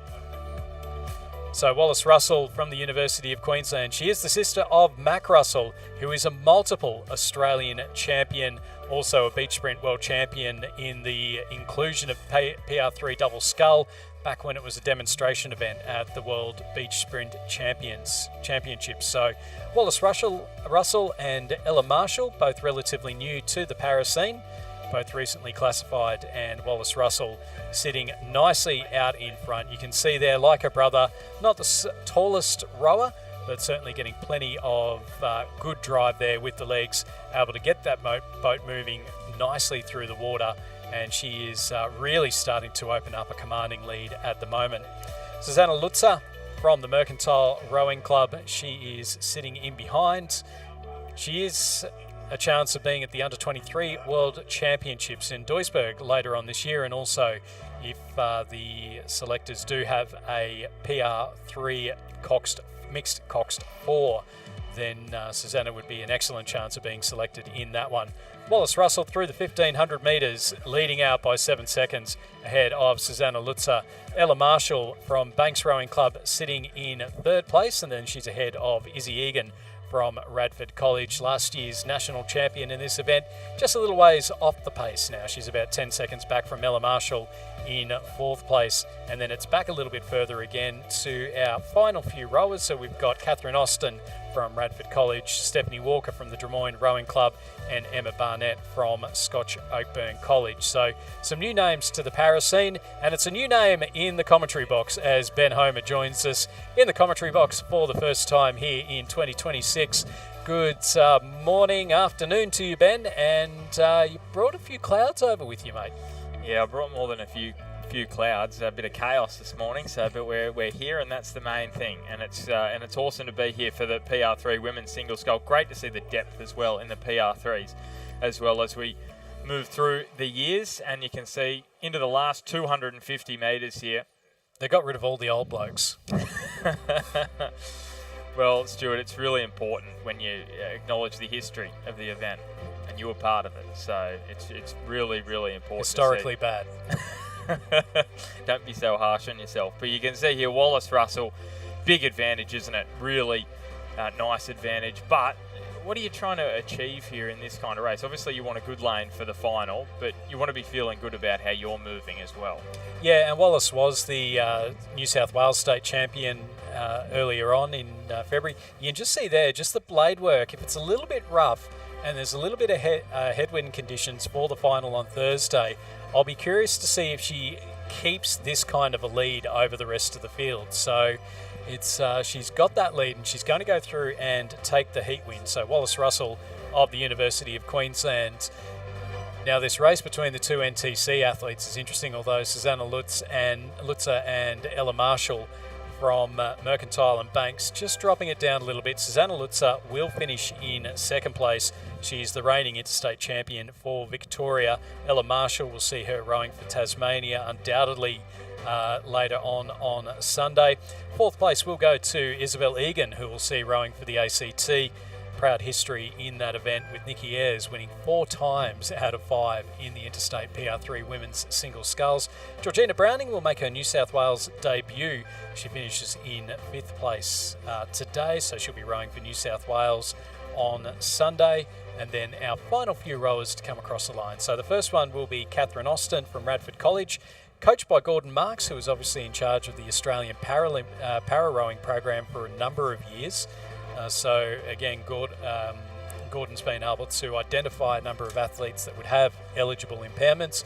We saw Izzy Egan rowing in the under-23s last year, doing quite well there, and now Catherine Austin rowing for Radford College in these para events. So Catherine will finish in 6th place, and then it is a little ways back, so our final couple of rowers to come across the line will be Stephanie Walker from the Drummoyne Rowing Club, so she's just coming up towards the line now, and then Emma Barnett from Scotch Oakburn College.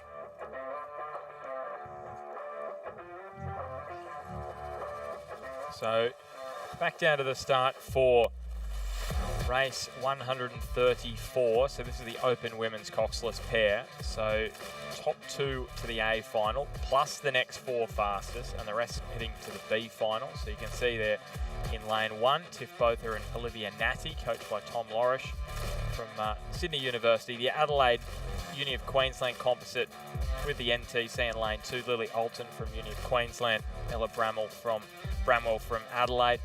Lane 3, UTS Haberfield Uni of WA composite, Bronwyn Cox from Uni of WA, Georgie Rowe from UTS. In lane 4, Melbourne Sydney Uni composite, just bridging over that rivalry. Jamie Ford from Sydney Uni, Katie Easton from Melbourne Uni, that is also an NTC crew. Team Hong Kong in lane 5, Shung Yi Wong and Ting Wang Lung. In lane 6, Sydney Rowing Club, Isabella Scammell and Caitlin McManus Barrett. They're part of the ACT High Performance and NSWIS program.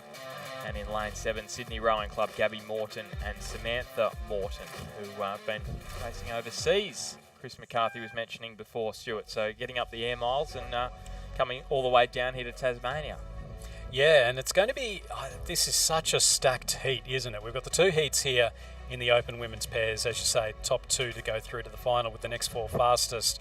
We've got the 3 NTC crews, so Lily Alton from the University of Queensland, Ella Bramwell from Adelaide Rowing Club, UTS Haberfield, Bronwyn Cox and Georgie Rowe. That is going to be a hard boat to beat. We know that any boat in with Georgie Rowe in it, she's just got an engine that goes for absolutely days and days and days. Jamie Ford, Katie Easton in there as well. You don't often see Melbourne Uni and Sydney University combining for much.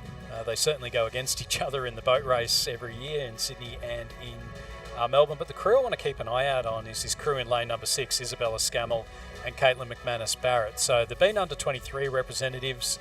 Caitlin McManus Barrett, I think, has just graduated from the Australian National University, so would expect her to be moving back to Sydney shortly unless she gets work down in Canberra. But they're both a very, very quick crew.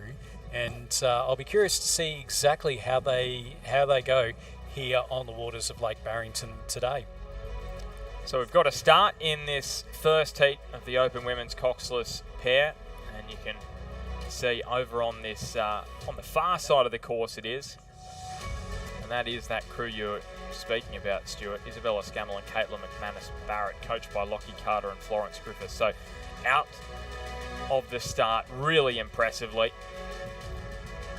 see those blue boats outnumbering the white boats in this race. They're much preferred in the Open Women's Coxless pair. And just poking out as well is Bronwyn Cox and Georgie Rowe, that UTS Haberfield Uni of WA composite. They're sitting there in lane 3. So remembering top 2 and the next 4 fastest, which I know it's been debated the way that World Rowing wants to go with it. But one thing that this does allow is it ensures that if you're not in those top 2, you can't bundy off. You have to keep moving right until the finish. And I think that allows for somewhat more exciting racing. Well, I know at the World Championships last year that's exactly what happened. So each of the heats, it meant that you really had to push right through into the end, because it's one and done basically. Whereas with the repecharges, you do have that opportunity to be able to recover and come back in on it.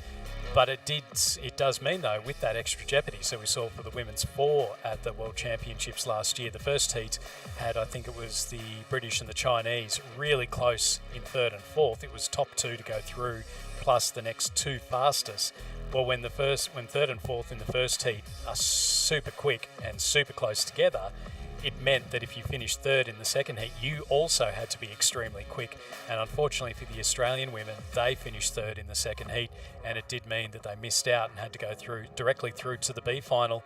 Whereas with the repecharge, I think they might have settled down a little bit more. It was oppressively hot, humid conditions in Shanghai. You saw people with ice vests on at 8 o'clock in the morning. And so with the repecharge, it might have been a different story, but without it, that was what it was. They had to go through to the B final, where they did have a good win over Denmark. Yeah, it does create somewhat different racing, and certainly you're seeing it here. That 3rd place crew just sitting off the bow side there of Bronwyn Cox and Georgie Rowe. That's Jamie Ford and Katie Easton. Easton from Melbourne Uni, and Jamie Ford from Sydney Uni Boat Club. You can see the Sydney Uni Boat Club colours in the bow seat. Katie Easton sitting in the stroke seat. So they're currently in 3rd place, and then you've got the other NTC crew in lane 2, probably sitting back in 4th place at the moment.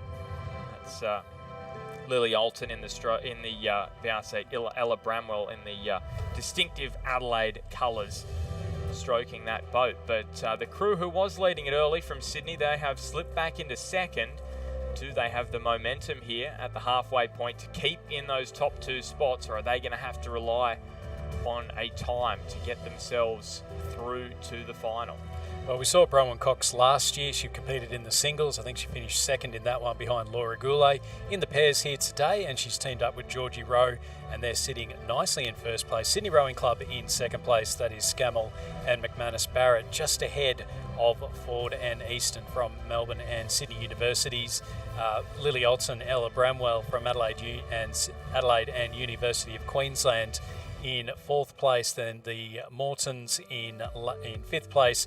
Bota and Natty in 6th, and then Team Hong Kong back in 7th place. So what's really interesting with this one, Ben, we saw the Sydney Rowing Club pairing of Scammell and McManus Barrett really got off to a great sprint start. The ones that were dropped back were that Sydney Uni, Melbourne University crew of Ford and Easton, but now those two really powering through in the middle stages. Well, here it is, isn't it? That battle for the 2nd spot. You can see clearly it is between that crew in lane 4, which is Ford and Easton, versus the Sydney crew who started this race so well, Scammell and McManus Barrett. So they're past the 1K mark. You can see in the distance there is the cube, which indicates there's 500 metres to travel in this first heat of the Open Women's Coxless pair. Crew on this near side of the course, the Adelaide Uni of Queensland composite crew, they're not out of it, and they need to make sure they are keeping pace with those 2nd and 3rd place crews to ensure that time. So just having a look at the 1K split, so they were probably sitting around 3:31, 3:32, that Adelaide's Uni of Queensland crew. So remembering, next 4 fastest, we've got 6 crews in the 2nd heat. So you're going to have top 2 through, and then you're going to have what do we got here? 7 and 6. So we got 13. So you got 5 missing out. So Yeah, it is a high bar, and you can see that crew out in front, Cox and Rowe. Well, they are moving quite comfortably into the A final of the Open Women's Coxless pair, and you could even say the same now for the crew in second place, and that is Jamie Ford and Katie Easton. So it's all about the time now. It is all about the time for the Sydney crew and the crew from Adelaide and Uni of Queensland. Yeah, Lily Alton and Ella Bramwell from Adelaide and the University of Queensland, they've now closed in with half a second at the 1500 of that Sydney Rowing Club crew of Scammell and McManus Barrett. So sitting just in second place, again, the conditions looking like they may just have calmed down just a touch. So as we ride on board there, you've got Bronwyn Cox in the bow seat from the University of Western Australia and Georgie Rowe from UTS. So Georgie Rowe, part of that women's four that I was talking about a little bit earlier on, Ben. She was there with, I think, Jackie Swick, Emmy Frederico, and Eliza Gaffney, I think, were the crew in that one. So here we are with Isabella Scammell in the bow seat, Caitlin McManus Barrett in the stroke seat as we go back to Cox and Rowe. And you can see they're keeping out that lead. The NTC crew of Alton and Bramwell, they've now moved ahead of Sydney Rowing Club. So they've gone up into third place. They're looking good to be able to go through to the A final. The crews that will guarantee their spot in the A final, though, are Bronwyn Cox and Georgie Rowe from University of WA and UTS Haberfield.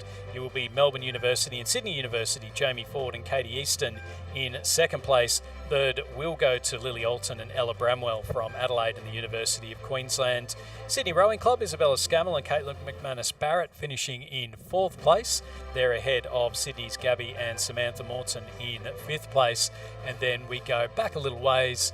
It is the crew from Sydney University, Tiffany Bota and Olivia Natty, who finish in sixth. And then Team Hong Kong, Xiong Yi Wong and King Wang Leong, they'll finish back in seventh place. And it's worthwhile mentioning at the last year's World Championship Shanghai, Hong Kong boated their first ever World Championship 8 in the mixed eights, which was the first for the World Championships. Yeah, and it's great to see Team Hong Kong in numbers here at the Aussie Rowing Championships. Last year we had Team India, and this year Team Hong Kong part of this wonderful regatta. Okay, back down to the start. So I was just having a look at those times, 7:10, 7:15, third and fourth. That's what they're around. So we'll keep a close eye on that in this second heat, remembering that the top two here go through to the A final, the four next fastest across those two heats. So lane number 2 from ANU and Melbourne University, Lucy Steffen from Melbourne Uni, Camille Kralakate from ANU, coached by Tom Westgarth, Sydney Uni NTC in lane 3, Zara Collison and Taylor Cordell, UTS Haberfield Mercantile Composite in 4, Emmy Frederico and Lara Goulet. Goulet from UTS, Frederico Mercantile, Jackie Swick from Swan River Rowing Club and Georgia Patton from WA Rowing Club in lane 5. Canned in 6, that's Ella McKenzie and Laura Chancellor, and in lane 7, Sydney Uni's Stephanie Preller and Ruby Jalakis from Mercantile. Their coach is Tom Lorish. So you can see here early days, or actually a little bit further down the course, as we've got this 4-minute gap between races, and it is the crew out in lane 4. And as you'd expect, Emmy Frederico, Laura Goulet at the 1500 metre mark, sitting there in first place. Actually, they are sitting in second. Jackie Swick and Georgia Patton in first place by just under a second behind them.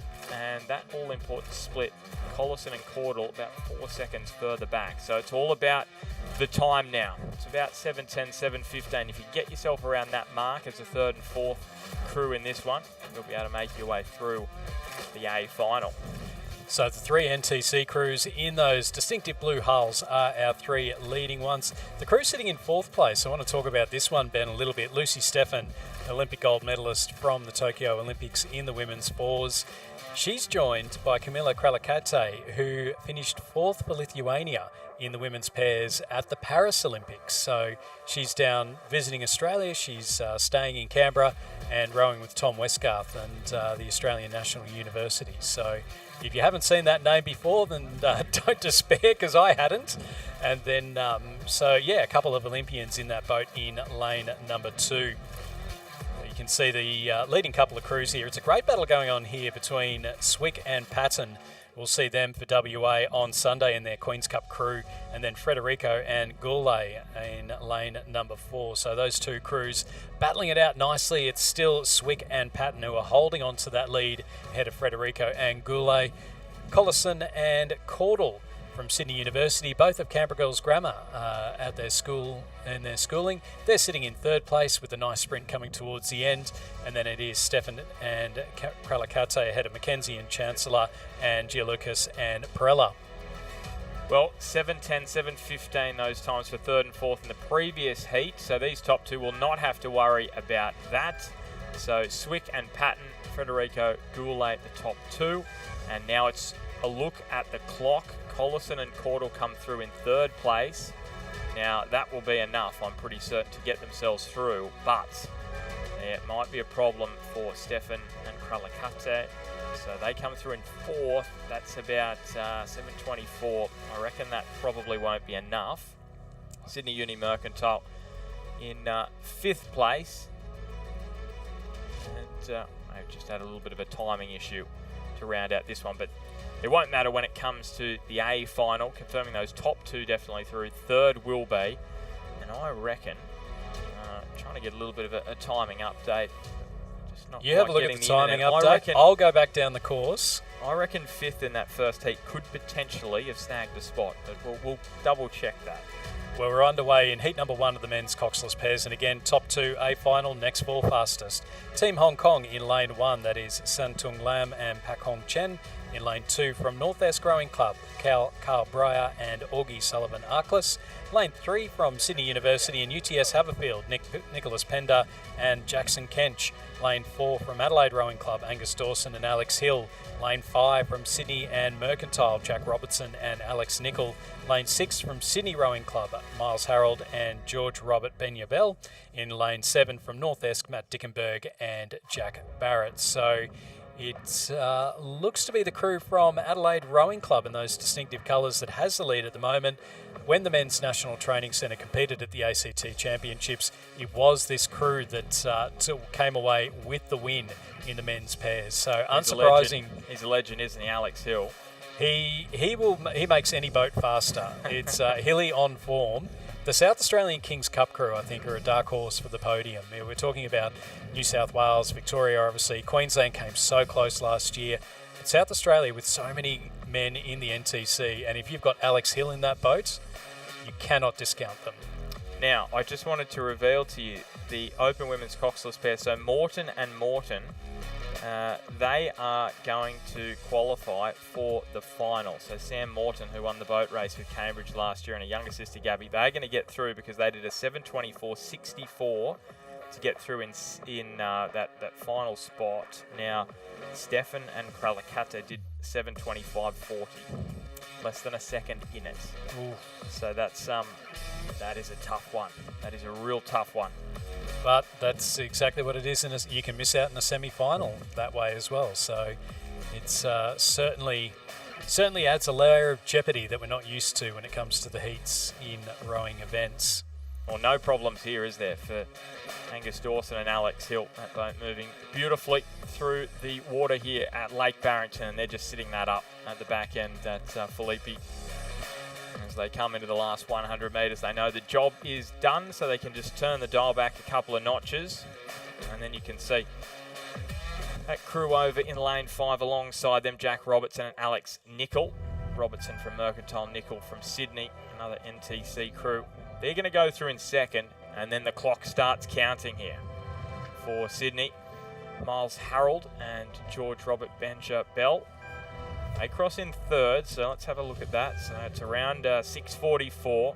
Sydney Uni UTS Haberfield through in about 6:46, 6:47. Team Hong Kong not too far behind, so it's a tight little finish there, and they are pretty happy with that row. That crew of Harold and George Robert Benja-Bell coming through in third place. That time should be pretty competitive to get themselves through, especially considering they weren't too far off the pace of the top two, even if they were turning it down a couple of notches. And then Carl Breyer and Augie Sullivan Arkless are going to finish off that heat.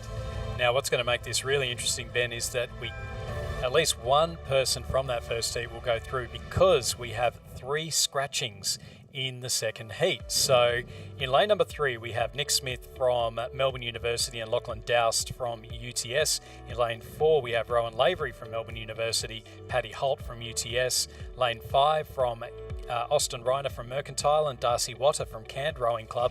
Lane 6, Mackenzie Thompson and Henry Blackwell from UTS. And lane 7, Charlie McIntosh and Matt Fielding from Mercantile. So we've got a couple of NTC crews that have been scratched out from this event. Now, what this does do, though, is that it puts a real premium on coming top 2 in this one, if this is the slightly slower of the 2 heats. And then for our next few crews, it's really about trying to make sure that you can go through and get those fast times. So our crew in the lead at the moment, Rowan Lavery and Paddy Holt from Melbourne University and UTS, half a boat length ahead of Austin Reiner and Darcy Watter from Mercantile and Canned Rowing Clubs, and the very similar red and white Zooties.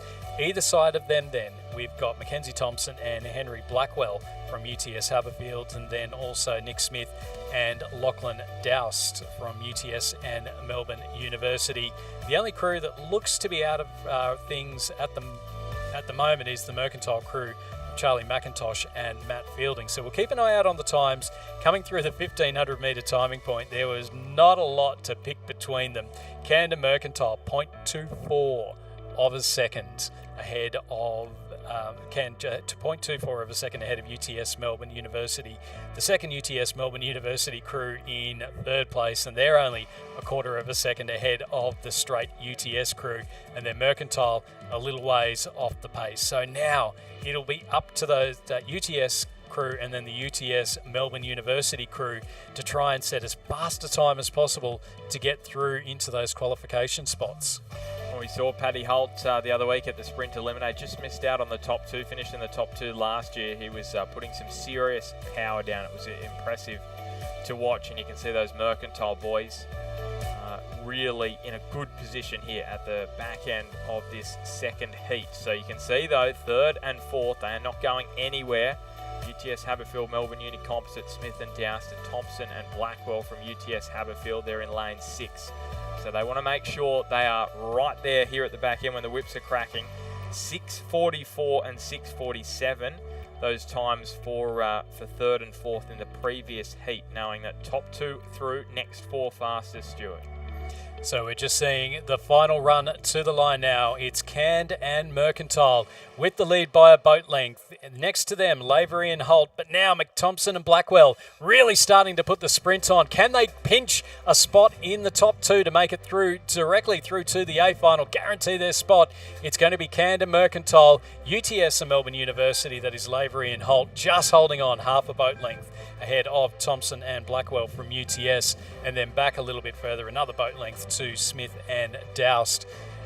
So the top 4 there, all pretty close in together, sitting at about a 6:40, it looks like 6:41 for that 4th place crew. Coming through in 5th place will be the crew from Mercantile, so that is Charlie McIntosh and Matt Fielding. And again, we'll keep a bit of an eye out on those times and see who is qualified for the A final of the Open Men's Coxless Pairs. Well, those top 4 do not have to worry, they'll be all going through. Those times much quicker, so I reckon probably the top 2 in the previous heat as well. So that's probably how that one's going to shake out. The top 2 obviously in each, and then the 3rd and 4th in each of those heats will be the ones to qualify. Moving on to heat number 1 of the under-21 lightweight women's single scull. So the first of our lightweight events. Lane 1 from Canned Rowing Club in Queensland, Millie Campbell.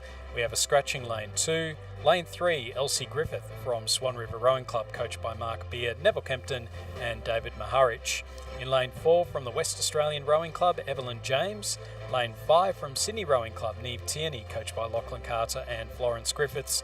Lane 6 from Hawthorn Rowing Club, Poppy Page, coached by Jackson Morrish and Tristan Koveski. And lane 7 from Tasmania University, Imogen Stewart, coached by Sean Finlayson. And through the 1,000 metres, it was Neve Tierney from Sydney Rowing Club with the lead ahead of Imogen Stewart, Millie Campbell, Evelyn James and Elsie Griffiths. And then back a little bit further then, it looks to be to Poppy Page from the Hawthorn Rowing Club. So just confirming the lineup until the lunch break. We've got under 21 lightweight women's, then the men's, then the under 23 women's and men's, and then the open women and men in the lightweight events all the way through to the lunch break. So the lighties dominating here before the break, which will have a half an hour break, and then we'll be back on for a monster afternoon of racing. I don't think it gets any bigger than what we've got this afternoon after yesterday.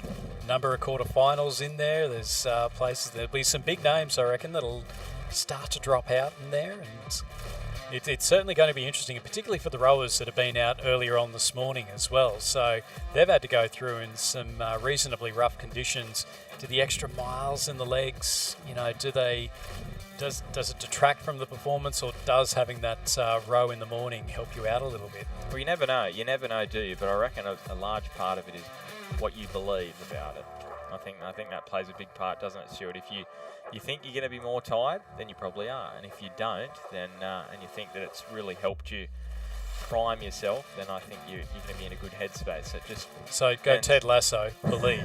Believe. Yeah, that's what I'd say. Choose whether it's the red or the blue pill. And it's easier said than done, isn't it? When you're in that headspace and you've had your race and you are a bit fatigued and maybe you're frustrated by the way things have played out, things that aren't in your control. So yeah, it's certainly challenging. So we're just seeing our leading sculler here across the 1500 metre timing point, Neve Tierney. We'll see her rowing for New South Wales in the Victoria Cup, the lightweight women's quad sculls on Sunday. Those lightweight races always highly, highly competitive. Millie Campbell sitting in second place from Cairns Rowing Club. You saw her on the front of the screen just going past. Imogen Stewart sitting in third place from Tasmania University. Evelyn James from the West Australian Rowing Club back in fourth. Then Elsie Griffith from Swan River Rowing Club in fifth place. So having a look out there now, it's the top four to go through to the semi-final. So it's just the two rowers. So it'll just be the two rowers to drop out from this one. So our top four looking reasonably settled. Evelyn James about 11 seconds ahead of Elsie Griffith, and then Poppy Page is a little ways off the pace as well. So the top four looking reasonably comfortable. Is this the point now that you just start to drop things down with 250 to go? Yeah, I reckon so. And Neve Tierney with a really comfortable advantage, and that drone shot really gave you a terrific visual of the top four. So there they all are, spread out across the course. Got Neve Tierney there, over there in lane 5, alongside her Evelyn James. Millie Campbell there on the bottom of the screen as they just saw the drone shot.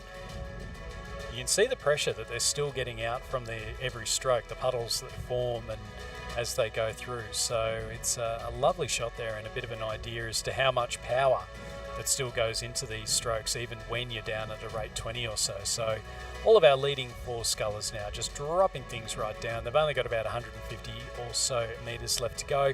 There is a bit of a gap then, as we say, back to Elsie Griffith from the Swan River Rowing Club. So our top four to go through to the semi-finals here in the under-21 lightweight women's singles sculls. Neve Tierney from Sydney Rowing Club just having a look out to the right-hand side. You're always searching, aren't you, for that finish line, waiting for that buzzer to sound. And in just a stroke's time, Neve Tierney will hear exactly that. Takes the win for Sydney Rowing Club. Puts herself in a great position for the semi-finals later on. Going through in second place, it will be the Cairns sculler, Millie Campbell, who will finish just ahead of Imogen Stewart from Tasmania University. And then fourth place going to Evelyn James from the West Australian Rowing Club. Going through to the repechage will be Elsie Griffith from the Swan River Rowing Club and Poppy Page from the Hawthorn Rowing Club. Well, how soon, Stuart, do you think? Because we've just gone from obviously timing being crucial for third and fourth to repechage being back in play for these lightweight events. At what point do you see the repechage say sayonara?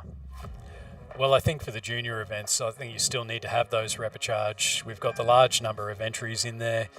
I think it would save a bit of time without the repecharges, but I think at the junior level, I think the encouragement is to get as much racing in as possible and get used to the racecraft. Yeah, and make sure that if you have a problem with your boat, because obviously that's the significant benefit of the repecharge. If there's a problem with the boat, then you can sort that out and go out again. And obviously that was hugely beneficial for Kim Brennan back in 2016 in Rio. So it's certainly a big debate, isn't it, in rowing at the moment? But I think there's pros and cons for both, isn't there? Absolutely. Moving down to heat number 2 of this under-21 lightweight women's singles. Lane 1 from Melbourne University, Emily Anthony, coached by Emma Dyke. Lane 2 from Toowong Rowing Club, Tiggy Wake, coached by Alex Field, Simon Daly and Hamish Cooney. Lane 3, Ella McKay from Adelaide Rowing Club, coached by Ron Mobbs and Darren Potts. Lane 4 from Banks Rowing Club, Ariel Vanderpoel, coached by Glenn Fishman. Lane 5 from Toowong Rowing Club, Matilda Dammers, coached by Alex Field, Simon Daly and Hamish Cooney. Lane 6 from Nepean Rowing Club, Ellie Taylor, coached by Daniel Waddell. And Lane 7 from Centenary Rowing Club in Queensland, Scarlett Hall, and she's coached by Kerry Tickle and Peter Wadsworth.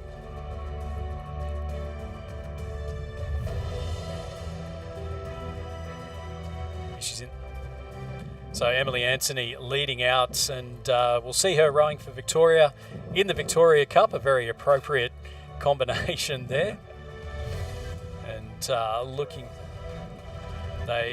Victoria really want the Victoria Cup. Yeah, Richard Dorstein just in the background there. Centenary Scarlett Hall sitting in second place. Toowong's Tiggy Wake in third. Ellie Taylor from Nepean in fourth place. Now, Ella McKay from Adelaide Rowing Club was just a second back in fifth. So we'll keep an eye out on that. Matilda Dammers another 5 seconds back, and then back a little bit further to Ariel Vanderpoel of the Banks Rowing Club. So it's going to come down. We'll keep an eye out, Ben, on this race between Ellie Taylor and Ella McKay from Nepean and Adelaide Rowing Clubs, respectively. You can see there the sculler in lane number 6, Ellie Taylor, in the blue vertical stripes of the Nepean Rowing Club. Yeah, beautiful Zudi, that one. Nepean Rowing Club, very distinctive. And Ellie Taylor, I hope they can keep it for a bit longer, but sometimes they're top rowers. They get pinched by some of the big clubs. Daniel Waddell and his crew there, Jace Waddell, they do such a great job at Nepean Rowing Club. We're just riding here in lane 7 with Scarlett Hall from Centenary Rowing Club. Maybe pushing on first place here. Emily Anthony's been leading for the most part, so I think the Melbourne Uni sculler is just out in front. So rowing royalty, Emily Anthony, daughter of Peter. And she goes through in first place. Second place, Tiggy Wake, and then Scarlett Hall from Centenary in third place.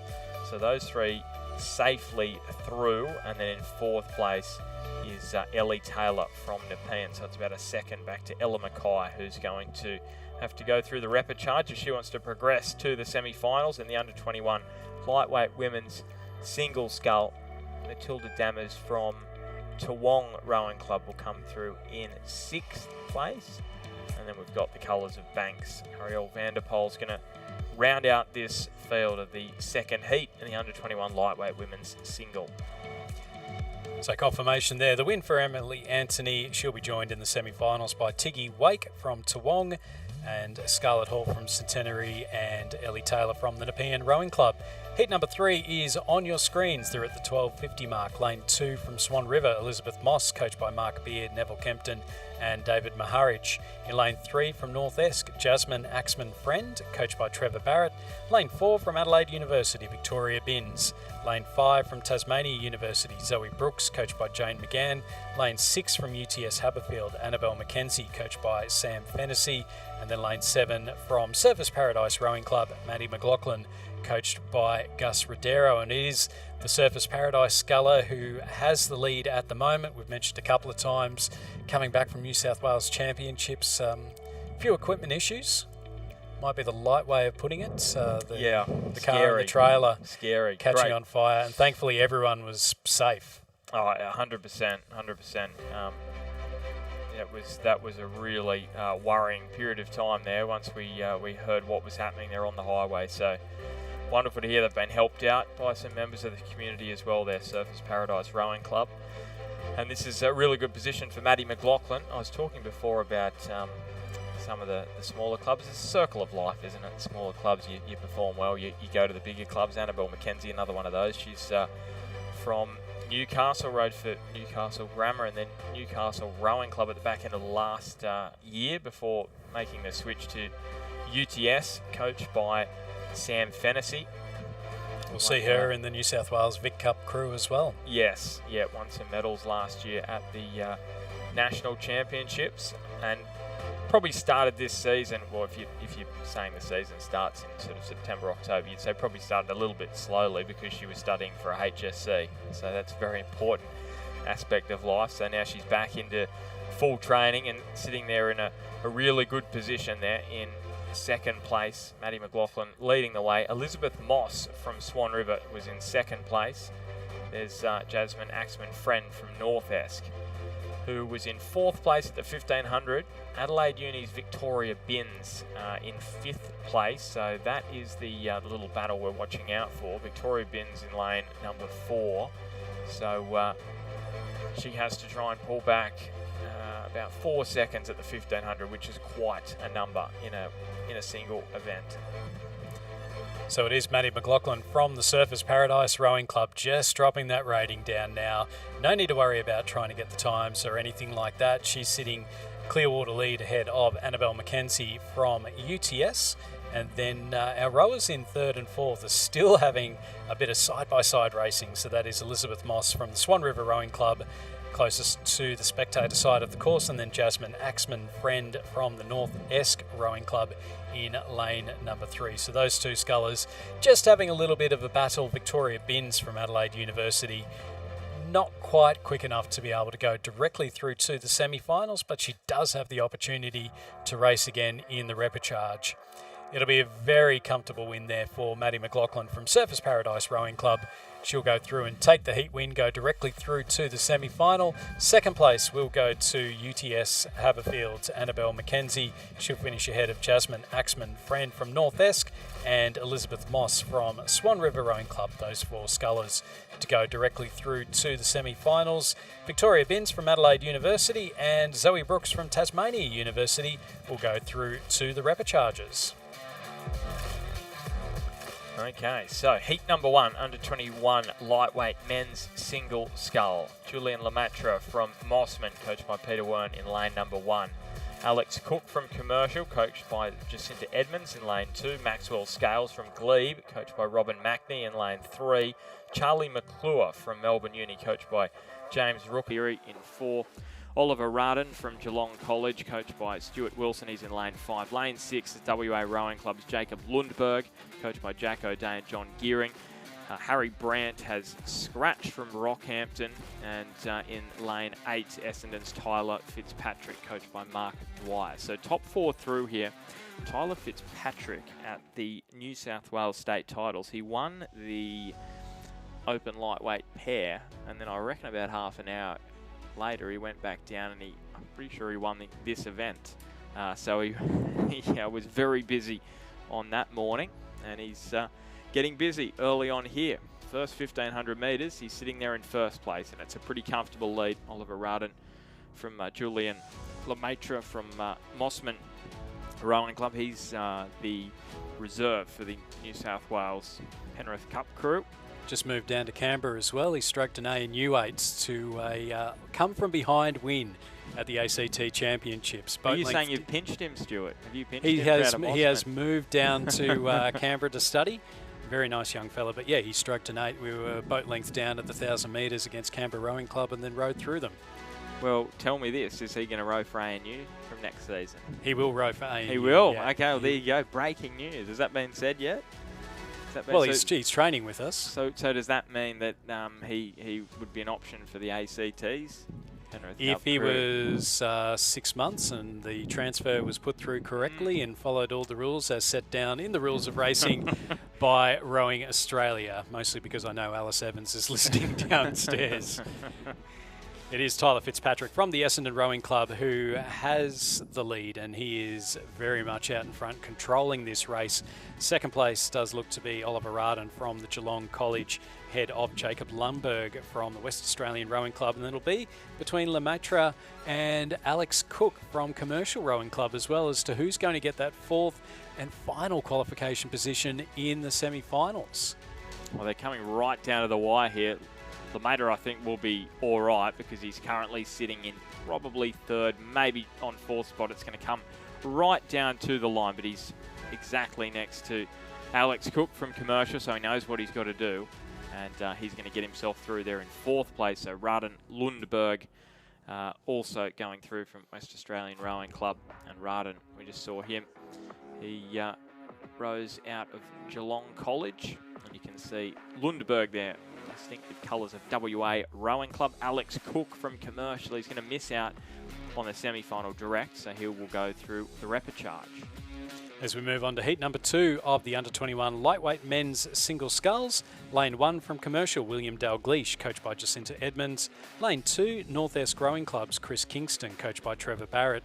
Lane 3 from Hawthorn Rowing Club, Adam Chang, coached by Tristan Kreveski and Jamie Forward. Lane 4 from Unley High, Angus Andrews, coached by Mitch Parker. Lane 5 from Tasmania University, Oliver Shearing. Lane 6 from North Esk, Andrew Kingston, coached by Trevor Barrett.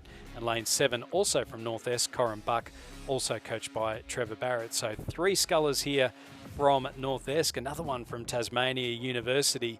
And as they come down the course, it looks to be Oliver Shearing from Tasmania University who has the lead. He's ahead of Adam Chang from Hawthorn Rowing Club and William Dalgleish of Commercial Rowing Club. So the battle we're looking out for here, Ben, is the one on the far side of the course between the 2 North Esk scullers, Andrew Kingston and Corin Buck. There's a spot in the semi-final up for grabs. Who's going to take it? Well, There's no doubt about the leader in this one, Oliver Shearing. You'd expect him to be aerodynamic. 3:39.05 through that first 1,000 metres. William Dalgleish from Commercial, Adam Chang from Hawthorn, Buck from North Esk in fourth. So Kingston 5 seconds the gap at the 1K mark, also from Tasmania. So it's a bit of a Tasmanian tussle here in Heat 2 of the under-21 lightweight men's single. 3 in the top 5. There's 4 all told in this one. We know how strong Tasmania is in lightweight rowing. Dominated the men's and women's, the men's lightweight fours for the Penrith Cup and the women's lightweight quads for the Victoria Cup. I think at one point they won consecutive titles in Sydney, Barrington and also Ngambie. So 3 consecutive wins in 3 different venues. Yeah, and they are in a great position here. Shearing 5:34.57 through the 1,500 metre mark. Chang there in second, Dalgleish third, Kingston in fourth. So Corin Buck is not out of it, and these two would know each other well. So I'd be fascinated to know whether Kingston believes he has the measure of his club mate, or whether he's a little bit concerned about maybe a lift in the last 500 metres. But at the moment, looks to be a comfortable advantage, and that means Buck would have to go through the repechage if he's to make his way through to the semi-finals. So it is still Oliver Shearing from Tasmania University leading out from, that looks to be Adam Chang from the Hawthorn Rowing Club, and then William Dalgleish from Commercial Rowing Club sitting in third place, about half a boat length behind. You can see there Adam Chang maybe just practicing a little bit of sprint work as you get towards the final spot. And it's, even though the places do seem to be confirmed, it's not a bad thing to get your markers in for where you're going to put the sprint on, where you're going to be able to push right the way through.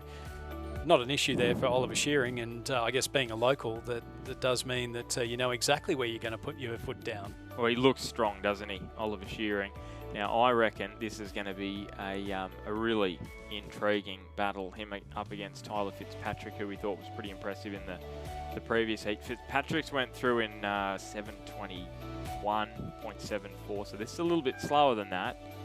But he may well have just turned the gas off a little bit at the back end. So Hawthorn coming through in second place. That's Adam Chang, William Dalgleish in third, Andrew Kingston from North Esk in fourth place. So those top 4 going through, and the gap didn't it open up very much so. Now all of a sudden it's a battle for fifth, and we may have had a sculler go into the water as well here. So we got Chris Kingston come through there in 5th place, Angus Andrews in 6th. Now that's Corin Buck, so that explains why there was such a substantial gap back to the rest of the field, because he was the closest to Kingston. So we'll head back now down to the start of heat number 3. Yeah, in lane number 1 from Canberra Rowing Club, Garvin Hayes, coached by Mark Kwiatkowski, Jeffrey Brown and Tom Hayes. Lane 2 from the Pembroke School in South Australia, Max van der Meulengraaf, coached by Harrison Francis. Lane 3, Oliver Manning from Black Mountain Rowing Club, coached by Renee Domishen. In lane 4, Unley High's Xavier Anders, coached by Olivia Santes. In lane 5, from the West Australian Rowing Club, Jasper Marshall, coached by Jack O'Dea and John Gearing. Lane 6 from Toowong Rowing Club, Thomas White, coached by Simon Daly, Alex Field and Jack Price. And lane 7, North Esk Rowing Club's Lachlan Tonnelly, coached by Trevor Barrett. And it is the bookends, really. It's Garvin Hayes from the Canberra Rowing Club out in front of Thomas White from Toowong Rowing Club, it looks like. And then back to Jasper Marshall from the West Australian Rowing Club in there, as is Lachlan Tonnelly from North Esk. Garvin Hayes, pretty strong in this event. What would you expect from him? Look, like his brother Cormac Hayes, he is tough as a 10-day-old steak. They do not know when they're beaten, and certainly Garvin getting out to a nice lead here. I think we'll see him. There's no lightweight 4 for the ACT this year, but we are seeing who will be in the Bison in the Noel F. Wilkinson Trophy in the men's youth eights. We're just seeing here Corin Buck from the last race. He did have a capsize. He's back in the boat and he's just crossed over the line now. So that does mean, because he's crossed the line, he does get to play again in the repechage. Yeah, so that's good. And he obviously started this race really, really well. So he will believe that he is a real chance to move through to the semi-finals. He'll just have to dust himself off. And he'll be back and he'll be right in the repechage. So top 4 again through here in heat number 3. So the rest going to the repechage, as we've mentioned. So Garvin Hayes, who's doing it pretty nicely at the moment. Look at that. He is very much slowed down the rating, really maximising his power through that drive phase. And that top 4 has pretty well cut itself away from the chasing pack. So Oliver Manning from Black Mountain, he was in 5th place at the 1500, and it's about 6.5 seconds. And with a tailwind, 6.5 seconds, that's a long way to pull back. It would be a very big effort there from Oliver Manning, but he's part of a lightweight, not so much a lightweight squad, but certainly a lot of lightweights in the crew, coached by Renee Domishen over at Black Mountain Rowing Club. And I know they've got a bit to do with the Red Shed. We saw the Golden Oar at the end of last year. They're running it again in 2026. But part of a revitalised high-performance program at Black Mountain Rowing Club under Renee. Garvin Hayes just coming up towards the line. He's really taken the opportunity to take that rating down right the way throughout. It's a very distinctive green and white hull. I wonder if that's in the colours of Ireland, where his parents are from. But it will be Garvin. Jasper Marshall here. Yeah, big push coming here from the West Australian sculler. It is going to be Garvin Hayes who goes through and takes the win. Jasper Marshall in 2nd place. 3rd will go to Toowong's Thomas White, and then 4th place going to North Esk's Lachlan Tonnelly. They're all through to the semi-finals, with Oliver Manning from Black Mountain going through to the repechage, where he'll be joined by Xavier Anders from Unley High and Max van der Meulengraaf from the Pembroke School. Yeah, so Jasper Marshall wanting just to move up some places there, got himself into 2nd place, so that'll give him a more favourable lane draw closer to the middle of the course for the semi-finals. Just working on a little bit of a sprint as well, you think, at the back end. Okie doke, we have got the under-23s now. So under-23 women's first up now. This is a race where we do have a scratching. So Nisha Haman from Townsville JCU is out of it. but we've got another 7 competitors in it, and it's just going to be a heat where the placing is going to determine which lane you're in for the final. So race for lanes here, everyone going through to the final. So we can have a little bit of a chat about who we've got in this field. I don't know how much energy you want to expend in this kind of race, but Kate Atherton, furthest to the right of screen from Newcastle Uni, coached by Odin McIntosh. She was part of the sprint eliminator last week, got through, I think, the 4th round. She did really well, qualifying out of the regional championships up in CDRA. Alice O'Toole from Toowong Rowing Club in 3. Isabella Utley from Uni of WA in 3, I should say. Francesca Spano from Essendon in 4. Chiara Chiarelli from Melbourne Uni in 6. Sarah Berritry from UTS Haberfield in 7. And Ruby Gray from ANU in lane 8 as they cross the 1K mark. Just over 4 minutes for Alice O'Toole. So Kate Atherton from Newcastle University, as you say, was in that sprint eliminator, but is a local. I believe she's due to be rowing for Tasmania in the Victoria Cup in that lightweight quad, continuing that proud tradition of Tasmania lightweights, particularly in the last few years. So it's a fairly evenly spread race, this one. It's going to be interesting to see how it all goes when the medals are on the line. But certainly Alice O'Toole from the Toowong Rowing Club sitting just out in front there of Francesca Spano from the Essendon Rowing Club. Francesca will be part of the Victorian lightweight quad as well, going for that Victoria Cup. And then it is back then to Isabella Utley from the University of Western Australia, who in turn is just ahead of Kate Atherton. And then looking across the field, we've got Sarah Berritry of UTS Haberfield, Ruby Gray of ANU, who was named in a lightweight ACT quad that's not in the entries list at the moment, so I'm sure Sarah Davern will send me a message shortly with an update on that one. But it's really only the one rower that's Chiara Chiarelli from Melbourne University, who's a little ways off the pace here, but they're maintaining a steady rhythm, but I don't know that it's ever anyone's put the foot to the floor. No. I really, it's a real hard one, these kind of races where you're racing for lanes, because when you think about it, here at Lake Barrington, the wind's either going to usually whistle straight down the course from one end or the other, so probably not as important as it would be, say, at a course like Champion Lakes, where you might want to avoid a certain lane. So it's really much more about trying to conserve a bit of energy, and you can actually see the race behind, which is the under-23 lightweight men's single. They are charging down the course, so there's not going to be much of a gap between this race and the next one. It's very much a truce across the board, isn't it, as Spano goes through in 6:06. It's almost like throwing a hot potato from one boat to the next. Who wants to go in front? Who wants to just cruise? Well, you can't get in the slipstream in rowing, so that's probably the only thing there. But I guess it depends on what you want to get out of the race for lanes as well. So if for you it's an opportunity to practice your race plan, because success for someone may not necessarily be coming first or being on the medal, being on the podium. It may well be that you race your best race, you finish 6th, for example. So in that particular instance, a race like this would be great, because you go, okay, at this point, I'm going to do this sprint off the line. I'm going to get 30 strokes in. I'm going to lengthen out. Then I'm going to try and focus for 100 metres on this and 100 metres on that. We heard Ant Cosmo, who we'll see racing shortly in the open lightweight women's.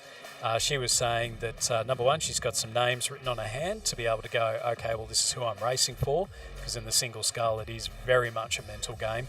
But also, too, having those technique points at which you go, okay, for here I'm going to do X, for here I'm going to do Y. So it might be on the push, it might be on the drive, or it might be the clean catches or something like that. So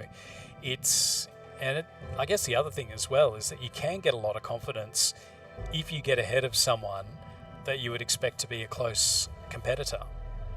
Yeah, so it is very much. There's going to be an element of that mental battle.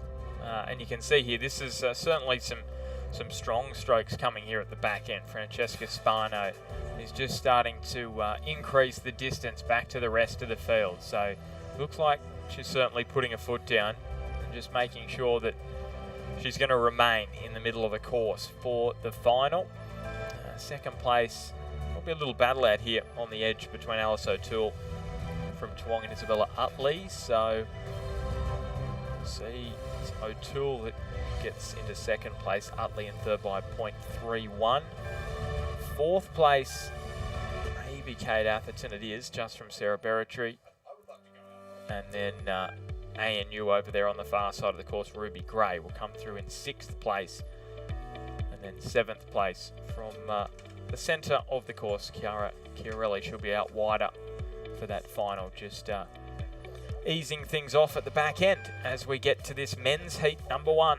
Yeah, it's at the 1500 metres. So Adelaide University's Daniel Wiersema in lane 2, Tasmania University, Henry Manning in lane 3, Hawthorn Stan Stute in lane 4, UTS Ryan Zhu in lane 5, and Black Mountain's Joshua Miller in lane number 6. Henry Manning from Tasmania University holding on to the lead through the latter stages. Joshua Miller sitting in second place, and he's battling it out nicely with Daniel Wiersema from Adelaide Rowing Club. So I think that might be about the first time I've seen a normal Adelaide University Rowing Club Zooty. So the white with the black chevrons. They've got the special edition Zooty for 2025-26. It's the black with the white chevrons and then the pink outline commemorating 50 years of women rowing at Adelaide University. Yeah, it's just something to be aware of for this weekend when you're thinking Adelaide University. So used to seeing the distinctly white Zooty, and so important here. Top 2 going through to the A final, as you said, Stuart, plus the next 4 fastest. So there's 2 heats, and there's 5 in each. So you got 10 scullers and 8 going through to the final. So 2 to miss out. So if you're good enough, you should be able to get yourself there through to the A final and the under 23 lightweight men's single scull. And really good position here for Tasmania University. So to Daniel Wiersema. Oh, it is the new Zooty for this year, so that's my apologies. So you can see there the pink outline on the Adelaide University Zooty. It is going to be a win for Henry Manning from Tasmania University.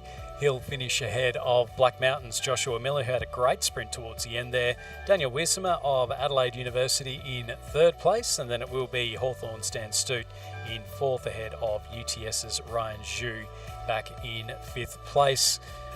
As we make our way back down the course for heat number 2 of the under-23 lightweight single sculls, the commentary box is starting to fill up because the main event is coming up very, very soon. Heat number 2 of the under-23 lightweight men's single sculls. Lane 2 from Adelaide University, Kyle Miller. In lane 3 from Hunter Valley Grammar, Luke Purdy, coached by Oda McIntosh and Rowan Hislop. Lane 4 from Adelaide University, James Ratosa. In lane 5 from the University of Western Australia, Liam Bow, coached by Roland Warren. And lane 6 from Townsville and James Cook University, Micah Talbot, coached by Jamie Forbes. So it is Micah Talbot out in front at the moment. Luke Purdy from Hunter Valley Grammar sitting in second place, and I believe both of those rowers will be rowing in the Victoria Cup, in the Penrith Cup, for their respective states. So Micah Talbot for Queensland and also Luke Purdy for New South Wales. Yeah, he was in that boat last year, Luke Purdy, and final year with Hunter Valley Grammar.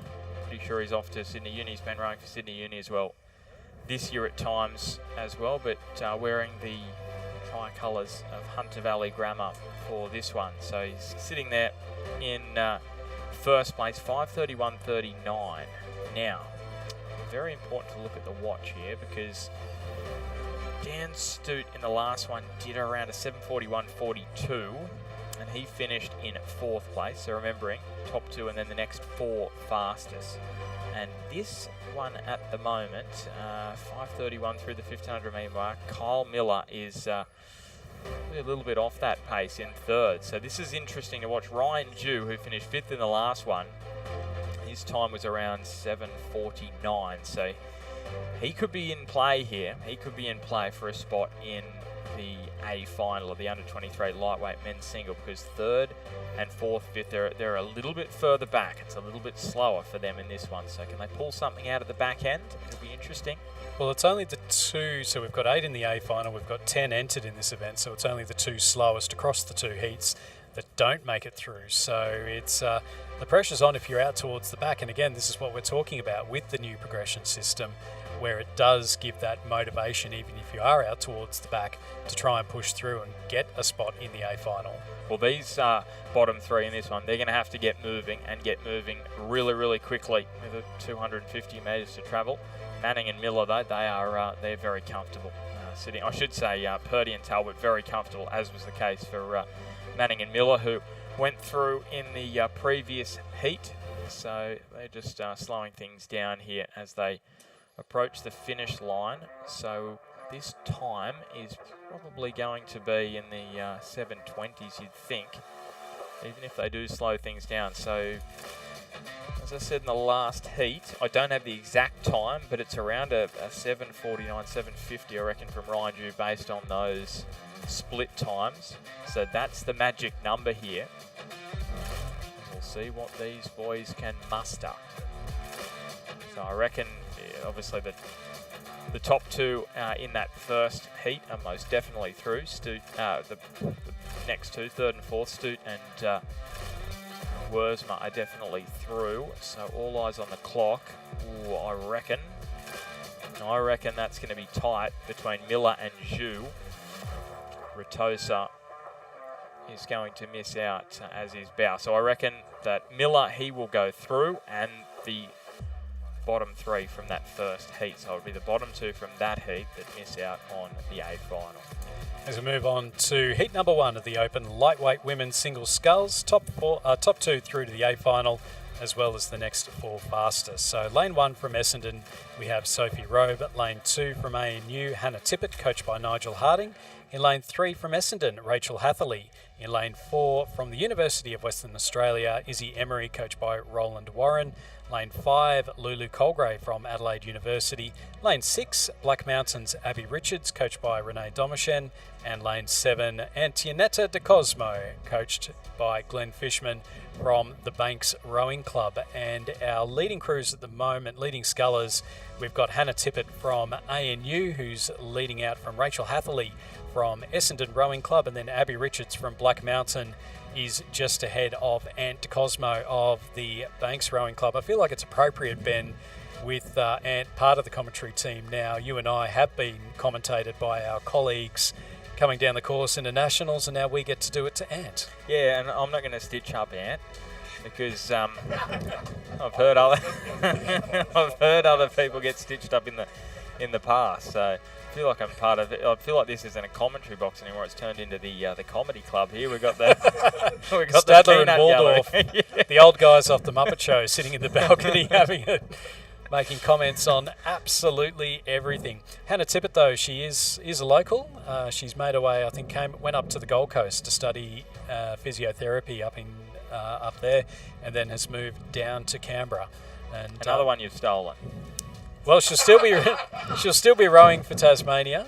Still be rowing for Tasmania. Also from New South Wales. I'm not sure I'd be talking about anyone stealing anyone. You are a great recruitment officer, Stuart.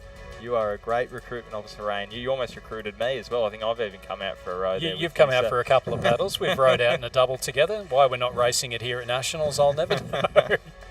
But it is Hannah Tippett holding on to that lead at the moment, ahead of Rachel Hatherley from Essendon Rowing Club.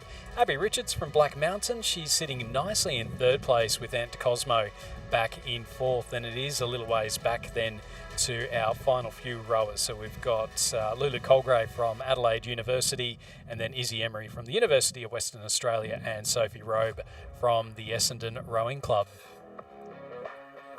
So the time check there, as we see the 1K splits come up, 354.18. So if you're not in those top two, all important to have a look at the clock. But I tell you what, it's very, very tight. The top 4 in this one.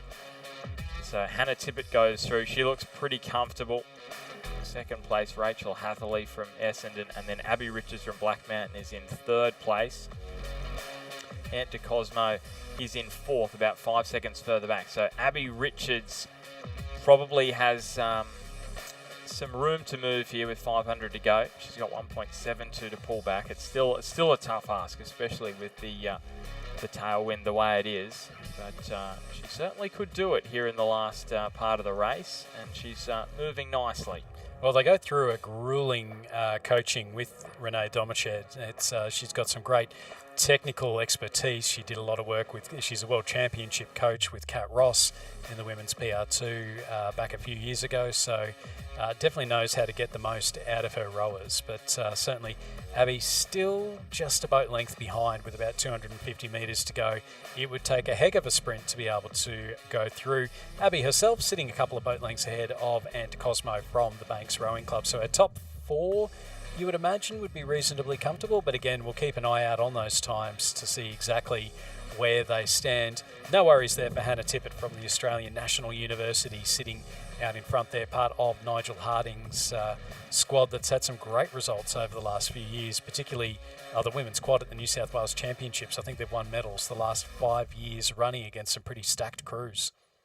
So 14 entered in this open lightweight women's single, 8 going through to the final. So a little bit more cutthroat than what we saw in the under-23 lightweight men's single, where it was only the 2 missing out. So there's going to be 6 that miss out here. So you don't really want to be in the bottom 3 at all, because that's going to make life very, very difficult for you if you want to try and qualify based on time. So here they come into the last part of the race. Come on, Stuart, call ANU through. Hannah Tippett from the Australian National University coming over the line in first place in heat number 1 of the open lightweight women's singles. Second place will go to Rachel Hatherley from Essendon Rowing Club. She'll finish ahead of Abby Richards from Black Mountain, and then Ant Cosmo of Banks Rowing Club in 4th place. Coming through in 5th place, it will be the sculler from Adelaide University, Lulu Colgrave. So she will have a nervous wait to see if she's qualified for the A final. And then our final couple of rowers having a nice little battle between them. That is Izzy Emery from the University of Western Australia and Sophie Robe from the Essendon Rowing Club. And it does look like it is just going to be Izzy Emery from the University of WA finishing ahead of Essendon. Winning time for Hannah Tippett, an 8.78. So let's see how that compares to our second heat, which is well and truly underway. In lane number 1 from Toowong Rowing Club, Caitlin Douglas, coached by Alex Field, Simon Daly and Hamish Cooney. Lane 2 from Essendon Rowing Club, Zara Mason. Lane 3, Alex Moylan, coached by Nigel Harding, she's from ANU. Lane 4 from Team Hong Kong, Wing Yang Win Hung. In lane 5 from Tasmania University, Amanda Badger. Lane 6 from Curtin University in WA, Mia Williams, coached by Nicholas Teichman. And lane 7 from Banks Rowing Club, Ellie Brennan, and she's coached by Glenn Fishman. It is our Team Hong Kong sculler, Win Yang Win Hung, who's ahead, boat length ahead of Alex Moylan, back in 2nd place. 3rd place at the moment is Zara Mason from Essendon Rowing Club, and then the Banks sculler, Ellie Brennan, is in that 4th position, just ahead of Mia Williams from Curtin University, and then Caitlin Douglas from Toowong and Amanda Badger from Tasmania University, probably the 2 most in danger of missing out on that spot in the A final.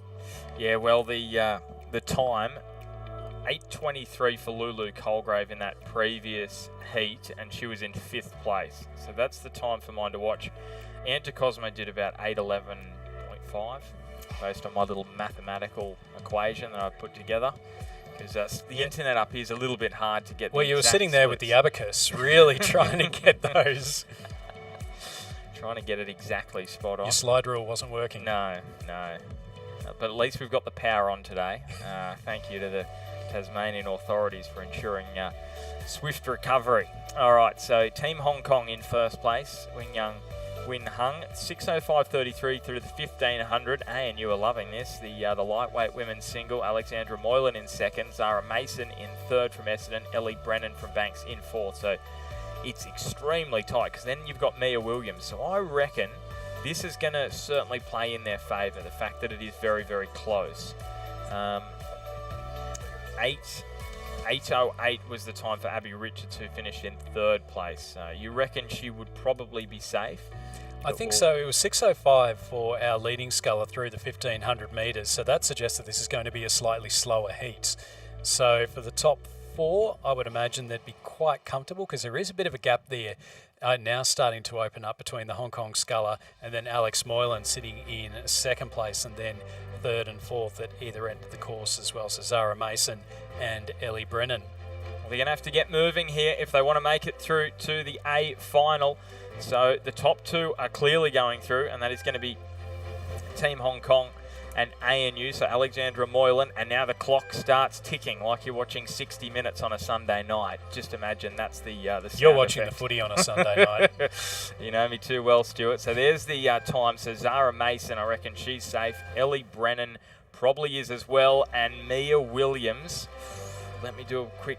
I reckon it's going to be really tight with Ant de Cosmo. I reckon it's between Mia Williams and Ant de Cosmo for the final spot in the final, the open lightweight women's single. You're doing the maths here, Stuart. What is it? It's around 11. It's around 8:11. We're waiting for Ellie Brennan's time to come up on this, there. So it's we'll keep an eye out. We'll keep an eye out on that one. So we know that Win Young Winnie Hung from Team Hong Kong finished in first. Alex Moylan in second place. They are guaranteed that spot in the final, and now we're just waiting for the final couple of results to come up on the page. Hang on, I've got it. Ant de Cosmo did 8:12.37. Mia Williams did 8:12.29. So she's going to miss out on the final by 0.08. But what about fifth place in that heat?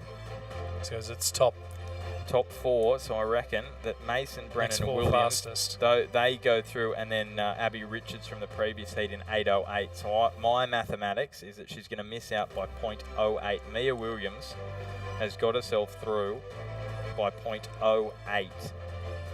Wow, that's about as tight as you can get. That is the new progression system. Moving on to the open lightweight men's single sculls. Lane 1 from North Esk, Sam Casey. Lane 2 from Mercantile, Jordan Roberts. Lane 3 from the University of Western Australia, Ethan Bromley. Lane 4, Oscar Birtwhistle from North Esk Rowing Club. Lane 5, Matt Ricard from Black Mountain Rowing Club. Lane 6, Nick Ziggiter from Banks Rowing Club. Lane 7, Oliver Cliff from the University of Western Australia. And Lane 8, Hin Chong Chiu from Team Hong Kong. And he is our leading sculler as they went through the 1500 metre timing point. Nearly 8 seconds between Chiu of Hong Kong and Ziggiter of Banks. Jordan Roberts sitting in third place, then Cliff, Birtwhistle, Casey, Bromley and Ricard. So it's the Hong Kong lightweights, very, very strong. So as they're coming now towards the final stages, it is going to be our Hong Kong sculler, Hing Chong Chiu, to go through and take the win. This is a race for Lane, so there's just that little bit less concern there. He has represented Hong Kong at the Summer Olympics back in Rio de Janeiro. Yes, and I'll tell you what, he's going to be the man to beat, you would think, based on his performance in this open lightweight men's single scull, because Nick Ziggiter, about 7.5 seconds further back, he won the New South Wales state title. Jordan Roberts in third, Oliver Cliff in fourth, Oscar Birtwhistle in fifth place. I don't reckon he's going to be down there come the final. Sam Casey in sixth, and then seventh place, Ethan Bromley is there in lane 3, followed in by Matthew Rickard from Black Mountain. So Hin Chong Chiu was the first ever Hong Kong rower to win a World Rowing Cup medal, and he won gold in the open lightweight single sculls in Lucerne in 2024. So just need to confirm that name. So that is our final race of the morning session here on day 2 of the 2026 Australian Rowing Championships. So it's been a great morning of racing. The racing coming thick and fast. We had to make up that little bit of ground earlier on. We had the lightning on this morning, so I think between the delayed start yesterday morning, we had the power outage yesterday afternoon, and now we had the lightning. Things come in threes. That's our 3 delays. We're sweet for now. Yeah, I hope I touch wood, and I'm touching wood. I'm hoping that that is certainly the case. All right, I think we're all done and dusted for the lunchtime break, and we'll be back pretty quickly, about 2 p.m. for the next section of racing.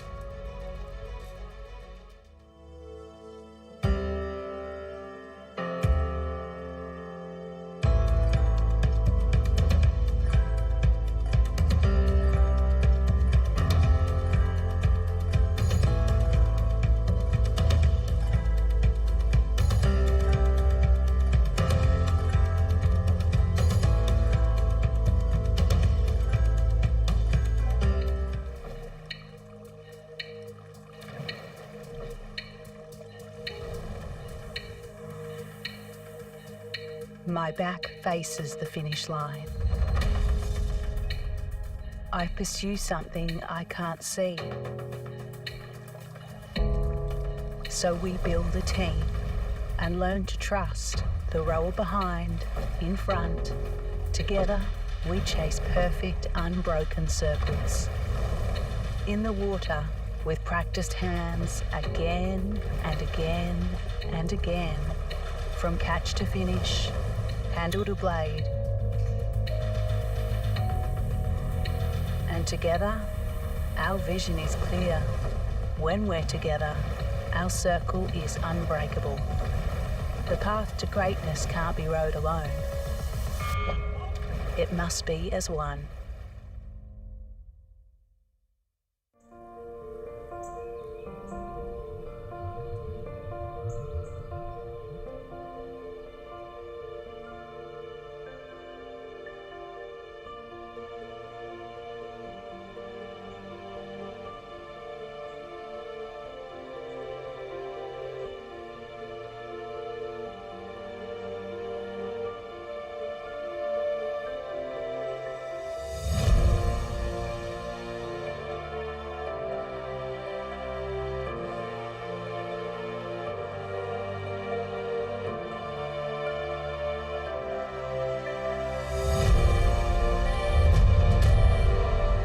Atlas Iron and Roy Hill have come together to form Hancock Iron Ore, a team built on a significant West Australian legacy, founded by a patriotic Australian, Gina Reinhardt, working together to be the best in Australia, for Australia.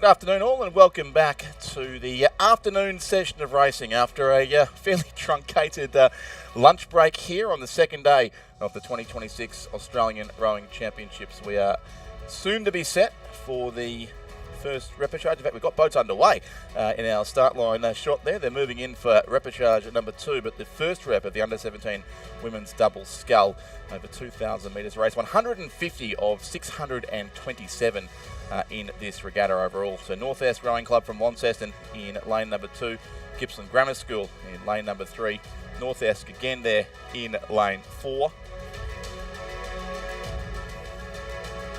High and Adelaide High School, lane number 5.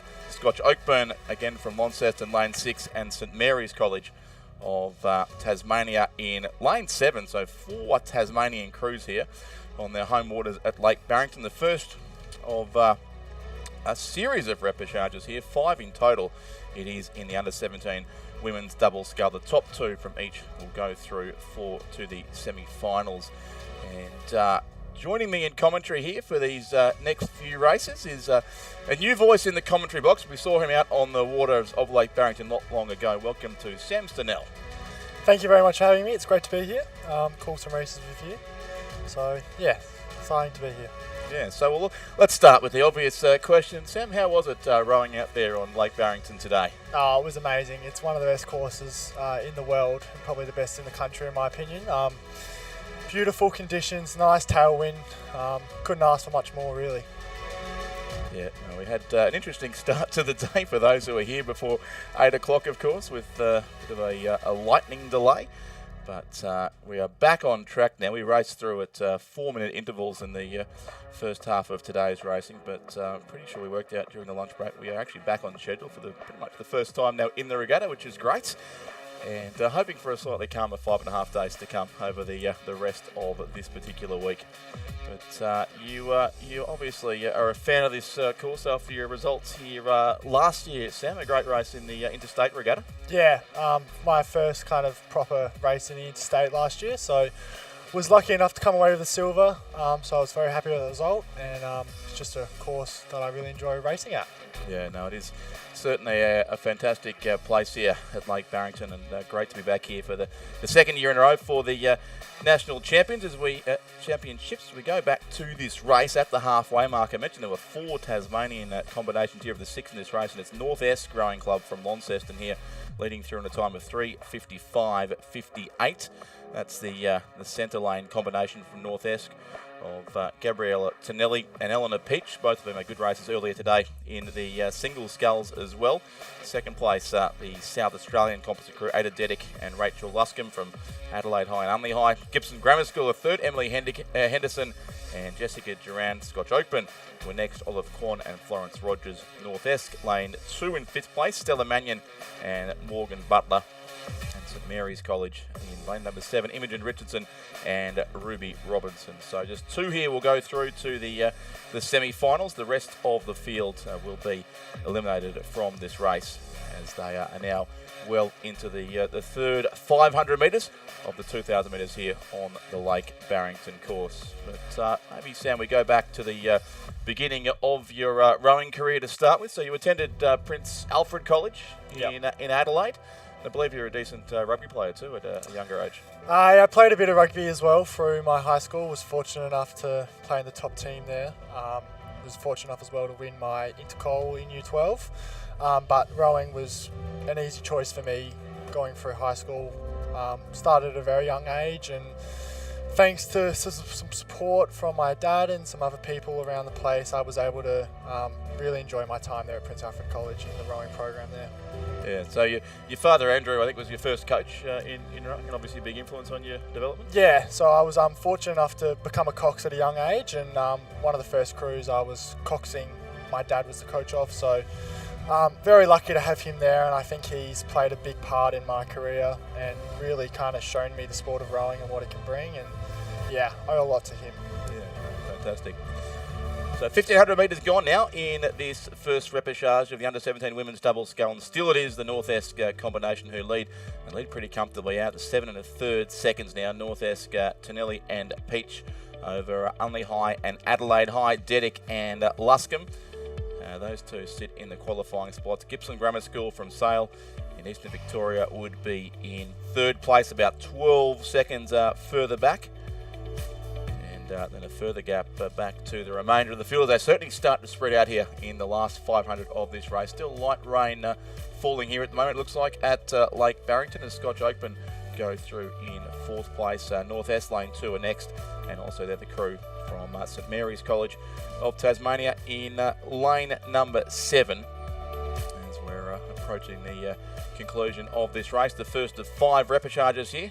Thank you to our umpires there. We can see following the boat down in the high-vis colours there in the catamarans as well, alongside the crew from Gippsland Grammar School in the centre of the course. Certainly unforgiving conditions out there too for our volunteer umpires who do such great work to ensure safe and fair racing across the course here for all on the waters of Lake Barrington. But heading into the closing strokes of this race now, our leaders have about 250 metres to go, and rowing pretty well there too, Sam. That combination from North Esk out in front. Yeah, they're doing a great job, keeping a nice steady rhythm. Really opened up a nice commanding lead, so they can kind of enjoy this last 250 metres as they come into the Red Boys now. In a boat called the Dingon Burt Whistle. Of course, one of the finest rowers out of the North Esk Rowing Club in Launceston. They've got 2 combinations in this boat, but they're into the closing strokes now. About 3 lengths clear it would be from the South Australian composite combination. So a clear win coming up here in the first race after lunch to the combination from the North Esk Rowing Club of Tasmania as they come across now and secure their qualification through to the semi-finals of the Under-17 Women's Double Scull. So Gabriella Tonelli and Eleanor Peach, coached by Trevor Barrett, congratulate each other there as they come across the line. And second, Ada Dedick of Adelaide High School and Rachel Luscombe of Unley High School, coached by Joe Malcolm and Mitch Parker. So they're a clear top 2. Gippsland Grammar School, the yellow canvases there, will come across in third place. Henderson and Durand on lane number 3. Over to the other side of the course, Scotch Oakburn, lane 6 will be 4th. 5th will go to North Esk on this side, lane 2, and 6th place, St Mary's College. So we just about see the conclusion here to race 150 of 627. Out disregard of the first of 5 repecharges in the Under-17 Women's Double Scull. How's the view from up here in the tower, Sam? Oh, it's amazing. It's probably one of the best seats in the house. We're pretty lucky to be here. Yeah, no, it is. Looks a little bit gloomy today, but certainly fantastically calm water out there. Most importantly, a slight wind on the course when you were rowing before? Yeah, had a nice tailwind, kind of pushed us down the course. It was starting to get a bit rough through there, so you had to really make sure you had those blades up and off the water, clearing that water. But couldn't really ask for much better racing conditions out there today. Yeah, no. And just confirmation there of results too in the first repecharge of the Under-17 Women's Double Scull. First place North Esk, 8:02.57, their unofficial winning time, and 7.05 seconds it is back to the crew in second place from Unley and Adelaide Highs, who will both qualify for the semis. There's the view we speak of here, with the camera right above us. In fact, the presentation area front and centre there. They'll be busy from Thursday morning when our National Championship presentations begin. The hospitality area and the Reunion Bar beyond that, which was busy yesterday afternoon during the power outage too. They had power still in the bar, so they were doing a roaring trade at one stage. I'm sure they were. So here comes repecharge 2. Sam, you want to give us the 6 starters in this race? Yeah, but in lane 2 we got Perth College. Lane 3 we got Lorette at Marriotteville. Lane 3, testing me. What we got here? So Leichhardt Composite. Leichhardt Composite. Yep. Lane 5 Radford College. Lane 6 Newcastle Grammar, and lane 7 Bundaberg. So again, looking for the top 2 here to go through from this second repechage.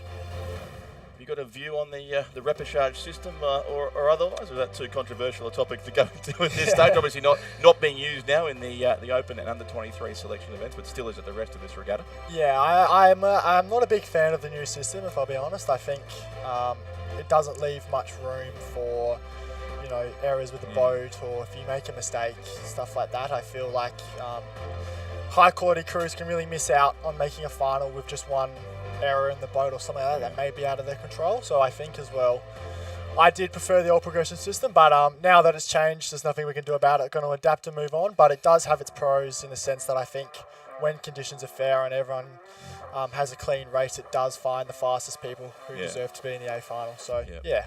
An Olympic gold medalist by the name of Kim Crow would possibly agree with you too after her exploits at the Rio Games. But yeah, exactly right. The system's changed at world level, and obviously the Australian Championships adapting to keep up with best practice happening from around the world. And we've got Loretto Marriotteville here, which is a school from Adelaide.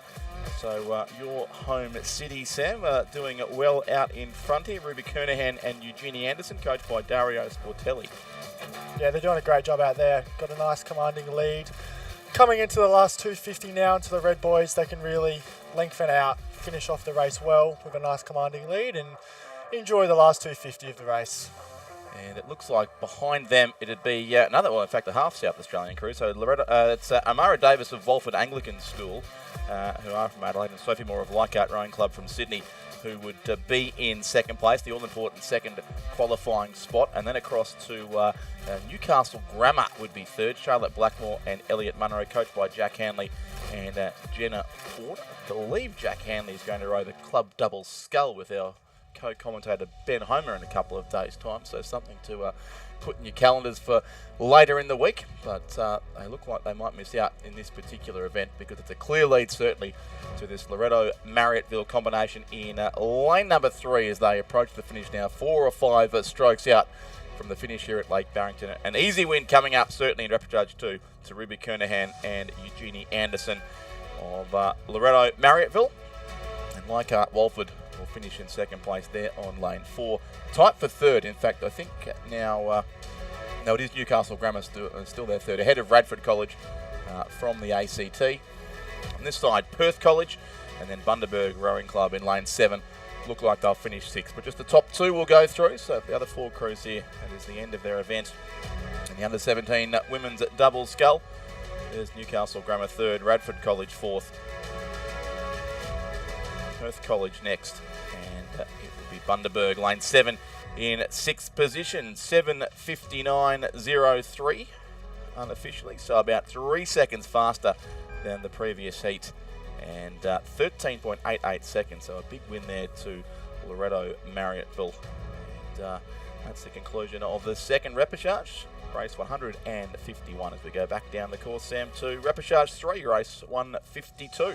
Yep, we got in lane 2 the Pembroke School from South Australia. Lane 3 we got Hunter Valley Grammar. Lane 4 we got the Essendon Composite. Lane 5 got Unley High, and lane 6 we got St Patrick's Townsville Composite.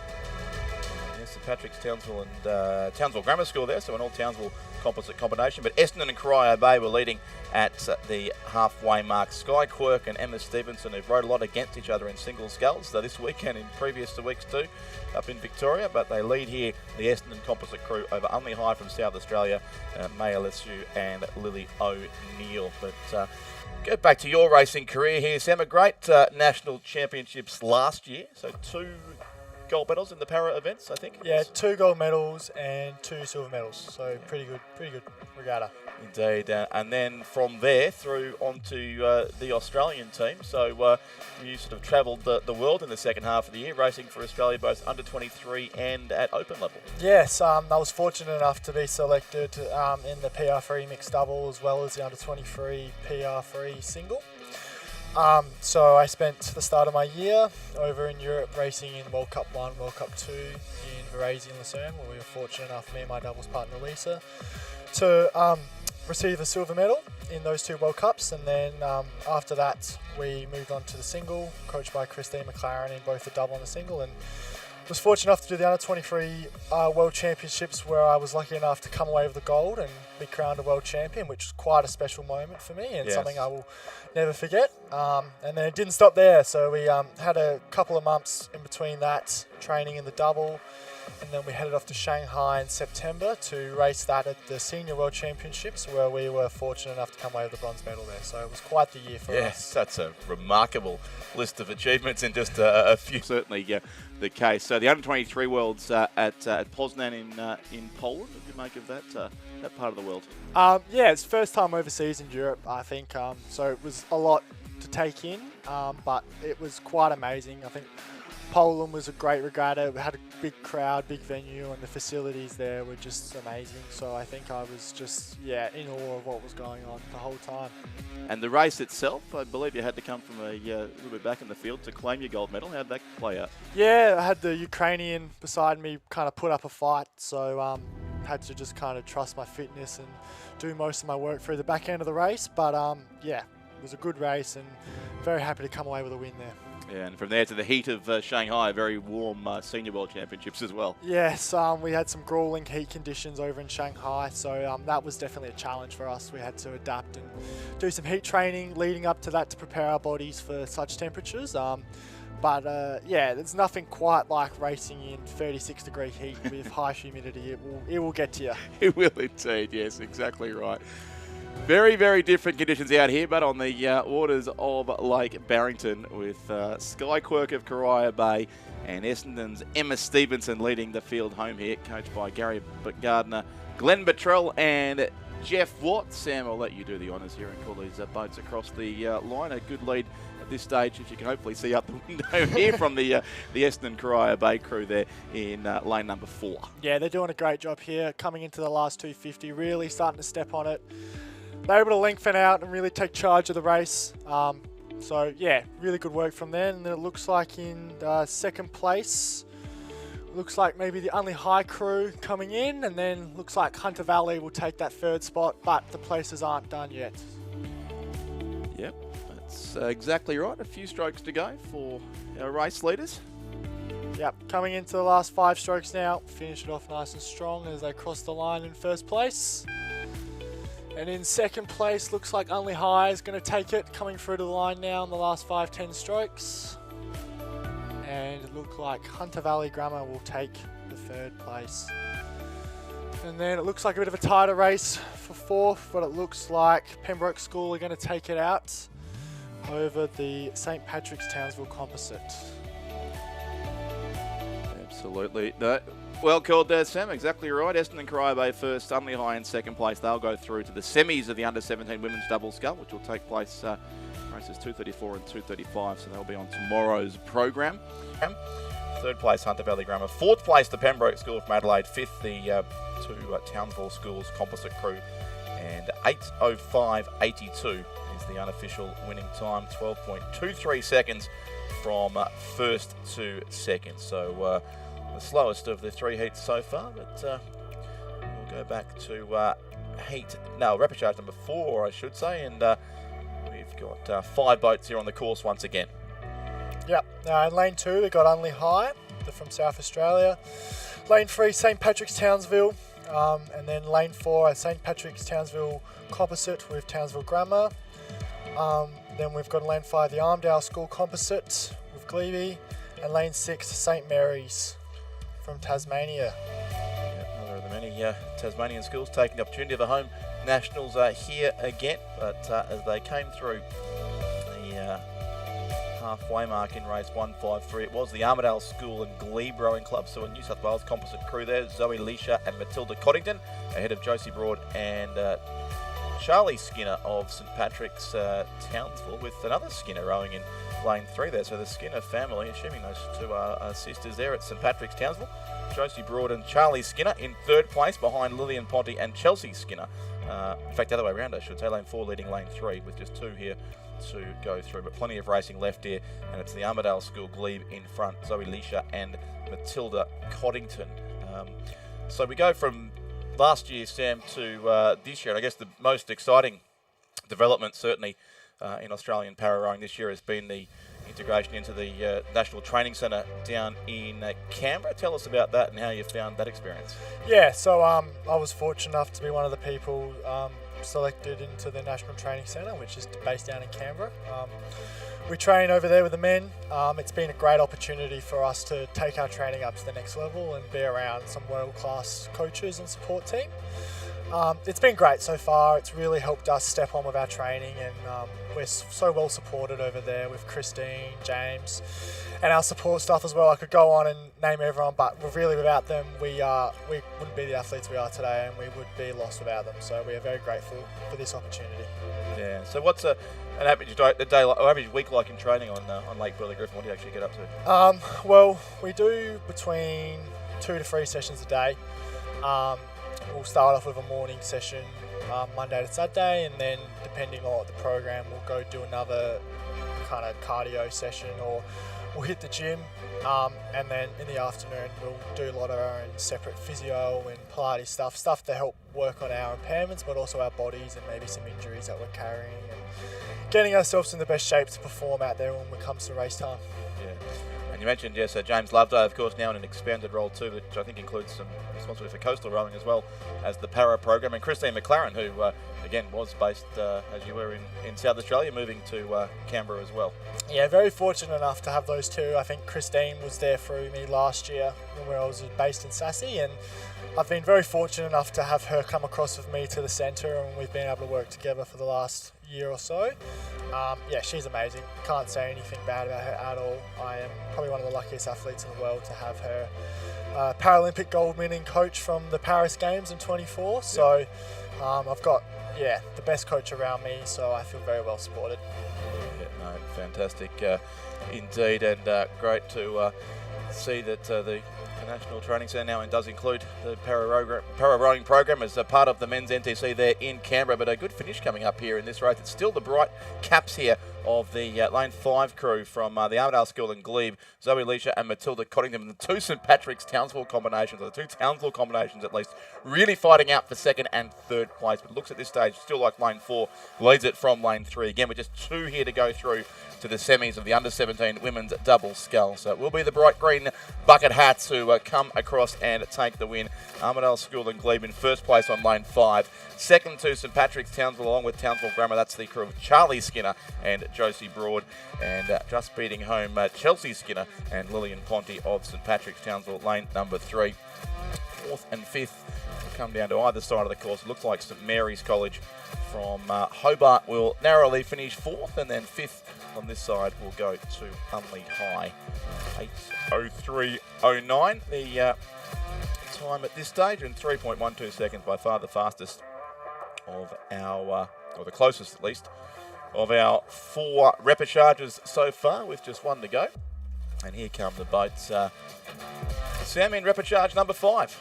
Yep, in lane 2 we've got Perth College.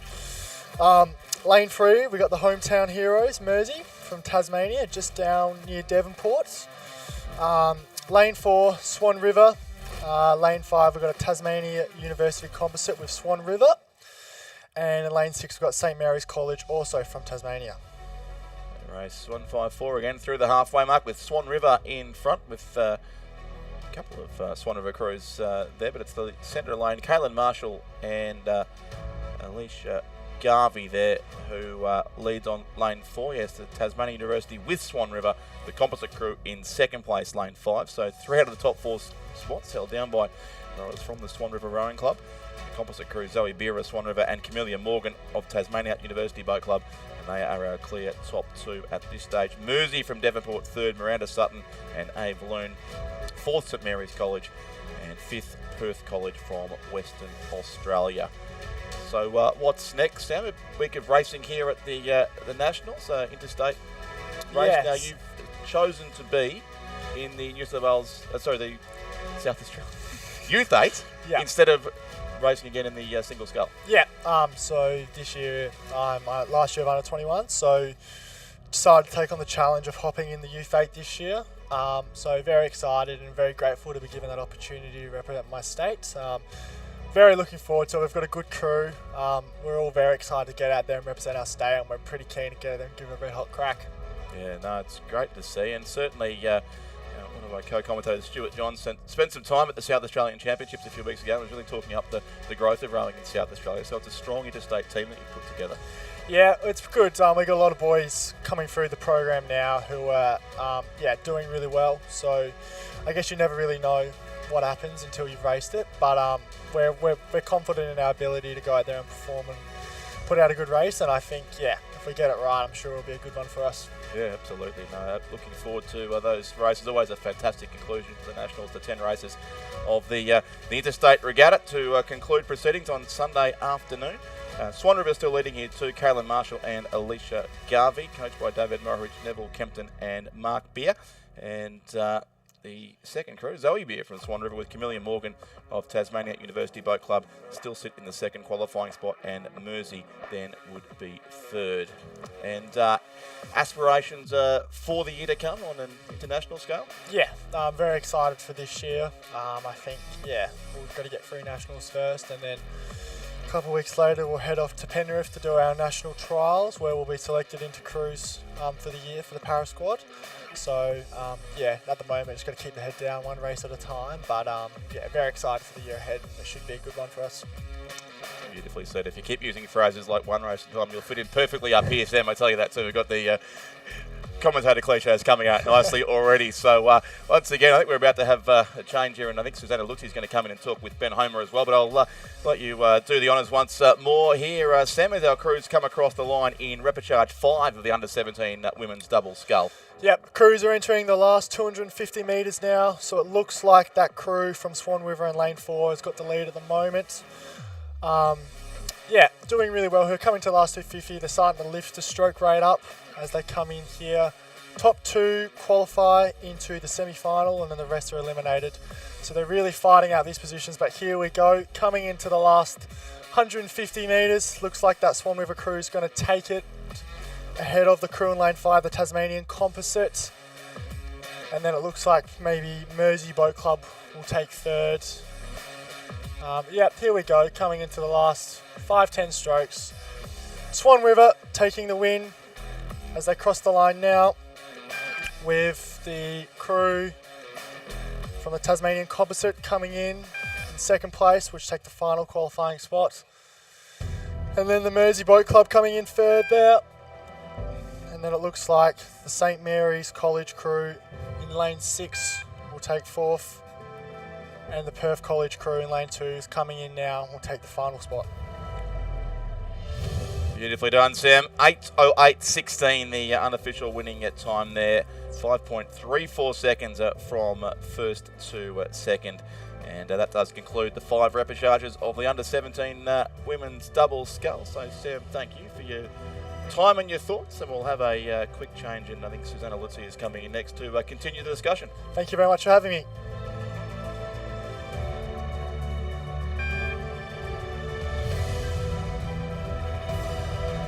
Repechage 1 also underway here in the under-17 men's double scull, and there'll be some shuffling of deck chairs here very soon, but race 155 underway. Geneva Christian College in lane number 1 here. Radford College from the ACT is second. Leichhardt Rowing Club is in lane 3. Rockhampton Grammar School in the Bundaberg lane 4. Radford College in lane 5. Barker College in lane 6. And Swan River Ulverstone in lane 7. And Ben Homer is coming in next to join Susanna Lutzi.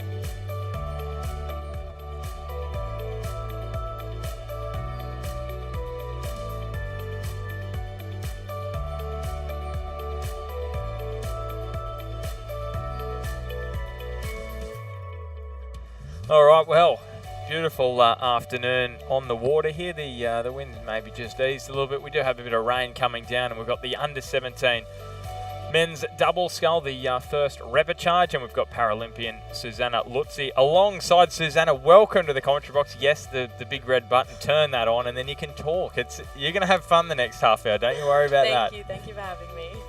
Now, Sam did a top job commentating some races. I think by the end of this commentary stint, we're going to get you there as well. All right. So we're going to have a lot of fun up here, and it's great to have the athletes. Every day we'll be having a few different athletes coming up, and just tell us where you're at the moment. Paralympian from 2024.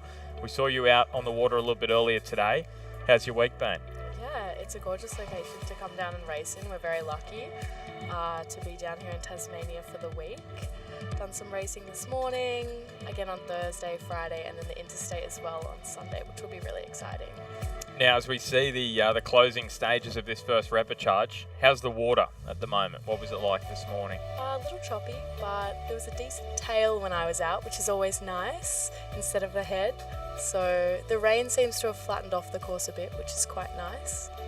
It does seem maybe not quite the same tail that we had a little bit earlier on today. And this first repechage, it was Rockhampton Grammar who were leading the way at the 1500 metre mark. They're sitting there in lane 4. And that is Max Lee from Bundaberg and Archie Becker from Rockhampton Grammar. They're coached by Kimberly Brown and Ashlyn Chapman. And they 5:24.65 they went through the 1500. So we're riding with them here at the moment. So the top 2 go through to the semi-final and the rest eliminated. So they come now into the last 250 metres. It's going to be some kind of battle here for those spots. Lewis Hayward and Jay Irwin from Radford College right alongside the boys from Bundaberg and Rockhampton Grammar. Then it is Barker College, Kobe Neal and William Ryan. They're in the elimination spot as it stands right now, and they're going to have to pull back some ground going into the last 100 metres. It looks as though it will be a bridge too far as the Queenslanders power home in the last 100 metres. So they were pretty level there with the Radford College boys with about 150 to travel, but they clearly take the win in the first repechage with the under-17 men's double. Joining them in the semi-finals, Lewis Hayward and Jay Irwin, and then Kobe Neal and William Ryan finish in 3rd place. And they will miss out on a spot in the semi-final.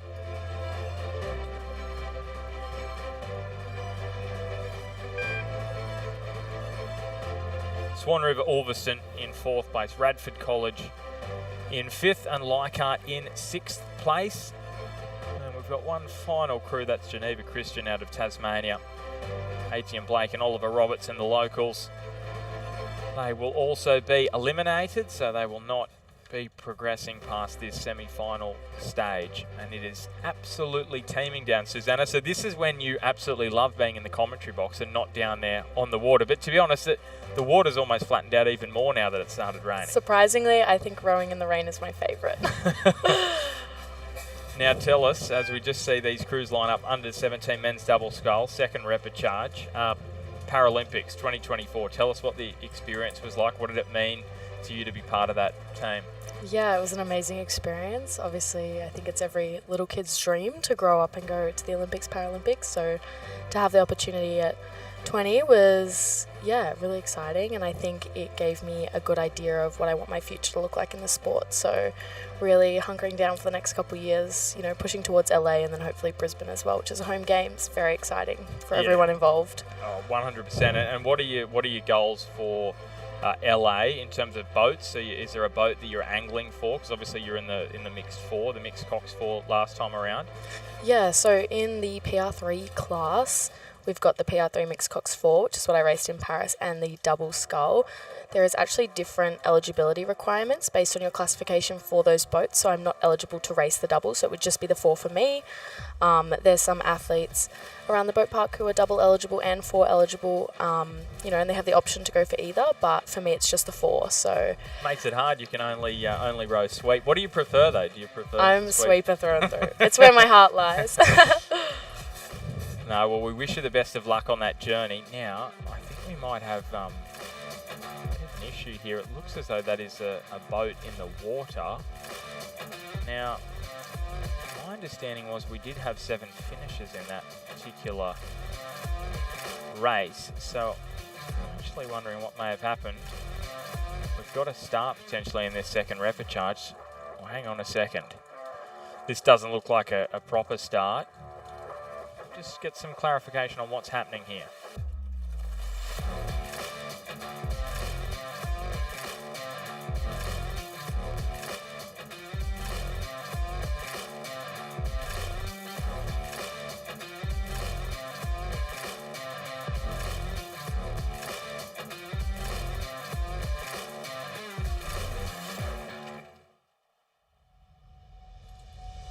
Okay, so we've had a little bit of a discussion up here. We think what may have happened is there's a training boat that's gone across and potentially hit a buoy and flipped over, and that is why this race is going to be delayed for the moment.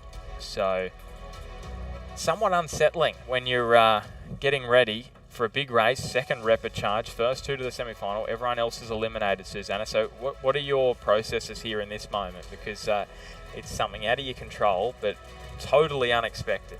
Yeah, I think the best thing to do is really just stay internal, focus on your own race plan, go back to the start, you know, make sure you're thinking about your own race and not letting the things around you affect how you're going to perform. We're just seeing that single getting picked up and taken off the course. I reckon, now that we've got some time, I reckon you can run through the start list of this second repechage, all right? This is your level up moment. Just run through, you go through the names as well. So in lane 1, we've got Hunter Valley Grammar.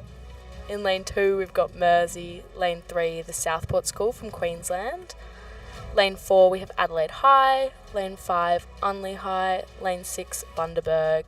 Lane 7's Newcastle Grammar. And in lane 8, we have a Centenary Composite.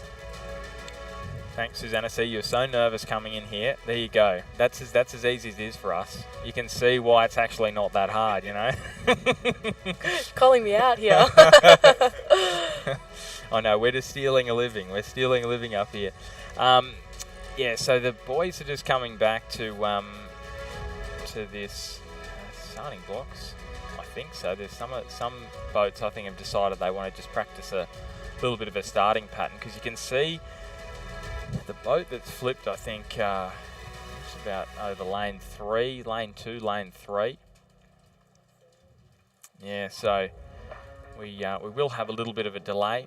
So obviously, if you're still racing this afternoon, make sure you're getting there on time for your race, because it will be caught up. We'll make sure that the times are caught up. I think we're cursed at this regatta, Susanna, because what happens is we get things back on time. Same thing happened yesterday, back on time, and then something else happens. This morning's delay was unfortunate, to say the least, for sure. Well, we had a lack of power yesterday, and there was too much power this morning. So with the electrical activity, just talk us through. So training-wise, how does it progress from nationals onwards, and what have you got over the Australian winter? What does your sort of next 6 months look like? We, as kind of the NTC and those trialling for the senior team, this is a selection regatta, and then in a couple of weeks we'll convene at Cirque in Sydney for final selection trials. Fingers crossed, all goes well. And World Cup crews are announced, and then there'll be a training block into kind of the European summer season and looking towards World Cups in, I think we've got Seville, Plovdiv in Bulgaria, and Lucerne are the 3 World Cups this year, and then obviously Amsterdam for the World Championships at the end of August. So how many weeks / months are you in Europe for? How much does it pan out to be? I think the first tour starts late May, and there's a stint where we come back to the NTC in Canberra in the middle of winter, which is always fun.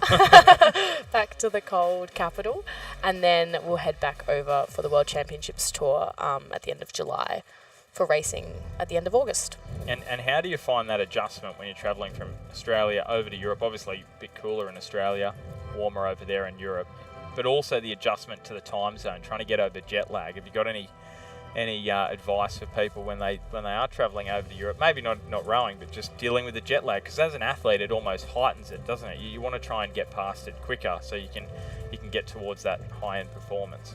Yeah, we're really lucky. We have a great team of physiologists who work with us to kind of go through our flight times and when we're going to arrive. So we have training that's set out to help us overcome our jet lag. We kind of get told when to sleep, when to drink coffee, when not to drink coffee, all these different things that can really affect how long it takes you to get over jet lag. Oftentimes we have a couple days at the start of a tour where we'd be doing couple T1 sessions, set up paddles, some light stuff before we get into race prep and intensity, just to make sure that people get over any sort of lingering sickness from a flight, any dehydration, any jet lag, any sleep issues. I would say I'm pretty lucky. I could probably sleep anywhere at any time. Lots of people know this. So I'm pretty good with coming in, especially from Australia to Europe, being able to sleep first night, easy. On the way back, it's a bit harder, but yeah, I feel like as long as you've got your processes and you follow them, everything kind of pans out. Yeah, some good advice there. And what's your favourite course that you've rode on over in Europe? Over in Europe. And then we'll go worldwide, so then you can Okay. include Australia if you want to put that in there. I think the Paris course, controversial. In terms of conditions, no, but I think just because it was such a special regatta for me, and it was obviously my first games, and it was such an insane experience, and being able to go to and from the village to the course and being a part of something that so few people get the opportunity, it does have a little place in my heart, as much as it's a bit of a bumpy ride from in the boat. But in terms of Australia, controversial, I am a Victorian girl through and through, and I love Ngambie. Oh.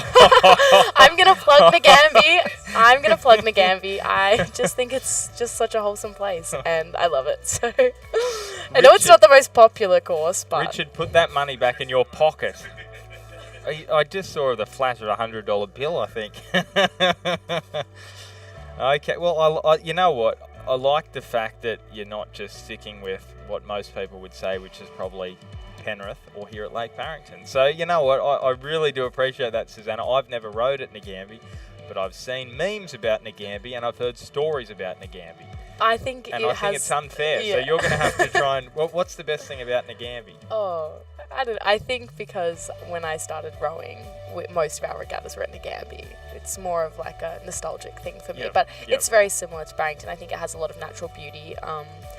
And yeah, I think it's just, there's a great community up there, a very small but very open, friendly community out of the Ngambie Rowing Club, similar to kind of down here in Tasmania, the Tasmanian rowing community. So I just holds a place in my heart, we'll say. Oh, well, you know what? As I said, I like the fact that it's something different, and it's a great reason, because I think that when you're growing up and when you're experiencing something for the first time, that does hold a special place in your heart. Tell us, how did you get into rowing? I actually moved schools, I think in year 10, and my new school offered rowing, and my mum made a comment to me that I have very broad shoulders, so I should give it a go. I was never into swimming, which is another common for somebody with broad shoulders. So yeah, I gave it a go and I just really loved it. And then I was watching the Tokyo Paralympics in lockdown with my friend on FaceTime, and we kind of thought, we were watching the Cox Fours actually, and we thought to ourselves like, we're not sure what their disabilities are, so we did some research and my impairment popped up. I have a club foot, talipes, and it was one of the first impairments to pop up on the list, and we kind of looked at each other like, oh well, like maybe I could classify for para rowing. So it was kind of a very like spur of the moment thing that happened, and I got in contact with the head coach at the time of Rowing Australia, the para program, and we had a chat over email. I met him at a regatta, and then we kind of like took the classification process from there, which was really exciting. So I think myself, like a lot of other para athletes, it comes up, out of the blue and you don't even expect it. But yeah, if you have an impairment, something, an ankle, an elbow, a shoulder, definitely get in contact with the coaches at Rowing Australia. We're always looking for new talent, especially in this cycle. We're really, on a hunt for some new para talent to come through our program. We've got a great group training out of the men's NTC now, which is really great. We've centralised in the past 6 months. So if you want to have a chat, feel free. A bunch of us are wandering around. We'd love for you to grab us for a chat. Or even the coaches, James and Christine, they're always in the boat park around the NTC tent if you're interested in, maybe getting involved in para rowing and seeing if you might have an eligible impairment. Yeah, and talk us too about the fact that the para rowing program has been centralised with the NTC, because you can see the depth of talent now. Like, it has just increased exponentially. So what impact has that had on yourself, but the other athletes, the fact that you're part of that program now? Yeah, I think it's really great to see. We had a massive field of women's PR3 scullers at New South Wales. We had 14 entries, which was 2 full heats into a final, which has never been seen before. So it's definitely exciting to see the sport growing and to see more people getting involved. It also helps to really push on the competition and really push all the athletes on. The centralisation at the NTC has been a great opportunity for us to get involved with the men, with the women, and really, get together and work on our boat speed as a team instead of individually in our home states, which is really exciting. And as we know with rowing, the more time you spend together in the boat, it has quite an impact, especially in sweep rowing as well. We're just having a look there at the start line.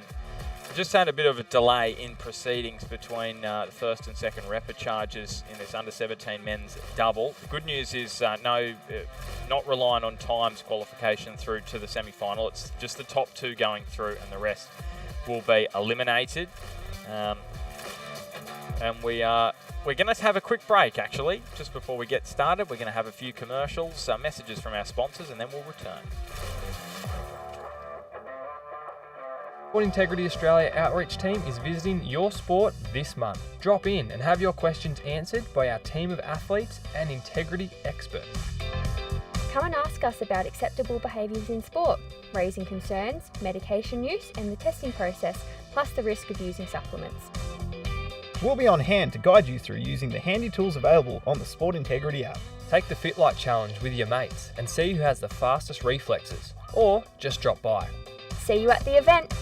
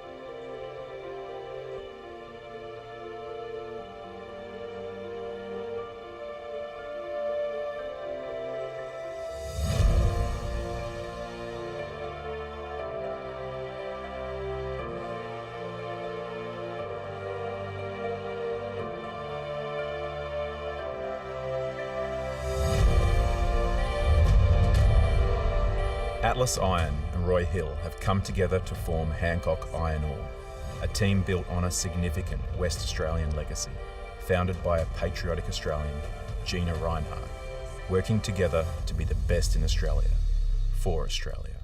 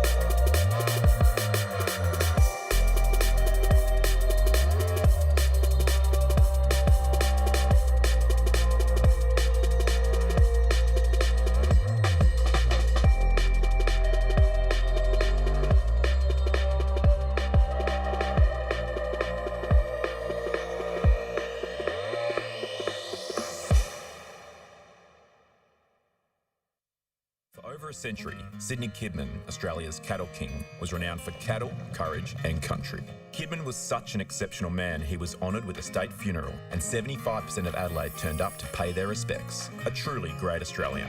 Today, Kidman carries that proud legacy forward with Australian boots, hats, clothing and beef. Kidman boots are crafted from premium Australian leather with a soft cushion core, our clothes from the finest cotton in Australia, and custom hats handmade in Tamworth.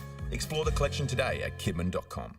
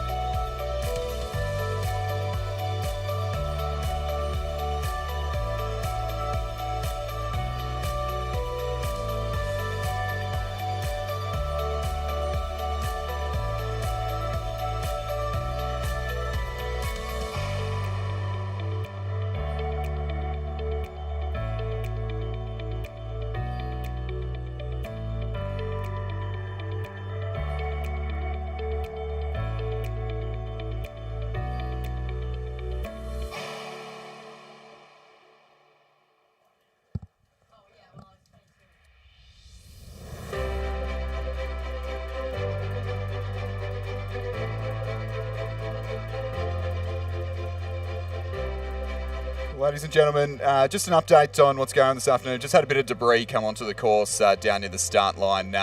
Our fantastic boat race officials are working to clear it as soon as possible. We're hoping to be back racing in sort of the next 10-15 minutes or so. So please stay tuned if you're watching at home on the live stream, or if you're here around the grounds, and we'll let you know if there are any changes to be made, but we'll try and get things caught up as soon as possible.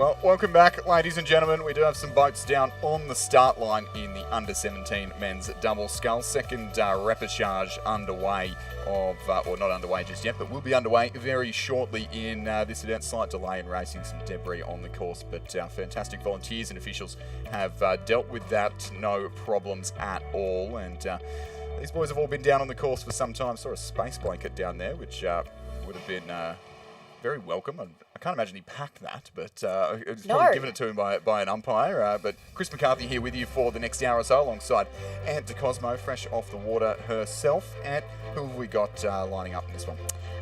In lane 1 from Hunter Valley, we have Fergus McCormack and Thomas Graham. In lane 2 from Mersey, we have Tyler Westcombe and Nicholas Pappas. In lane 3 from the Southport School, we have Oscar Durnham and Drew Galley. In lane 4 from Adelaide High, we have Kobe Keane and Andreas Belfry. We saw him race the scull earlier. In lane 5, we have from Unley High, Xavier Anders and Finn Torek. In lane 6 from Bundaberg, we have Jaden Van Ruyen and Stanley Marsh. In lane 7 from Newcastle Grammar, we have Connor Scott and Mark Avery. And in lane 8 from Centenary, we have the composite of Mahi Slit and Tristan Dudgell. Yeah, and we're going to get the probably rare privilege of at this stage of racing of following this race the entire way down the course. So all lined up down there on the start line. A little bit of a different starting setup down there, and isn't it, compared to most of the places we raced, doing a little floating pontoon? Yeah, I quite like it because of the way you have to go into the warm-up area and then they filter you on the course. It's not the same. You miss that bank up. You're not sitting there watching all the starts. You're kind of a little bit out of the way, aren't you? Yeah, exactly. And I think the flow of traffic up at the start line is quite a good one. It can be a little bit funny though if there's a big headwind. You sit there behind the start and you kind of don't know how bad the conditions are getting, if it's getting a little bit windy. I know because my one race here was a shocking headwind. I think we did 6:30 in the Club 8. We thought it was going to be maybe okay when we were lining up there at the start. And, surprise, surprise, it was not okay. Not good. Not good. But all crews off to a fairly safe and even start across the board there. Beautiful conditions down here this afternoon. Just a light spattering of rain, Ant. Yeah, but that means flat water. So that's, you can get a bit wet, a bit cold, but flat water really does help the racing conditions. And I know this is repechage 2 of the under-17 men's double, so first and second here will progress through. Flat conditions definitely help it when you're racing for those spots. Yeah, just tell me as well about this is a 45-minute delay, unfortunately, or maybe a little bit less if we were slightly behind before, but around a 45-minute delay. I think we saw them maybe get a chance to go for a little paddle back and forth and all the rest of it. But down there in the rain, 45 minutes of sitting mostly still, you're not very well prepared for the race. What are you doing to sort of make sure that you are ready for the starter's buzzer? You want to keep moving. You want to stay warm. So in this situation, this is really good where they let them back off the fingers and the boats and the boys can sort of go row and stay warm. You won't be doing massive pieces or anything like that, but just doing enough to stay lightly sweating and keeping your muscles warm. The worst thing, and it's the same thing when you're sitting in the heat sometimes at Cirque, the worst thing is to let yourself get cold, because then you get through the race and you get that burn in your lungs or your throat and your body's just not quite prepared for the shock you're about to present it with. Exactly. Everything that's flowing around your body doesn't really flow very easily when you're not warmed up and ready. But it's a good first 500 for the South Australians here in the under-17 men's double. Unley High, Xavier Anders and Finn Torek leading Adelaide High's Kobe Keane and Andreas Blefari. But as we said, Ant, I think you can probably make it through that first 500 if you haven't managed yourself very well in that little break. You won't make it through the second 500 though, will you? So we'll wait and see how it's going to unfold. Bundaberg as well, Jaden Van Ruyen and Stanley Marsh, the red boat, the yellow Zooties you can see on the far side there. So that's Unley in the dark blue and light blue stripes. And then the yellow hats is Adelaide High with the number 4 on the bow. And that was yellow Zooties on the far side. So 3 crews starting to break free. We'll just wait for them to come level with us and just there may be a crew hiding there, but it looks like those 3 crews look to be our top 3 contenders at the moment. Adelaide High moving in front of Unley High, the early race leaders, and Bundaberg still almost just within striking distance. Top 2 through to the semi-final and the remainder eliminated in this repechage of the under-17 double scull. probably a good thing that there are repecharges as well for this event, Chris, because with time-based, having a 45-minute break from one to the other, it can be quite tricky and change the circumstances depending if the wind changes or your conditions change. So Of course, sorry I said we need to rerow the Open Women's Single because of it. So, that has saved us in that circumstance. Such a busy regatta would be tough, but not a worry here for Adelaide High of Kobe Keane and Andreas Lafari, Noah Buxton and Joe Malcolm, the coaching duo. Joe Malcolm, having, as I mentioned earlier this morning, has joined us a number of times on the Rowing Down Under podcast, which I think we might do an episode tonight. I think a bit's gone on the last couple of days. We haven't told Stuart yet. Heaps has happened. But I think we might do an episode tonight, so keep an eye out wherever you get your podcast. That's the Hunter Valley Grammar School combination there in the rainbow colours. Fergus McCormick and Thomas Graham. And then next to them, the locals from Mersey, Tyler Wescombe, Nicholas Pappett. And our race leaders from Adelaide High there in the fluoro caps. And so just the backs of the Bundaberg combination there, who just dropped back a little bit further at the 1,000-metre mark, but still certainly right in it. And I'd say even where we're sitting, Adelaide High maybe not quite as far out in front as we thought they may have been at this stage of the racing. Just see their oars there. A 1.6 of a second there between, at the moment on the screen, between third and second. It's really not, I wouldn't call that a safe distance at this point. Absolutely not, absolutely not. No, I thought Adelaide High had a bit of momentum in the early stages there, starting to sort of push out in that second 500, but looks like that momentum has been arrested, and I would say from where we're sitting, I think Bundaberg look in a pretty good position here, just from these camera angles. Can't give you a definitive answer on exactly where they're sitting, but my best speculation is that all three crews are still with a shot for a spot in the semi-final, and I'd say that speculation still tracking reasonably well. So it is still Adelaide High, but have not broken clear. Bundaberg moving up into second place, but only less than a third of a second ahead of Unley High as they battle for a qualification spot in the semi-final. So only two crews to progress, and at the moment there are three crews in with a shot, and there's going to be probably some very disappointed faces in about a minute and a bit's time as they come steaming down towards the line. Gosh, it's close. It's close for that second spot. Is. I think Bundaberg have a bit of momentum here. Unley High they'll need to respond now if they've got anything left to improve on a third place finish if they want to make it through to the semi-final. Bundaberg, I think they're not content on just making it to the semi-final. They're starting to move away from Unley High, and they'll give Adelaide High a good challenge here. And indeed, really starting to knock on the door of Adelaide High, just probably less than a quarter of a length back. And Unley High fading now in the last 250 metres, certainly not insurmountable. They have responded, have the boys in the blue stripes from Unley High, but have they done enough here to keep themselves in a position where they can respond and can overtake Bundaberg once again? We've already seen several changes of the lead and several changes of second and third place, and here come Unley High, absolutely storming towards the finish. Xavier Anders and Finn Torek, coached by Olivia Santes, who has done a very good job with this crew, evidently, to inspire them to think they can do it in the closing strokes. Whether they can still remains to be. Here comes Bundaberg. Bundaberg has responded there. I don't think Unley High have got anything left in the tank to overcome that. There is Adelaide High, will take the win. Bundaberg been asked lots of questions all the way down the course. They've responded well every single time.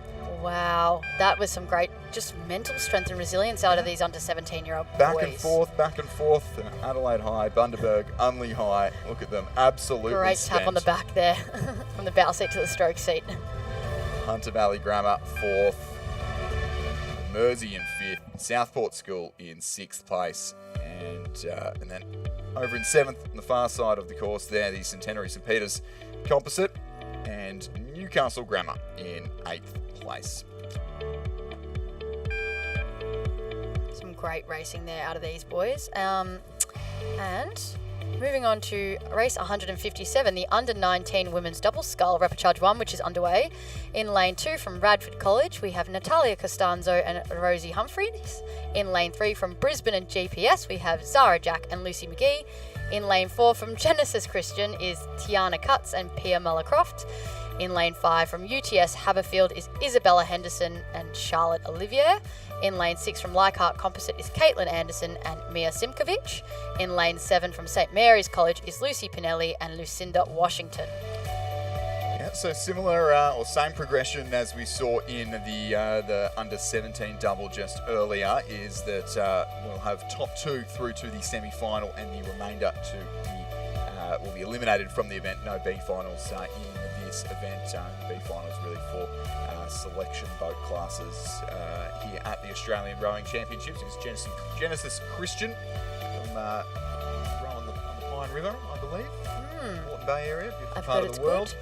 It's on my bucket list to row. Running second, Radford College third, and the Leichhardt Torrens Composite in fourth. But our top 2, Genesis Christian and UTS Haberfield, starting to streak clear of the field. It was they were pretty much locked bow ball to bow ball at the 1,000 metre mark, but 7.5 seconds back to the rest of the competition. So those two will be looking to prove a point here. We'll see UTS Haberfield, Isabella Henderson, who's had a row down, both these guys, a couple of rows down the course in the under-19 women's single scull. And Isabella Henderson under the guise of the Armidale School, and it does look like it is that UTS crew over in lane 5, the slightly further away crew, has just managed to get their bow ball in front. Jeez, it's not convincing though. It's very close. Only a canvas in it for Henderson and Olivier. I dare say Sam Fennessy, their coach, they would be pulling his hair out of that margin. Yeah, that's certainly cause for a little bit of stress, and well, I mean, they're both going to make it through to the final, it looks like, but having a good race of it. Maybe Sam Fennessy wants them to conserve a little bit of energy. They've had a busy racing schedule. Massive program. A lot of these girls have such massive programs. We see them in a couple of different sculling events and doubling up. Few things, big programs. Yeah, exactly. Especially when you have to race repecharges and everything as well. Yeah. It's an extra race that I'm sure most would rather avoid. But I see Genesis Christian there, Tiana Cutts and Pia Muller-Croft, coached by Nigel Stubbs. And they seem pretty there and not quite easing off the pace just yet. And they're still in contact with, we see through the 1,750 metre mark, they're still within half a length. So I think if they wanted to turn off on the afterburners here, they probably would have something in reserve to try and overturn this UTS combination. But I think UTS, Olivier and Henderson are probably pretty keen on taking the win in this one. Almost hard to recognise Isabella Henderson in there without the fluoro cap of the Armidale School, the fluoro bucket hat, but donning a couple of different colours here this week. Definitely swapping hats depending on the boat. Exactly. And we saw the younger of our Armidale School representatives doing a composite crew earlier on, and she had her Glebe clubmate with the fluoro bucket hat on as well, and shared it around, which was great to see. But it is going to be this UTS combination. Both of these crews just starting to ease off towards the line, not spending any more energy than they need to. UTS first across the line, Henderson and Olivier Cutts and Mia Muller-Croft for Genesis Christian in second place. And then back it'll be the Torrens and Leichhardt combination for third. They will be eliminated from the event, as will Radford,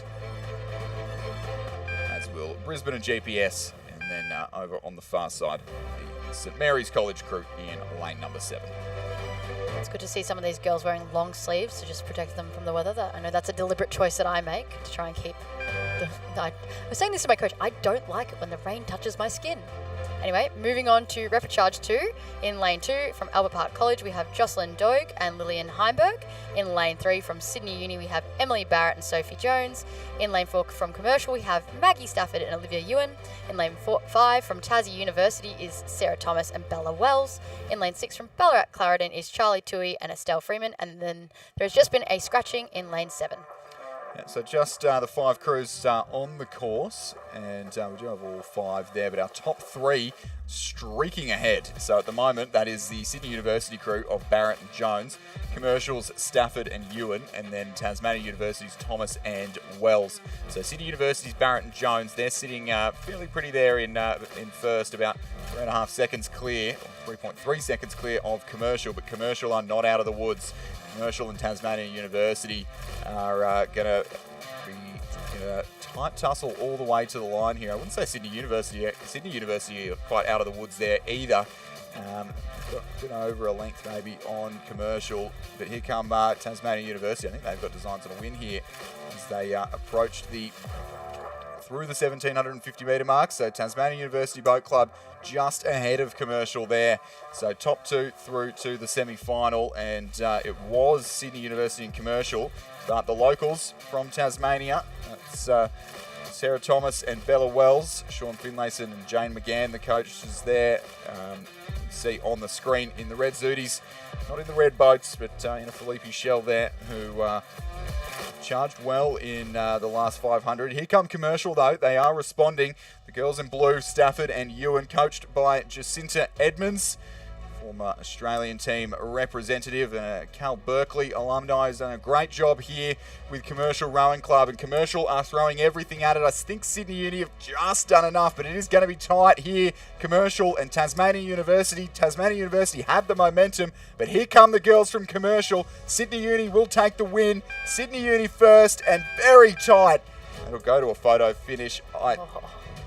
I'm hesitant. I'm hesitant to say.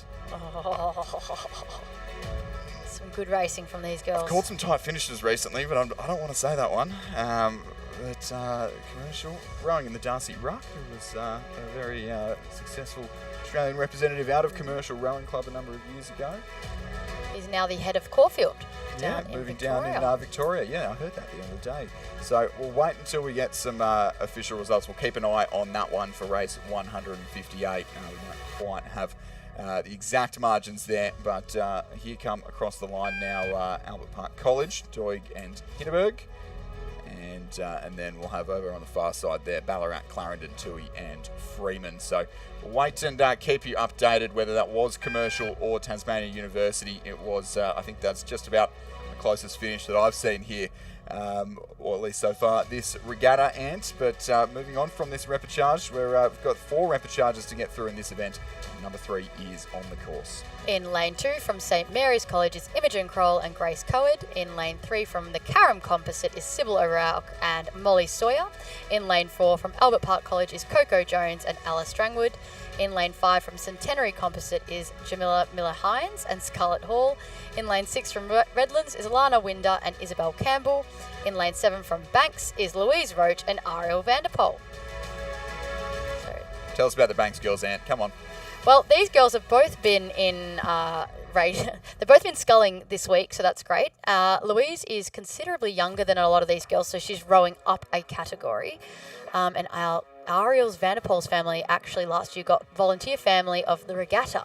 So her whole family here is down here again volunteering. That's what we like to see. Yeah. If you're down here and you're just watching all day, you can get involved. You can get a couple of T-shirts for your trouble and a water bottle and all the rest of it. You don't have to pay entry if you're here to watch your kids. There is so much that we need volunteers for, and it is a great time. Good perks with it, good little lunch with it as well. So I'd love to hear that we've got some good supporters here at Lake Barrington. It was Redlands through the first 500 metre, or through the, and that's not 100% right there on the screen. So repechage 3, because we're waiting on the screen for the previous results there. But we've got 3 crews starting to break free of the pack as we approach the 1750 metre mark. So the Carrum Composite, and then Molly Sawyer we'll see later in the week as well from Carrum. She'll be rowing with those girls from Banks in a youth quad. So Redlands over there on the far side of the course, Winder and Campbell. And then just to their right is the Centenary Maroochy River Composite, and Carrum Composite are right in it as well. Redlands leading here for a shot at a semi-final. You can see the very distinct colours of the Karam Zudi with Molly and Stroke seat there. It's that fluoro green colour. Bright colours from Karen. Very, very hard to miss, even in such dark and gloomy conditions as we've got here at Lake Barrington today.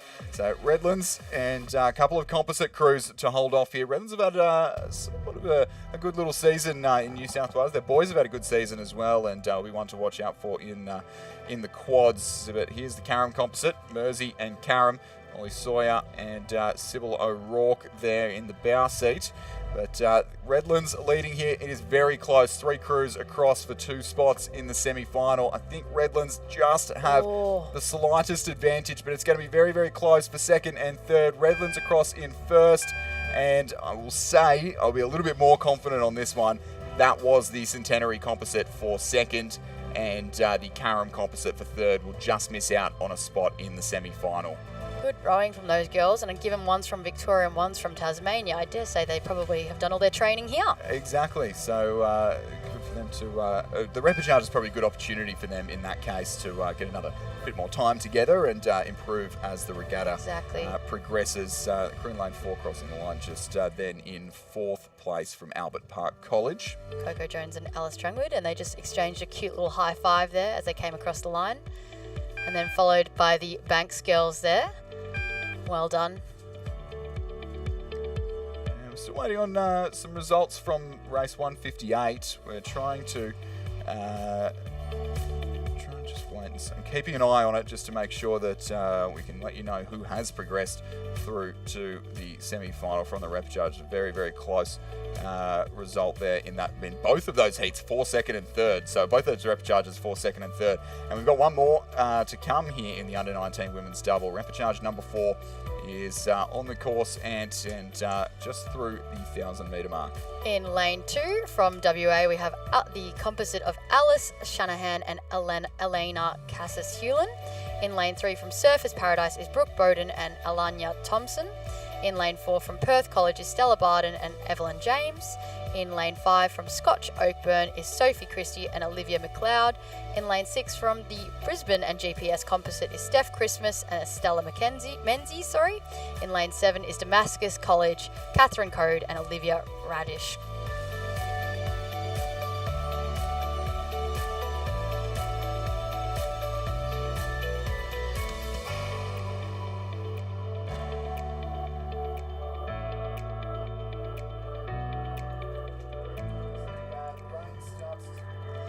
So as the rain starts to intensify, I'm turning on Ant's mic instead of my own. It will be a little bit confusing. Don't hit the red buttons if you don't have to. Yeah, exactly. It certainly is easier if we just talk, which I think we're reasonably good at here. But it's still not certainly not defined here as in the last repechage. Much like we've seen in the second and third repechages, which will keep us updated on results here. Don't have any timing coming through at the moment, so we'll do our best to keep you informed at the moment. So the crew from the Perth College.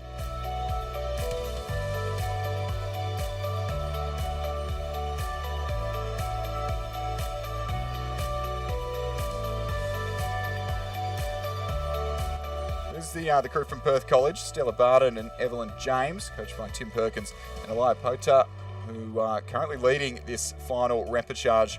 Scott Oakburn there to their left. The locals, Sophie Christie, Olivia McLeod, Abby Butcher and Zara Burgess and Brendan Long, the coaching team there. And then on the near side of the course, the West Australian composite with Loretto College Marriotteville. So probably another, I would say another crew that maybe hasn't trained together before they came down to Lake Barrington, with Alice Shanahan from Loretto College Marriotteville, Elena Casas-Hewlin from the West Australian Rowing Club, and they're still in the hunt for a semi-final berth here in the under-19 women's double scull. This event's been great over the last couple of repechages, Ant, and certainly still delivering as we get to the 4th and final repechage here of the event. It has been a massive battle for second place over the last ones. It's been very hotly race. Yeah. And we're going to see it again here, because here come we need Richard's binoculars on the go for half this stuff, I reckon. The WA and WA and South Australian comp composite, who are throwing everything at it.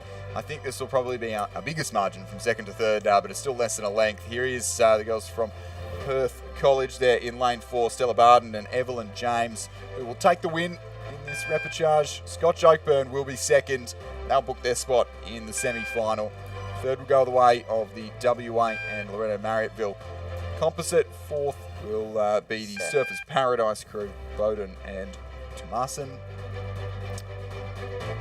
Just a little bit back there to the Brisbane and GPS composite of Steph Christmas and Estella Menzies. And then the Ballarat locals there on the far side, our Victorians, Catherine Code and Olivia Radish.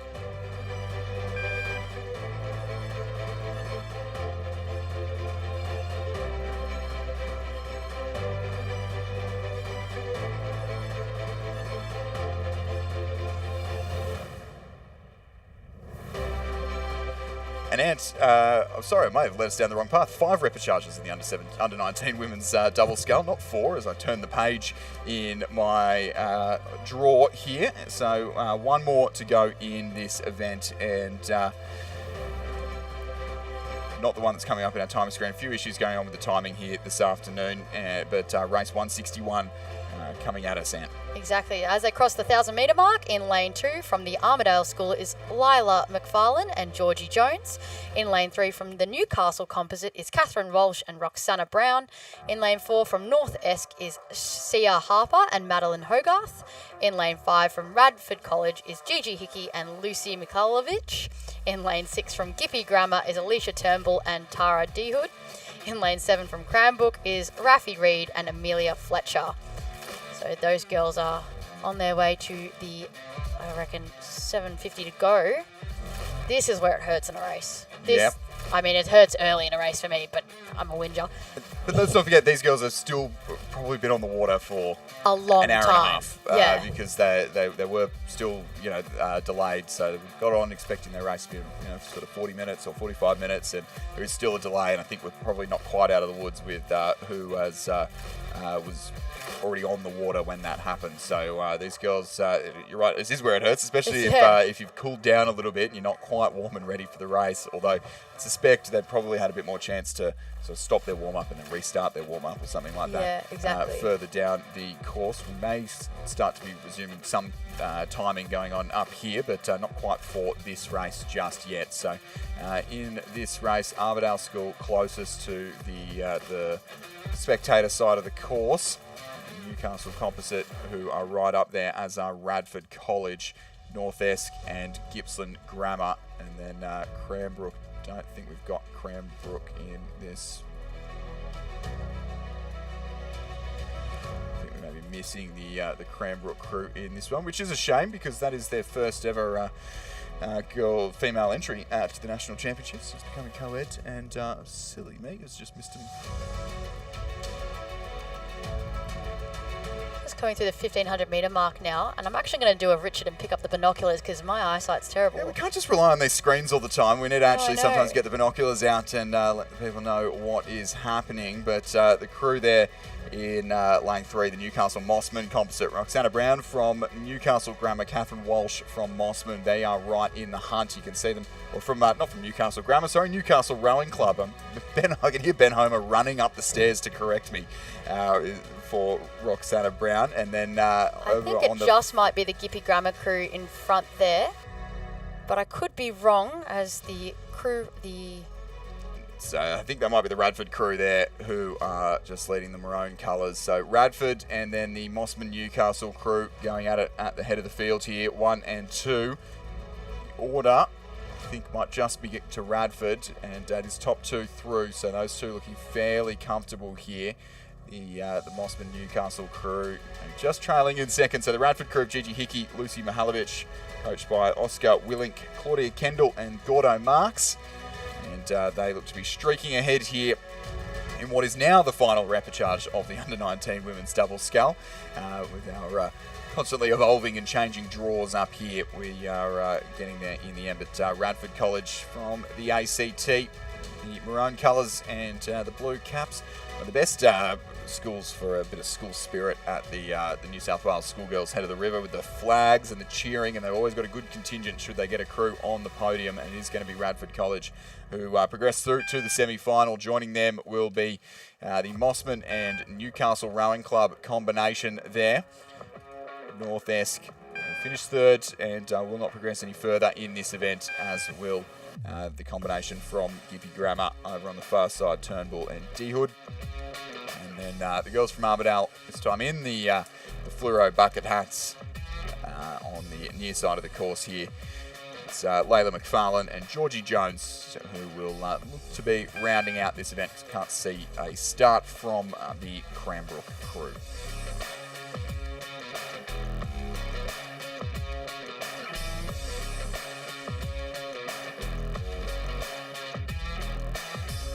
So from the women's onto the men's, we've got a few repechages of the under-19 men's double scull coming at us now.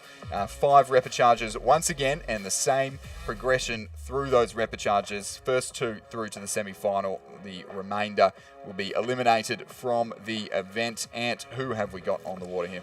In lane 2 from Genesis Christian is Josh Hickey and Toby Sunderland. In lane 3 from the Leichhardt Composite is Caden Simmons and Peter Simkovich. In lane 4 from Corio Bay is the Bailey brothers. In lane 5 from Manning Valley Anglican is Olivia Sampson and Hayden McPhillamany. In lane 6 from the Canned Composite is Riley Hibble and Charlie L. And then in lane 7 from New Norfolk is Jackson Smith and Jasper Jennings. And here we go, Ant, for the brothers from Corio Bay, Taj Bailey and Xander Bailey. Yes. Practicing a few early square drills, or maybe they just look up to Scotch College, and that's how they base their technical model. But looking very comfortable in the lead of this race for sure. These boys have been a favourite all season, and these guys are Geelong locals, coached by Jeff Watt. So no surprise there to see them up and about leading as we come to the 250 metre to go mark. Very competent scullers, and not surprised when they get in the double together, same thing. But you're right, Chris, there is a bit of a early square action going on. Yeah, so just having a look to see where they ran in the heats, because I know they are one of the quicker crews in this competition. So they were behind Bradell and Parker, the Fremantle and St Augustine's combination. But they were actually posted the second quickest time in the heats by a long way, did the Bailey brothers. So certainly will be one of the favourites for a medal. I know they had a medal in the schoolboy double last year here at the National Championships, and moving up to the under-19 category, and every bit the chance of adding to that medal tally. So top 2 through to the semi-final. Challenge being mounted there to the boys from Manning Valley Anglican. I think it will be Manning Valley Anglican, which kudos to you, Ant, is always catches out a new commentator, Manning Valley Anglican. But Corio Bay with the win there. Yeah. Taj and Xander Bailey cruising to victory, and here comes Manning Valley Anglican. Oliver Sampson and Hayden McPhillamany through to the semi-final. The remainder of the crews will be eliminated from the event. That'll be New Norfolk, the locals Smith and Jennings, Hibble and L from Canned and Townsville JCU, and then Simmons and Simkovich from West Australian Rowing Club and Leichhardt, and then Genesis Christians, Josh Hickey and Toby Sunderland.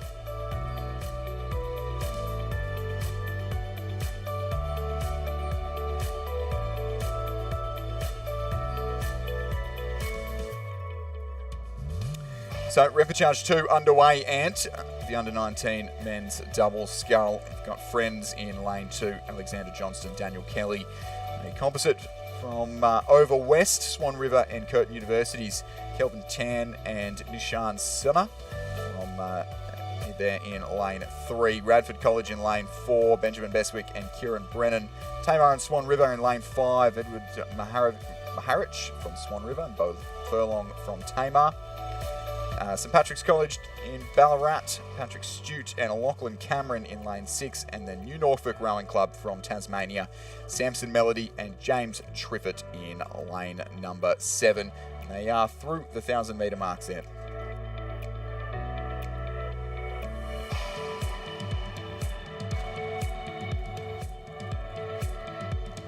good to see some Ballarat representation here as well. And just noting that that Friends crew have made the journey up from Hobart. So good to see those guys. I often see the people from Friends, or students from Friends, coming over to make the journey to Melbourne for the Head of the Yarra.